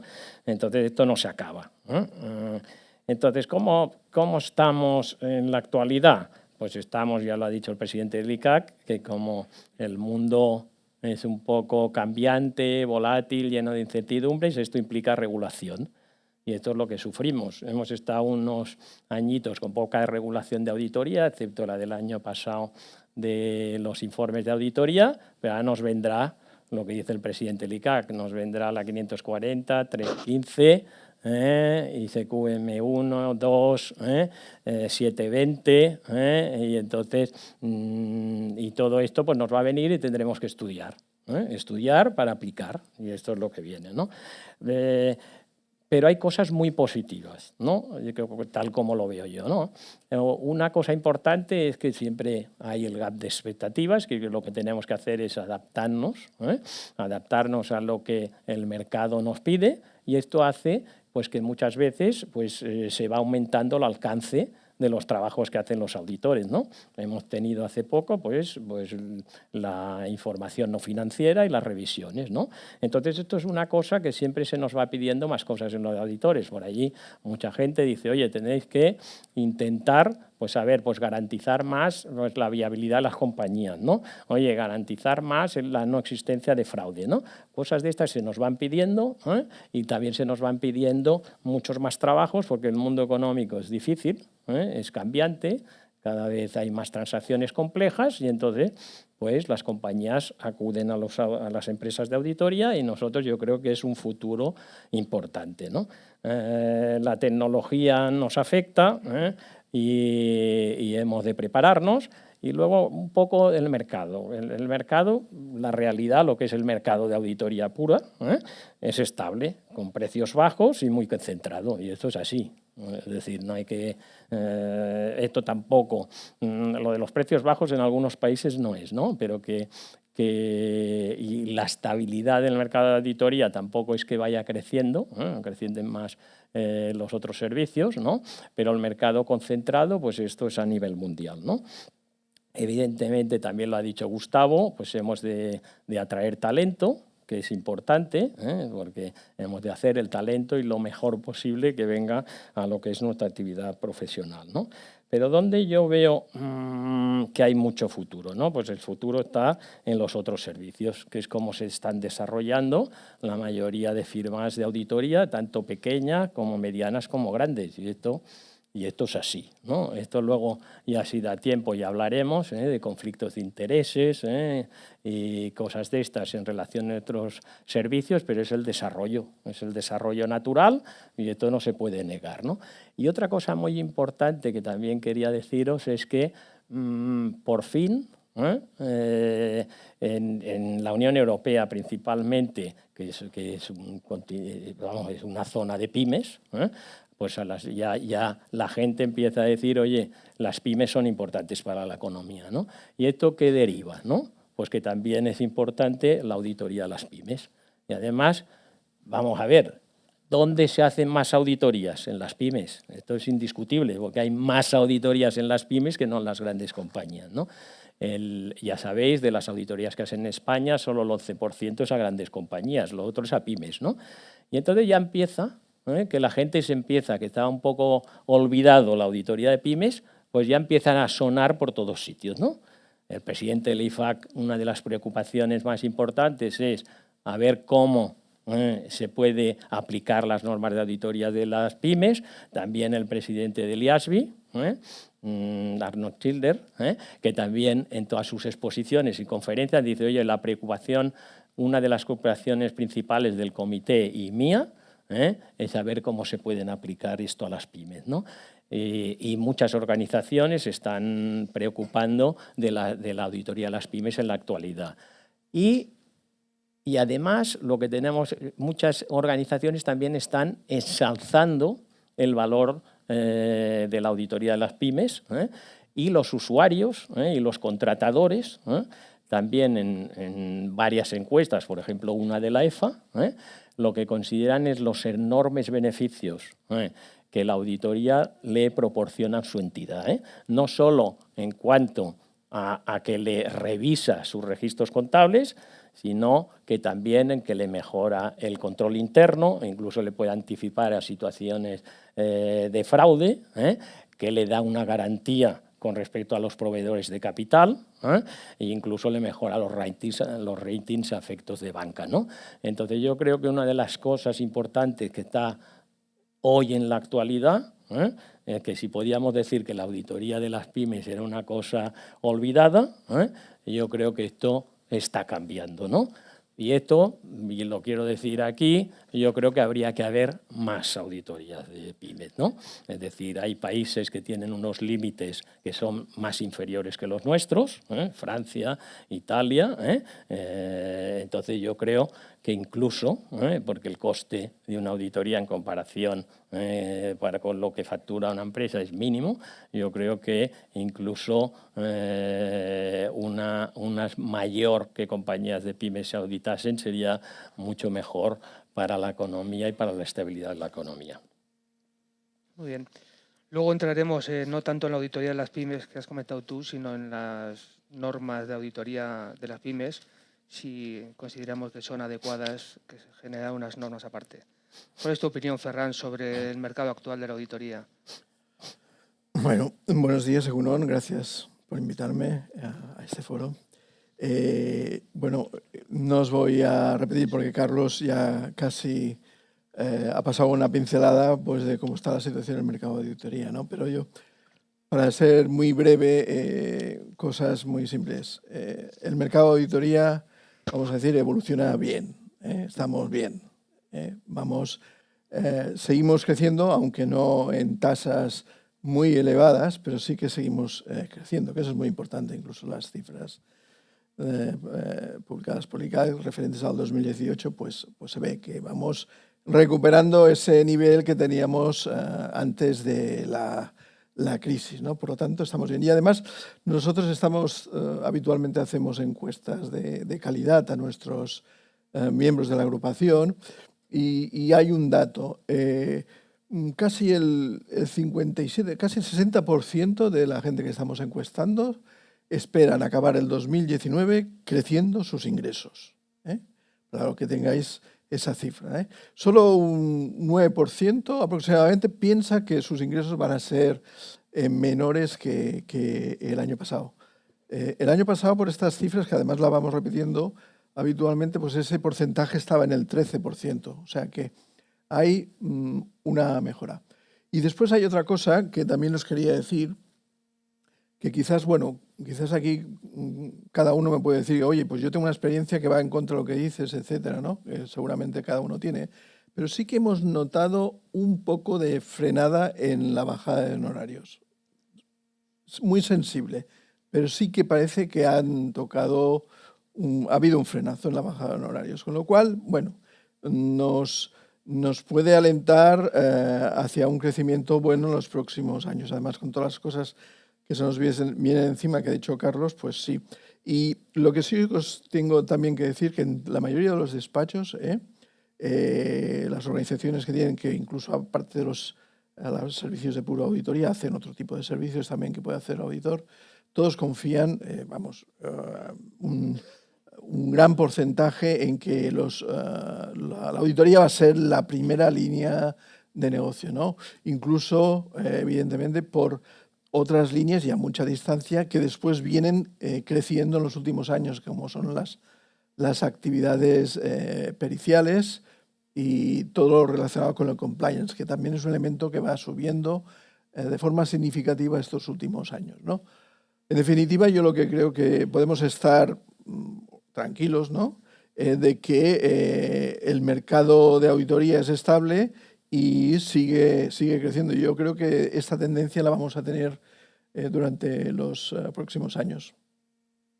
Gracias. Enrique. Sí, ¿cómo no? Dos puntos puntualizando, ¿no? Efectivamente, de acuerdo con la información que nosotros tenemos y que hemos publicado y que es a partir de los datos que reportan los auditores, evidentemente, bueno, pues ha habido un crecimiento de la facturación de los servicios de auditoría mayor que se experimentó el año anterior, o sea, ha llegado al 4%, ¿no? Sí, bien es cierto que se ha concentrado ese incremento en el segmento de sociedades de auditoría, no de auditores personas físicas. Y luego también pues, la generación de empleo, ¿no? O por lo menos de personal adscrito a los auditores y que prestan servicios en la auditoría de cuentas, pues ha llegado a incrementarse casi el 7% con respecto al ejercicio anterior, con lo cual signos positivos o por lo menos que nos permitan atraer a la profesión, o sea, porque está claro que el problema que tenemos ya no solamente es atraer, que creo que es menos, el problema es retener el talento. Bueno, pues a ver si podemos... quería apuntar esto y luego otro tema, efectivamente el de los honorarios que tocabas, pues evidentemente, bueno, este año además por primera vez, lo habéis podido ver, es la primera vez que no podemos publicar el precio euro-hora por una indicación de la Comisión Nacional de Mercado de la Competencia, por entender que era un precio o era un indicativo o una orientación que podía afectar a las normas de mercado, ¿no? Bueno, veremos cuál será el resultado a medio plazo o largo plazo, el de no publicar este precio hora. Pero sí es verdad que nosotros no es nuestro cometido ni es nuestra función decir si unos honorarios son tal o cual o deben ser más altos o más bajos. Lo que deben ser son adecuados a la responsabilidad que uno tiene con ello. Y la actividad de auditoría es una actividad, o sea, que tiene una función de interés general, una función para la sociedad, que sujeta a una serie de requisitos, regulación que debe cumplir y que por tanto es necesario que esa retribución sea adecuada. Y eso, no sé si luego podremos tocar estos temas con más detenimiento, pero insisto mucho en concienciar de la importancia que tiene la actividad de auditoría de cuentas, no mercantilizar o comercializar el informe de auditoría como tal, ¿no? Sino que cuando ofrezcamos o busquemos un cliente, lo que estemos ofreciendo sea calidad, que es porque nuestro compromiso, el trabajo del auditor es no solamente con el cliente, con la entidad auditada, sino con la sociedad en general, ¿no? Entonces, si utilizamos el precio para captar ese cliente, normalmente estaremos, posiblemente haya una presión a la baja y posiblemente, evidentemente, con ese precio, con ese coste, no podremos sufragar los costes necesarios para cumplir con la normativa de auditoría de cuentas, ¿no? Eso también es una llamada de atención que a veces, nosotros estamos trabajando en una consulta, a ver si podemos publicarla, y en el reglamento también haber alguna indicación pues sobre algunas anomalías que hemos detectado de bajas injustificadas respecto a ejercicios anteriores, sin estar justificadas en modificaciones de las circunstancias. Eso puede hacer daño también al sector, ¿no? Precisamente por eso, por no ser consciente de la importancia de la labor que tiene el auditor. No quería tampoco, no quiero extenderme mucho y no sé si luego vamos a poder hablar más de esto. Cuando hablas de las bajas de honorarios injustificadas, Da lo mismo que sea el mismo auditor o otro auditor. Eso ya eso es lo que la CNMC nos ha comentado, ¿no? Que al fin y al cabo, en teoría, solo podríamos ver al mismo auditor, porque no sabemos si las anteriores del auditor predecesor fueron buenas o malas, pero solamente captar por captar el cliente. Vale. Bueno, Enrique, sigo contigo. Desde el punto de vista del supervisor, ¿en qué crees que hemos mejorado los auditores estos últimos años y en qué debemos mejorar? ¿Cuánto tiempo tengo? No, disculpar la... Los segundos cortos. Hay un punto que no he dicho antes. Digo, es que yo pasé mi infancia en España, en San Sebastián, y la verdad es que tengo un punto de churriurdin y no sé, a algún compañero le decía, igual me vengo arriba por la melancolía, ¿no? Pero no, en serio. A ver, para responder a esa pregunta, también tenemos que ver un poco con perspectiva, ¿no? Hablabas de mi época que yo he estado interviniendo en la auditoría. La verdad es que en los últimos 10 años ha habido cambios importantes en la auditoría de cuentas, ¿no? Empezamos por la del 2010, pero sobre todo hay dos modificaciones muy importantes. La del año 2015, reforma normativa europea para afianzar la calidad de la información económica financiera, cuyo se había puesto en duda su confianza, y también el papel, el rol del auditor, entre otros muchos intervinientes en la preparación de la información económica financiera, ¿no? De ahí tenemos esa modificación tan importante que queremos concretar con el reglamento y que todavía a veces no podemos medir si en algunos casos los efectos o los objetivos que perseguía esa norma se han podido cumplir, porque todavía falta por precisar determinados conceptos, determinados requerimientos, ¿no? Y luego está la otra segunda gran modificación, que es incorporar las normas internacionales de auditoría, ¿no? que tuvimos en el 2013 para cuentas del 2015, con los nuevos modos de informe del 2017. O sea, con lo cual ha habido una serie de cambios muy importantes y muy relevantes que lo que sí han demostrado el sector auditor es la capacidad, se hablaba antes del profesor Larrea, del concepto de resiliencia, ¿no? Bueno, pues se ha adaptado el sector a los nuevos cambios, ¿no? Y además, si me apuras, incluso con el nuevo modelo de informe, pues ha sido positivo, o por lo menos en términos generales podemos decir que ha sido positivo. Luego podemos hablar más de esto. Con lo cual, pues bueno, nos vamos adaptando. Hablabas antes de las cargas, mayores cargas. Digo, bueno, pues es lo que comentó siempre, ¿no? Al final no es una actividad cualquiera, no sois abogados que prestan un servicio a un cliente, lo prestáis a la sociedad en general, ¿no? Con lo cual, y precisamente porque haya un sistema disciplinado, un sistema regulatorio, un sistema de supervisión, todo eso cierra el círculo para que vuestro informe de auditoría sea aceptado con plena confianza por todos los interesados, no solo por la entidad auditada, ¿no? Con lo cual, bueno, pues hay que entenderlo así.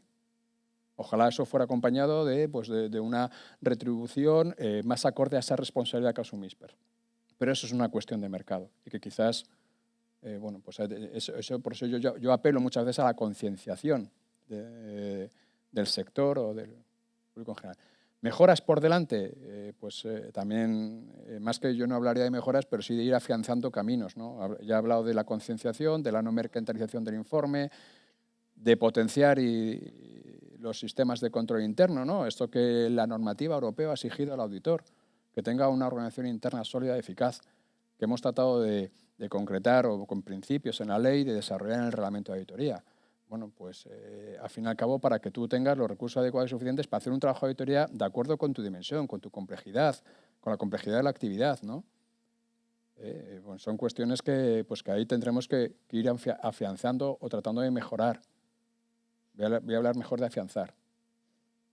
Hay otros aspectos, hablabais de situación, mercado de auditoría, un mercado muy concentrado por la parte de arriba, con necesidad de que, lo decía el legislador europeo y el español, la necesidad de que las pequeñas y medianos vayan generando músculo para poder cada vez más a corto plazo, medio plazo, prestar servicios a entidades de mayor tamaño. El tema de los honorarios, todavía decía, es un reto, eso sí que es una mejora, y evidentemente no podemos olvidar el desafío tecnológico que tenemos en aprovechar sus oportunidades, retos y también evidentemente amenazas, ¿no? Y en ese sentido también el supervisor público evidentemente debe coadyuvar a cumplir esa función de interés público que tenéis vosotros, ¿no? Y ahí pues también tendremos nosotros mucho margen de mejora, evidentemente, ¿no?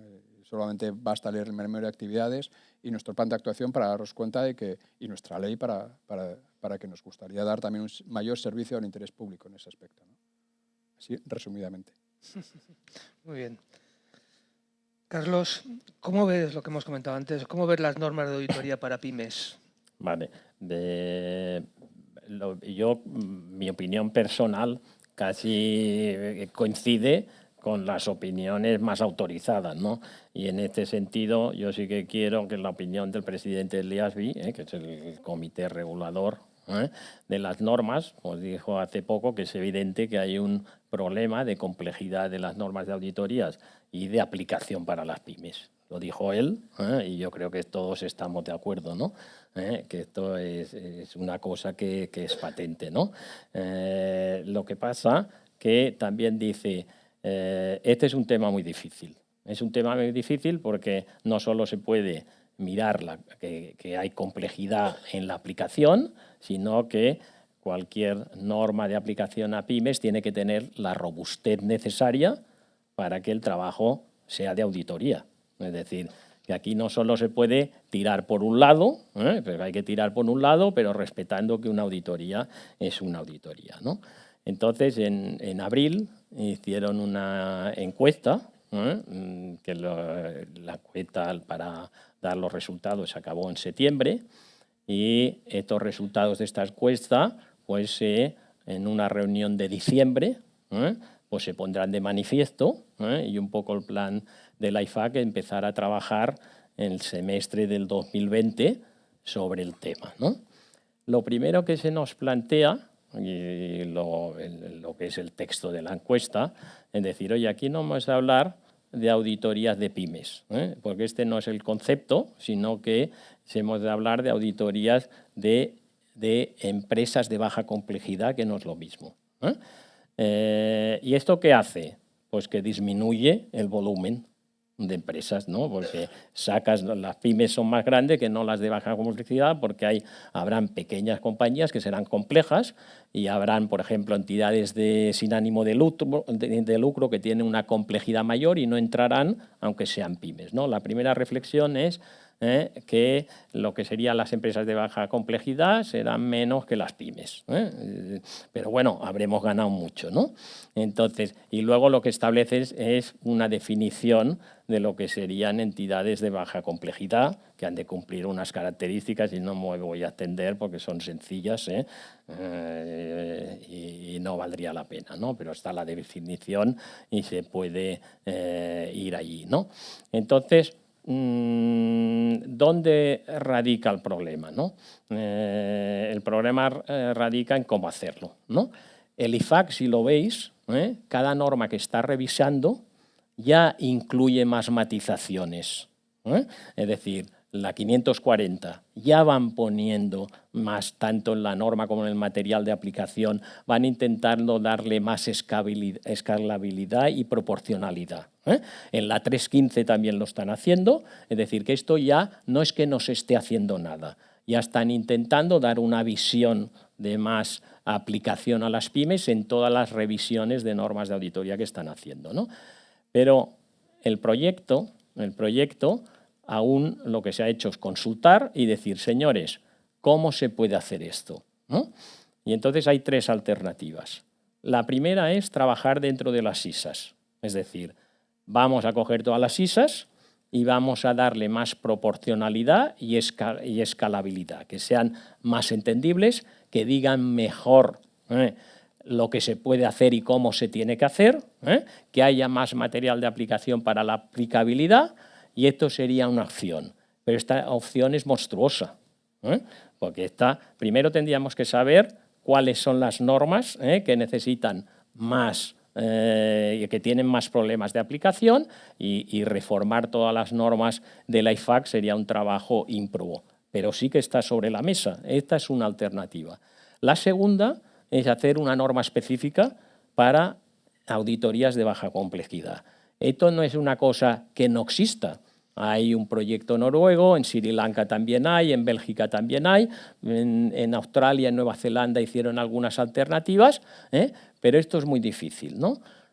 Y lo que sí que es importante es que decir, esto se ha de hacer a nivel global. No puede ser que vayamos ahora que haga un país una cosa y otro otra, ¿no? Esto es un consenso que lo que quiere decir es que si se hace esto ha de ser a nivel global. Pero dentro de hacer unas normas específicas para las pymes hay dos opciones. Una, con el modelo de las ISAs, que es un modelo de riesgo, es decir, oye, vamos a hacer una norma específica identificando riesgos y respondiendo. O hacer otra norma que sea más, como la del proyecto nórdico, más de procedimientos sustantivos. Y entonces este es un dilema y se tendrá que decidir en el seno de la IFAC cuál de las dos. Y la tercera opción, que es lo que hay ahora, que no, yo creo que es la peor, que es decir, oye, mejorar la guía que hay, pero claro, si las normas de auditoría tienen 1000 páginas y te las habrás de leer para aplicarla, ¿no? Pero si te dan una guía de aplicación como la que hay ahora, que tiene 400, al final, en vez de lo que estás haciendo es leer 1400, ¿no? Esta no sirve, ¿no? Pero que la tercera opción es decir, oye, mejoremos la guía de utilización de NIAS para empresas de baja complejidad, hagamos lo que se llaman unas notas prácticas de determinadas ISAs, para aplicación de determinadas ISAs, hagamos algunas guías también, por ejemplo, para la identificación y evaluación de riesgo, y además demos formación, demos seminarios, demos material para que esto se pueda aplicar, ¿no?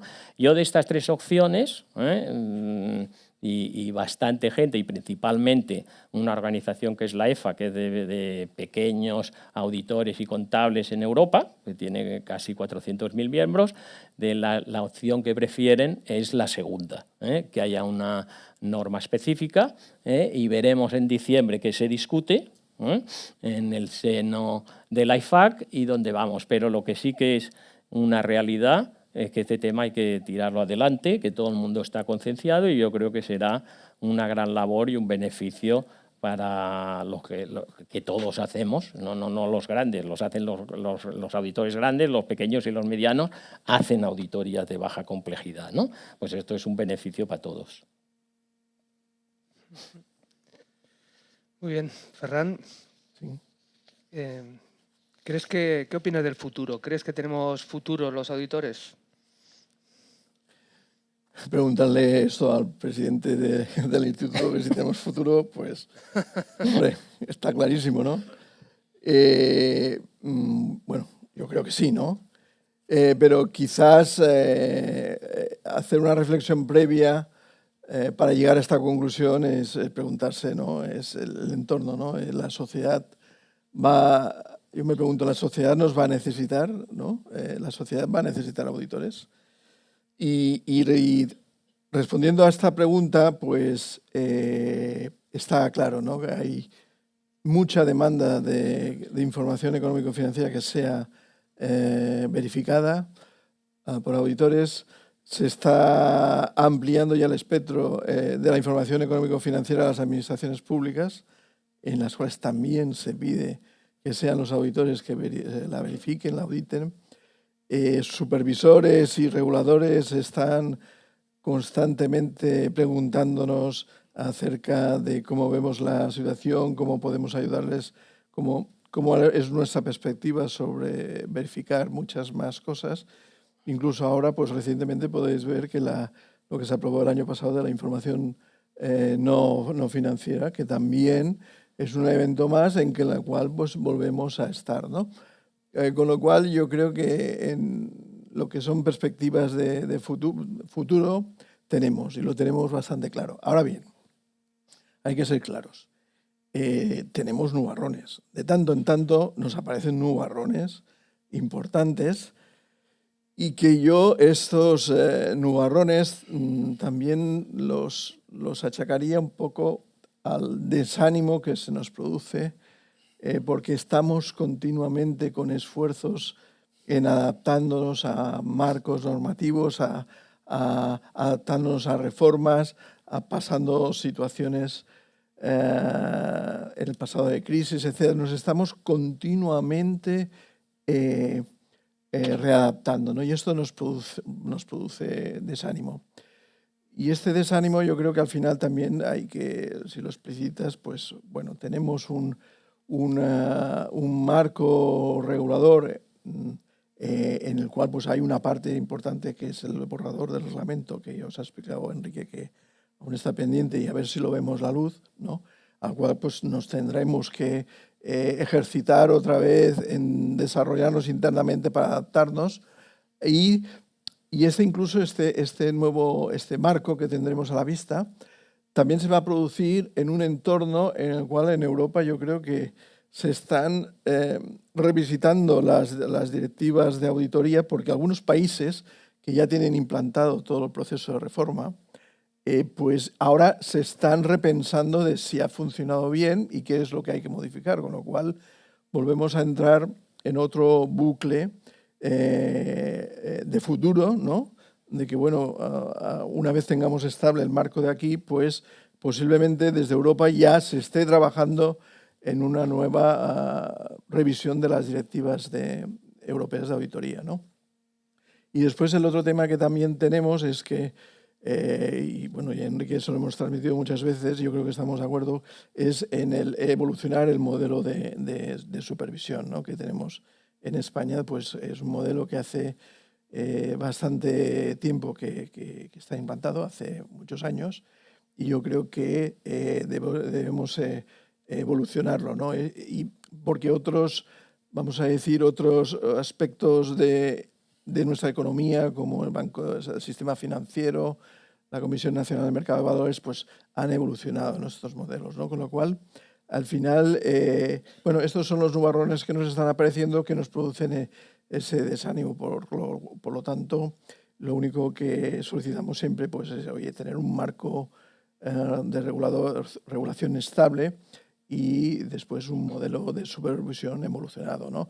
Evolucionado no quiere decir, para que no se me interprete mal, que los profesionales actuales del ICAC no sean buenos, son muy buenos, ¿no? Y trabajan con independencia, etc. Pero yo creo que hemos llegado a un momento que, vista los años que hemos transcurrido, necesitamos dotarle de muchos más recursos, yo creo, que al modelo de supervisión, con nueva asignación económica, para que sea mucho más potente y además que pueda hacer una labor de supervisión importante, ¿no? Yo creo que sabéis que hay 65.000 informes de auditoría que se hacen al año en nuestro país y al final pues, hay que dotarle también de unas asignaciones para permitir que todo esto funcione. Pero bueno, volviendo a tu pregunta de futuro, pues sí, oye, esto es quizás podremos hablar más adelante, pero sí, esto es una profesión de futuro. Tenemos nuestros cachivaches, pero o sea, en definitiva yo creo que tenemos que estar orgullosos de dónde vamos. Muy bien. Por supuesto. Por alusiones. Por alusión. No, tres cuestiones. Bueno, con respecto a la auditoría de entidades menos complejas o pymes, bueno, pues solamente nuestra opinión, ¿no? Y como reguladores, porque esto lo hemos también compartido con los colegas en ámbito internacional, ya no solamente europeo, pues, hay que tener mucho cuidado, ¿no? Porque, bueno, podemos... ese concepto de escalabilidad, que ya está en la 540, está en las normas de control de calidad. Bueno, pero hay que tener mucho cuidado que al final el grado de aseguramiento es el que queremos que sea y no dividir y no separar ni hacer dos tipos de auditoría, ¿no? Que aunque es verdad que hay requisitos más restrictivos para los auditores de IPs, al final en lo que es a la praxis, a la metodología y a la emisión de informes, salvo algunos matices, todos seguimos manteniendo la misma auditoría. Con lo cual había que tener un cuidado en no relajar ese... Y esa es nuestra llamada de atención, ¿no? O cuidado.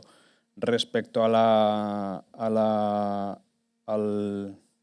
los nubarrones, es que no sé a qué nubarrones te refieres, como has dicho, nubarrones causados por modificaciones normativas, no sé si son estos, o si te refieres más bien a que efectivamente, cuando has dicho cómo ves o cómo si hay profesionales, vamos, no sé, ¿a qué te refieres antes de... Bueno, tenemos nubarrones que salimos en los periódicos, vale. en los ámbitos mediáticos, por actuaciones que ponen en duda pues, Vale, pues no vamos a ser animosos y tratar de ser positivos y constructivos. Has dicho que es causadas por modificaciones normativas. O sea, esto es un poquito...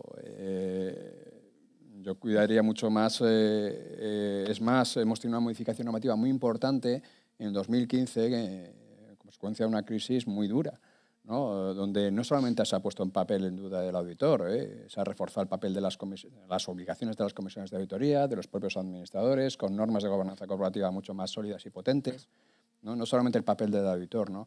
Y todo eso no fue por modificaciones normativas, las modificaciones normativas han venido después. Es más, si quisiera poner ejemplos, una medida tan criticada como fue la rotación externa de auditores, bueno, ha sido una medida posterior, pero en uno de esos casos, o bastantes casos, que no solamente en España, afuera han tenido lugar, donde malas praxis de casos de auditores eran de auditores que llevaban 20, 30, 40 años. No lo sé los auditores, las personas jurídicas llevaban más de 30, 40 años auditando, ¿no? O sea que al final la modificación normativa ha sido reacción a esos ejemplos de mala praxis. Que también es verdad que a la hora de normalizar no debemos buscar la patología.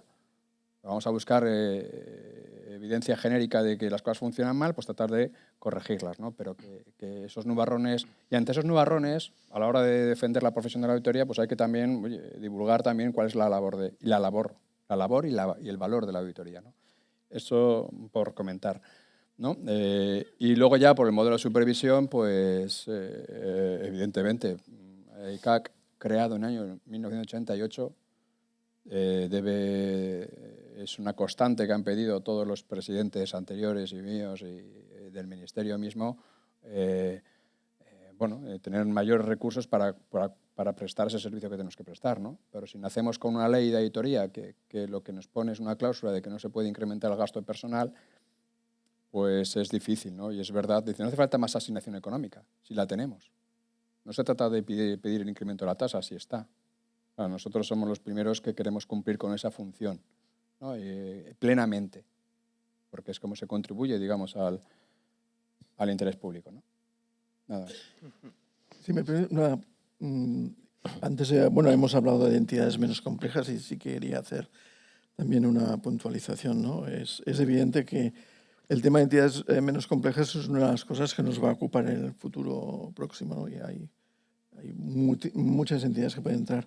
Nosotros también en el tema de lo que se está estudiando y qué marco normativo aplicar, a ver, nosotros desde el Instituto, el hacer unas NIAs completamente diferentes para este tipo de servicios de auditoría, nosotros esto no lo percibimos, ¿eh? También quería apoyar esta situación porque, aunque otras jurisdicciones están ya cogiendo esto y que parece que va a ser esto, por la información que tenemos, pero bueno, aún se tiene que decidir. Porque mira, yo creo que si hacemos otro marco normativo para este tipo de auditorías, lo que vamos a tener son dos tipos de auditores. Y perdonad la expresión, vamos a tener auditores de primera división y auditores de segunda división. Y uno de los problemas que va a originar esto, de tener otro tipo de auditores, va a ser una bajada de honorarios. Es que va a ser automático. Esa diferenciación, ya incluso por la parte del que recibe el servicio, el cliente, ya nos va a percibir como, bueno, yo no soy de los de primera división, ¿eh? Y eso nosotros no lo vemos. Nosotros estamos más por una labor de ir adaptando las normas, pues no de modo escalable, pero sí irlas adaptando para tener al final todos en un mismo sitio. Si no, esto nos va a perjudicar. Bueno, es un poco que yo entiendo lo que dices, pero es que esto no va enfocado al auditor, va enfocado a la entidad auditada. Aquí no estamos hablando de los ligas, es decir, oye, los auditores grandes harán auditoría de empresas de baja complejidad y las harán con la norma que haya. Es decir, que no es tan claro esto, ¿no? Los IFRS también han hecho lo mismo para pymes. Es decir, que una de las justificaciones dice, oye, se puede hacer lo mismo que está haciendo IFRS. Es decir, ¿qué va a decidir la IFAC? Yo no, ya decidirá. Yo coincido contigo que parece que la tendencia es ir al segundo de las alternativas, ¿no? Y esto puede ser que sea así. Y entonces ya veremos. Yo creo que es un trabajo muy difícil. Sí. Creo que es un trabajo muy difícil, pero no veo que esto tenga que ser dos ligas, porque no está con el auditor, está con la entidad auditada, y no le veo esto. Pero no me manifiesto a favor de qué alternativa estoy, ¿eh? Es decir, ¿por qué? Porque tengo que ver lo que se discute. Yo creo que es fundamental ver la reunión que habrá en diciembre y ver cuáles son las conclusiones de la encuesta cuáles son los pros y contras, qué es lo que opina la gente, y entonces ya veremos, ¿no? Los modelos de normas específicas, bueno, el modelo nórdico se ha quedado en proyecto, pero hubo una reunión en París en el 2017 por los expertos contables y los comisarios de cuentas en la cual se revisó este modelo. Y ellos opinaban que era bastante acertado. O sea que aquí hay opiniones de todo tipo y el tiempo lo dirá. Lo que sí que hay que hacer, y es claro, es que hay que hacer algo. Es decir, las normas de auditoría internacional están como están, no sirven para aplicarse. Y hay muchas que son, vamos, la 315 yo creo que la están reformando y no lo van a conseguir en la aplicación. Entonces, aquí hay que hacer algo porque, y vuelvo a decir, la mayoría de auditorías son en pymes. Entonces, nos hemos de dedicar. Esto sí que es claro. Sí, bueno, no quisiera poner paz tampoco. No, sí, oye, que no hay, yo creo que estamos de acuerdo. Sí, ya lo sé, sí. Yo creo que estamos de acuerdo. Ya me conoces, es un comentario. Lo único es, bueno, que tenemos que ver primero el texto que resulte de todo esto, la reunión, pero sí que es cierto que bueno, también nuestra cautela es que no nos gustaría que hubiera dos categorías de auditores. Y el modelo y nuestra propuesta ya estaba en el año 2015 cuando quisimos que el mismo modelo de informe de auditoría fuera aplicable para todos, aunque no fuera en su extensión, ¿no? Y creo que el resultado hay que verlo con eso, con esa perspectiva. Con el modelo de supervisión me permites un matiz solo, ¿no? Que he dicho como si el ICAC estuviera el ministerio actual, o sea, ha asumido, o sea, y es consciente, y la ministra lo ha ido anunciando, ¿no? Bueno, la idea de publicar un libro sobre la arquitectura institucional, bueno, de todo el sector financiero, incluyendo al ICAC. Y estoy seguro que en ese aspecto, o la función supervisora de auditoría y regulación contable, estoy seguro que en ese aspecto, evidentemente, se cumplirán pues con las premisas que marca la normativa europea para un supervisor de auditoría. O sea, que no es que se hayan quedado nuestras peticiones al contrario, están ahí y saldrán a debate, ¿no? Yo lo que quería, porque este es un tema sensitivo, es decir, piensa que la reforma de las NIAs, para que sean más aplicables, se hará por lo que se llama construcción de bloques. ¿Qué es? Te lo digo para que centremos el problema y lo entendamos. ¿Qué quiere decir? La escalabilidad será un cuerpo normativo más pequeño y se irá ampliando. O sea, que esto que decir, no, es que haremos 2 ligas, es que si se hace por la vía de las NIAs será lo mismo. Es decir, oye, el cuerpo básico de aplicación general es este y luego se amplía. Es decir, que esta es la tendencia, es decir, que la sensibilidad entre decir que reformar las NIAs con esta escalabilidad a hacer una norma aparte, tampoco es, y vuelvo a decir, que no es un problema del auditor, es el problema de la entidad auditada. O sea, que aquí no hay 2 ligas. Es decir, que aquí, oiga, estas auditorías de baja complejidad se auditarán así. Y habrá una diferenciación, queramos o no lo queramos. Es decir, porque si no, no habremos ganado nada. Porque el modelo actual no funciona. Porque la gente no sabe qué es lo que tiene que hacer y cómo tiene que hacerlo. Y entonces hay unos requisitos y un material de aplicación amplísimo. Y lo que no funciona es que las especialidades para la aplicación a entidades de baja complejidad pues no son claras. Y esto es como está, y hay que cambiar el modelo. Y entonces será absolutamente diferencial. O sea, sea un camino u otro. Y esto lo hemos de entender. Es decir, será así de claro. No sé, yo creo que me habré explicado, pero ya esto ya depende de vosotros. No sé si el problema respecto a los honorarios puede venir que la entidad auditada tenga la tendencia de pedir una reducción de los mismos. Esto sí, pero es que la auditoría es algo distinto, ¿no? Pero esto no podremos sacarnos. Por favor, nos haría la norma. Sí. ¿No? Pienso yo, Carlos, no sé. ¿Qué? En los honorarios puede ser, pero es que la tendencia, esto se tendrá que hacer de una manera u otra. O sea, pero que esto habrá la diferenciación.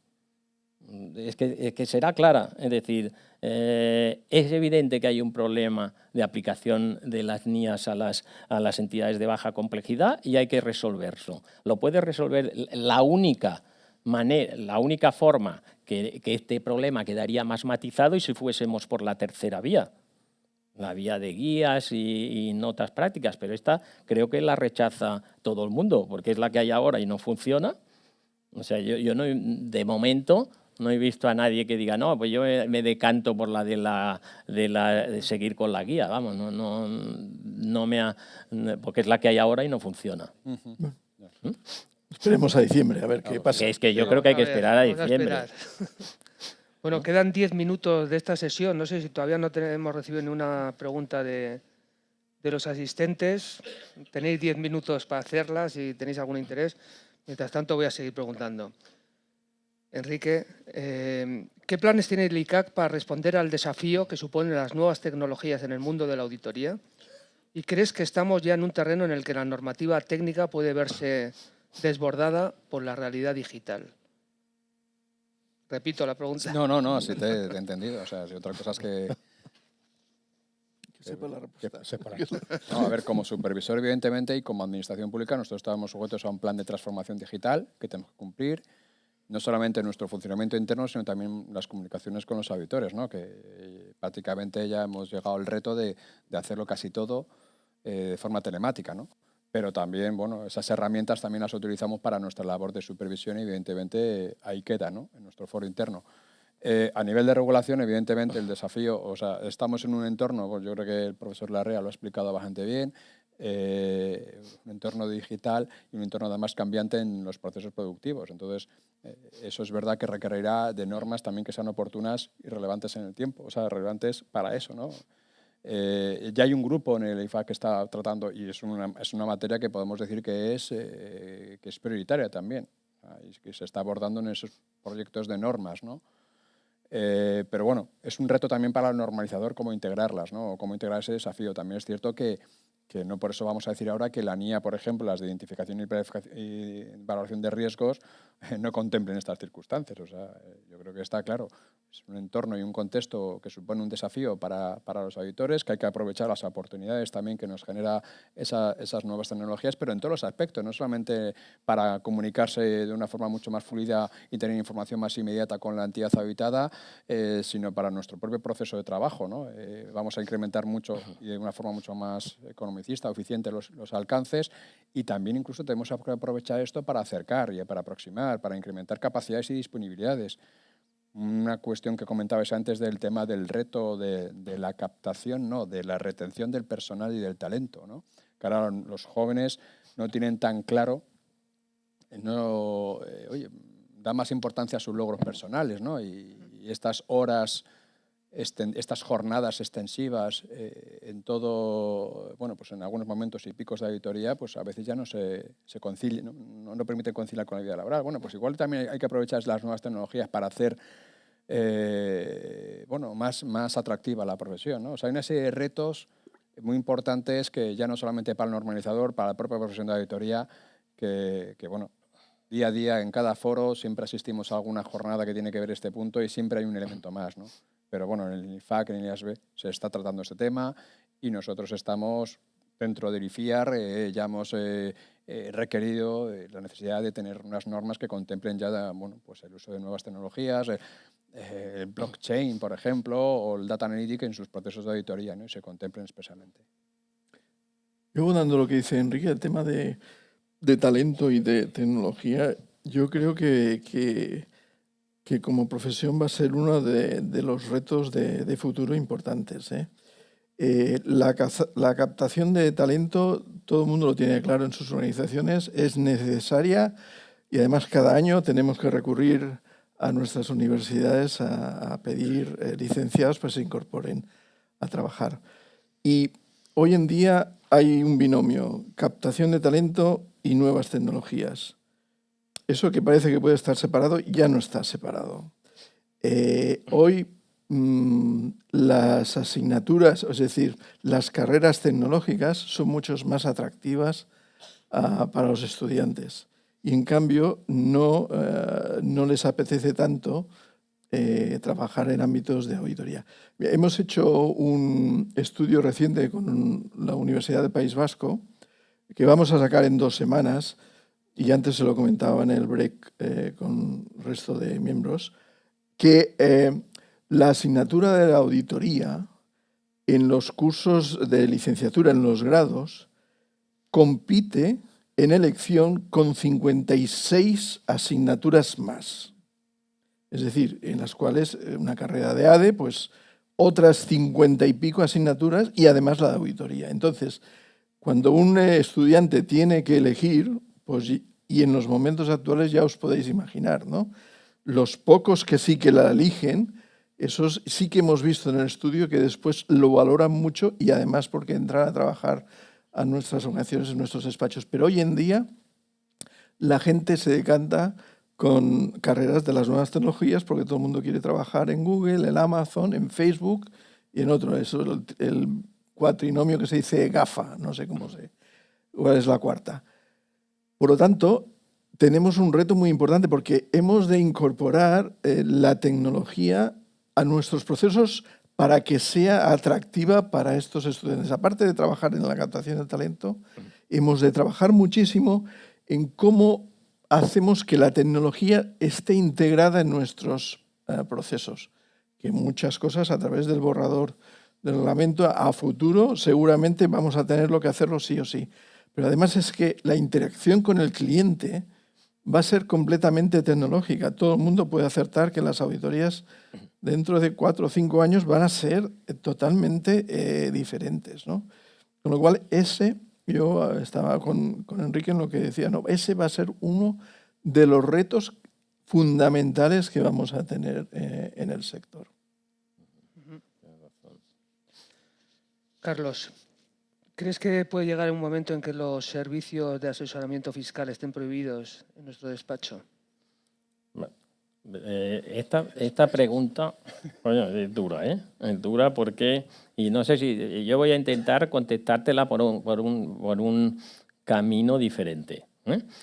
Yo creo que el problema principal que hay ahora y que se está debatiendo es el conflicto de interés que hay entre la prestación de servicios de auditoría y de relacionados y no de auditoría y con diferente calado, ¿no? Pero este problema está muy centrado en las entidades de interés público, ¿eh? Y no tanto en el resto de entidades, que en algunos países esto funciona por sistema de amenazas y salvaguardas. Aquí tenemos pues, una lista de servicios prohibidos y en Inglaterra pues ahora están haciendo una de admitidos, ¿eh? O sea que esto va... Pero el problema principal yo creo que está centrado en lo que serían las entidades de interés público. Pero ahora déjame que yo prefiero ahora llevar el tema por otro camino y el camino es, porque también es uno de los temas que está en discusión, ¿qué es mejor para la calidad de auditoría? ¿Las empresas multidisciplinares o las empresas puras? Porque hay gente que está hablando de empresas puras y tal. El consenso más o menos, yo diría generalizado, es que, y de hecho hay un estudio que ha realizado la ACA, el IFAC y el Instituto de Contadores de Australia y Nueva Zelanda, que concluye que con las empresas multidisciplinares la calidad es mayor porque la profesión es más ágil, porque hay una gama más de profesionales mucho más amplia y que ayuda más a la capacitación y especialización de los trabajos y solo porque diferentes colectivos de profesionales están trabajando en común, ¿no? Entonces, esto sería una primera reflexión, ¿no? Entonces, otra reflexión sería, oye, los usuarios de la auditoría, ¿qué quieren? Es decir, ¿qué servicios quieren que recibir? ¿No? Otra cosa es dentro del margen de lo que esté prohibido, que esto que es bastante riguroso. O sea, vamos a empezar que la normativa de otros servicios en entidades de interés público es rigurosa. Se prohíben muchas cosas, es decir, ¿no?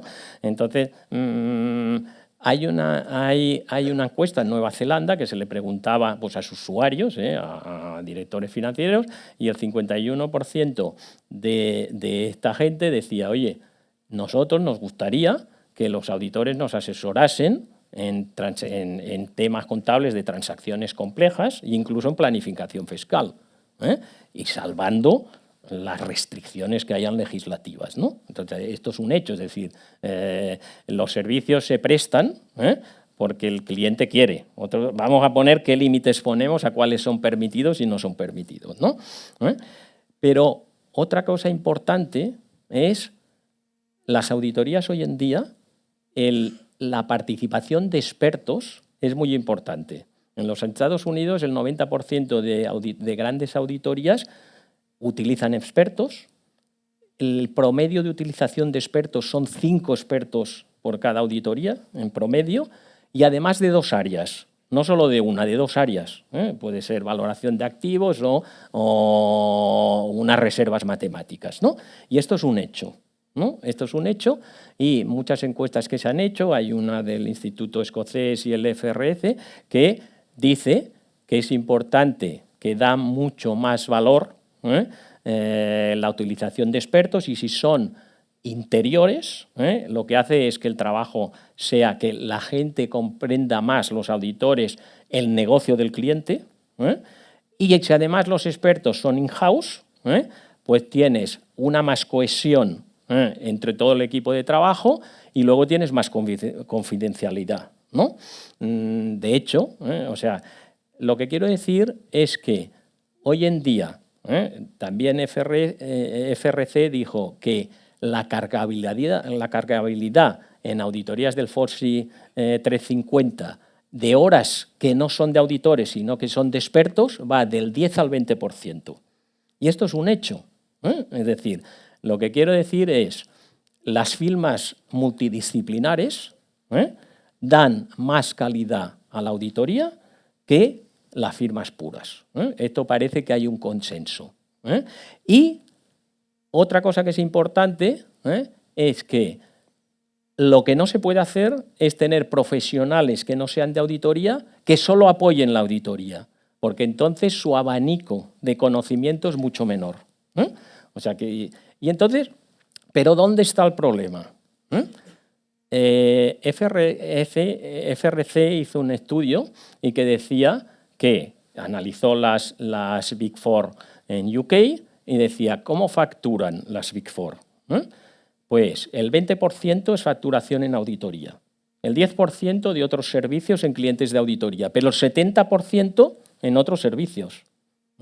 Es decir, y entonces el mundo, y si vas a las no Big Four de auditorías grandes en UK, es lo mismo. En vez de el 20% es el 28% en auditoría, en servicios de no auditoría, clientes de auditoría, estaría entre el 15 y el 18 y luego baja un poco en otros servicios a otros clientes de auditoría. Y el mercado es así, es decir, hoy en día la facturación en auditoría de las firmas multidisciplinares no es la mayoría y la facturación de otros servicios es mucho más grande, ¿no?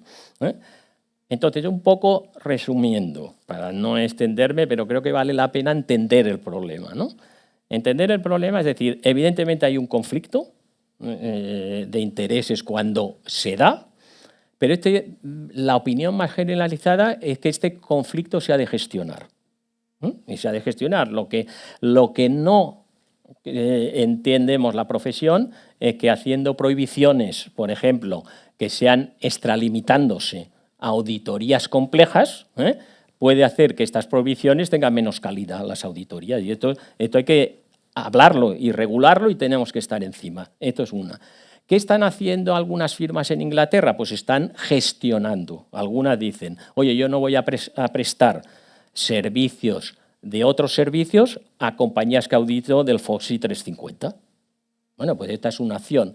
Otras compañías están estudiando a ver si dividen más formalmente sus divisiones, ¿no? Yo creo que el tema, por esto que es más profundo, es decir, señores, vamos a ver que tenemos un conflicto, vamos a gestionarlo, pero depende qué medidas se hagan, afectará a la calidad de la auditoría porque tendremos unos equipos que no tendrán el conocimiento necesario que si estuviésemos en firmas puras. Y un poco lo que sí que somos conscientes dentro de la profesión, que este problema hay que gestionarlo. ¿Por qué? Porque hemos de convencer y a veces los usuarios, el público en general, entiende que hay conflicto. Y entonces lo que tenemos que hacer es resolverlo, pero en los casos que sean, pero teniendo en cuenta que no solo es para tirar para hacia un lado, hay que tirar para hacia un lado y para otro, para saber que lo importante es la calidad.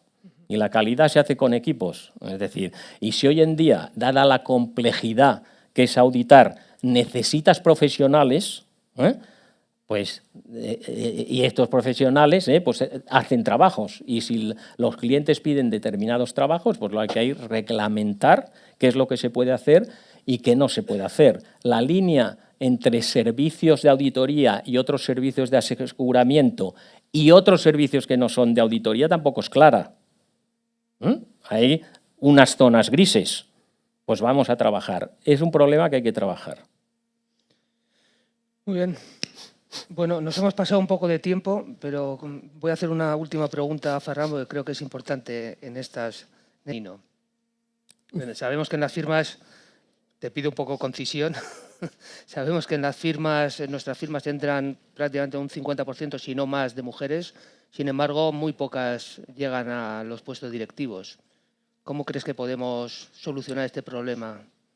Bueno, es un problema, está identificado. La mayoría de las organizaciones no hemos sabido articular un mecanismo para que la paridad de género se mantenga en las organizaciones. A ver, lo que sí se está haciendo mucho trabajo, y vosotros seguramente lo podéis ver, pues que es obvio que a los primeros niveles profesionales o los primeros años de experiencia en organizaciones de auditoría y despachos, pues yo creo que ahí la paridad, el talento femenino está presente y se consigue incluso superar la paridad. Al menos yo hablo por experiencia propia.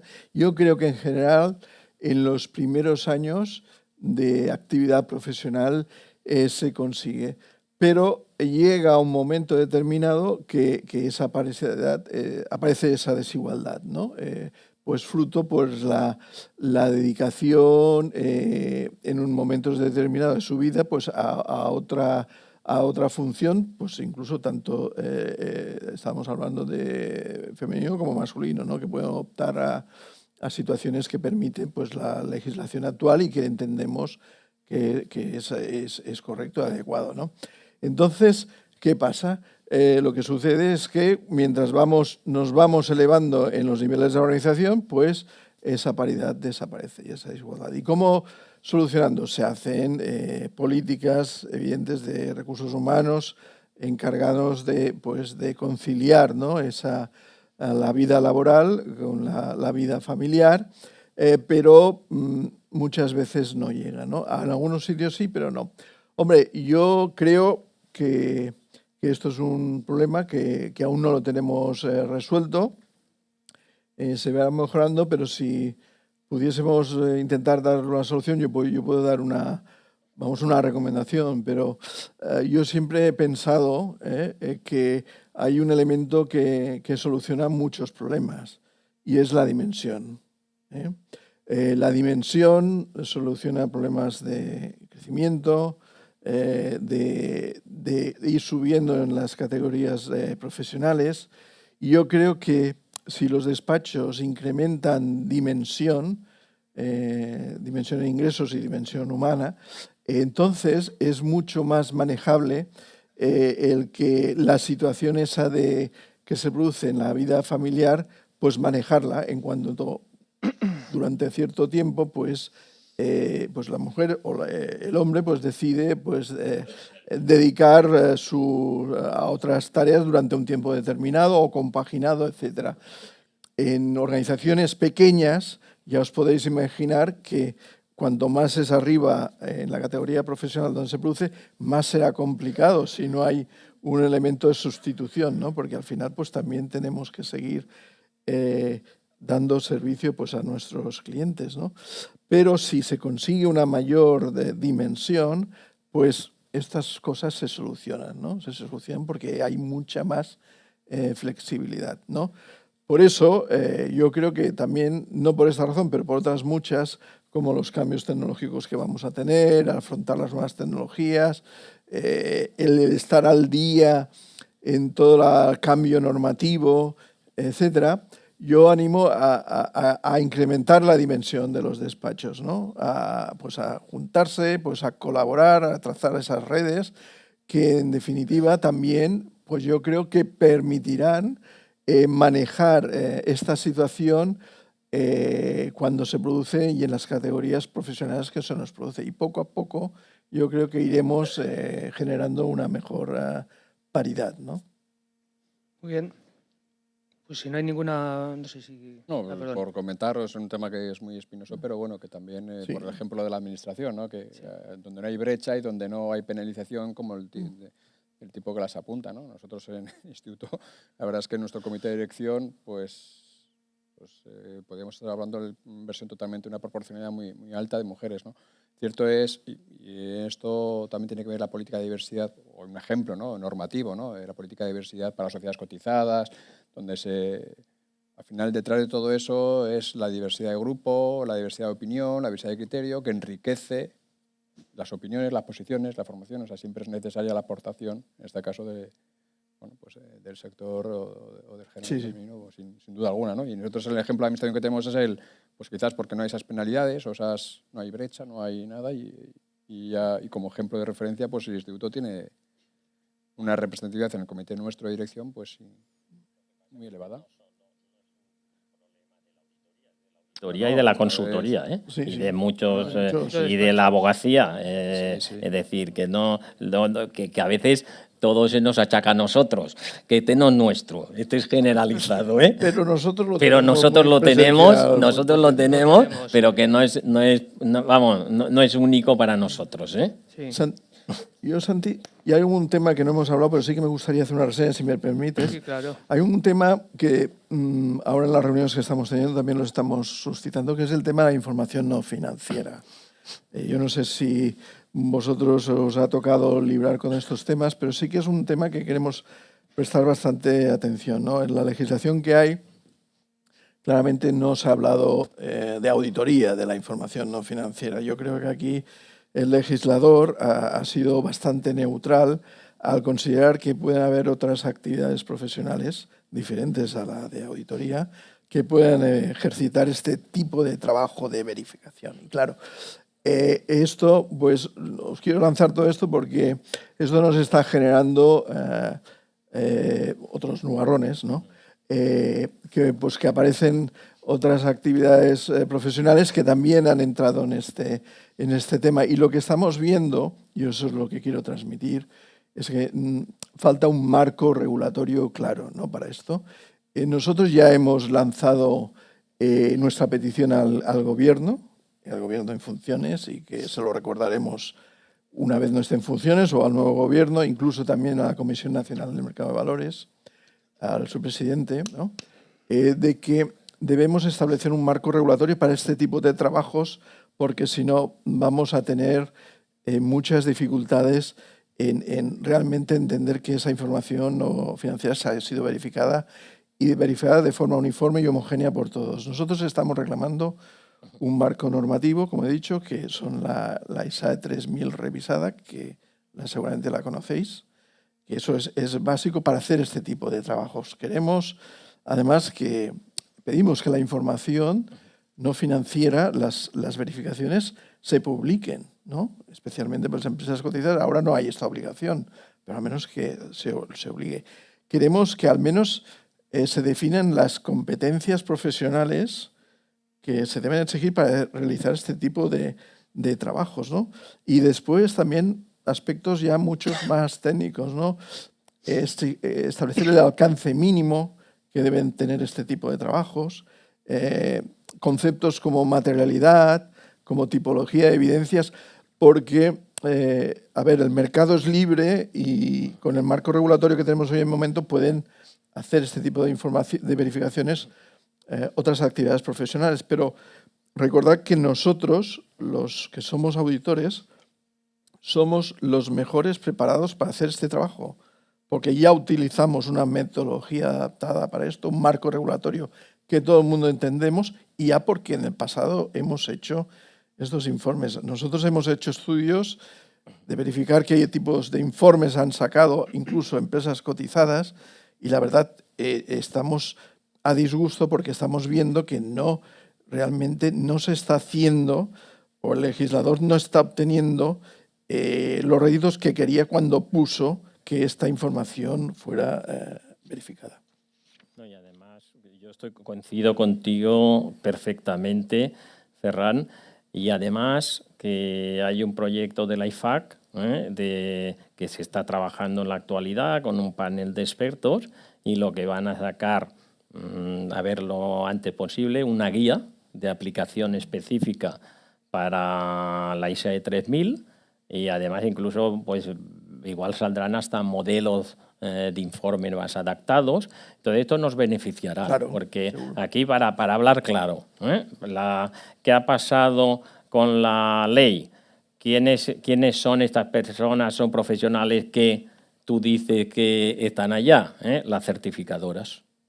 Entonces, claro, cuando esto funciona así, que hay lobbies, sí. Y entonces aquí estamos en el otro lado, pues están las certificadoras. Y entonces va a ser difícil, ¿no?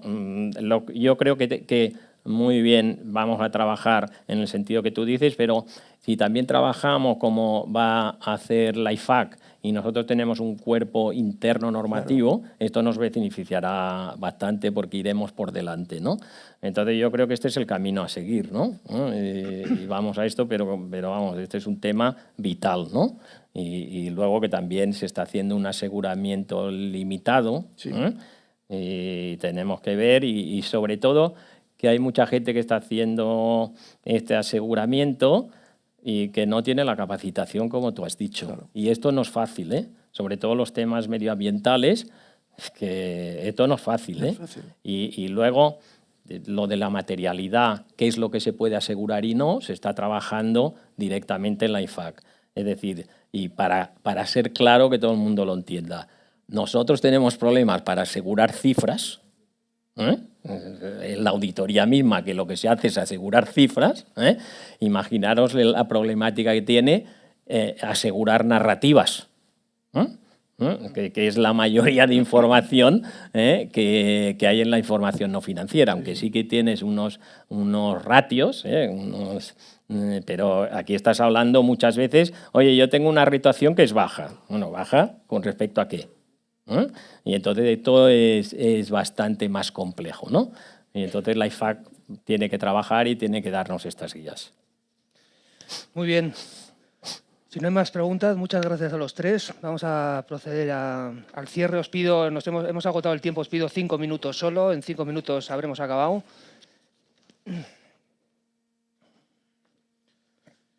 Bueno, como un resumen rápido de la jornada, solo 2 frases o 2 ideas. Una que han transmitido tanto el diputado como José Luis Larrea, que es lo más importante son las personas. Y otra de José Luis Larrea es que ahora es un deber social ser optimista. Me parece interesante la reflexión. Bueno, antes de proceder al cierre, quiero hacer un reconocimiento especial a un profesional que todos conocemos. Ha trabajado tanto en el Colegio Vasco de Economistas como en el Instituto de Asesores Jurados de Cuentas. Ha colaborado activamente en la organización de todos los foros celebrados hasta ahora, desde el primero hasta este 30º. Y este último, en principio, es el último en el que participa, al menos como organizador, porque en pocos meses se jubila, muy a mi pesar. Para mí ha sido un placer los años que he tenido relación profesional con él y, desde luego, relación personal que espero que duren muchos más años. Me refiero a Álvaro Benítez, a quien todos conocéis, y para el que pido un fuerte aplauso. Álvaro, por aquí.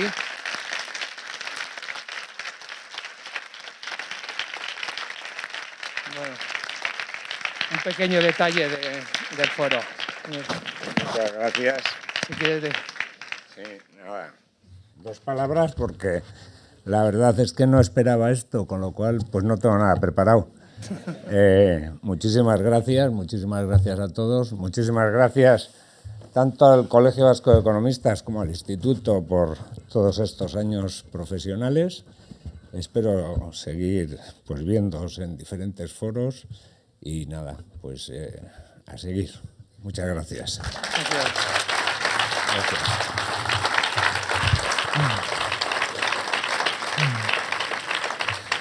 Bueno, yo desde luego cuento contigo, Álvaro, para los siguientes foros.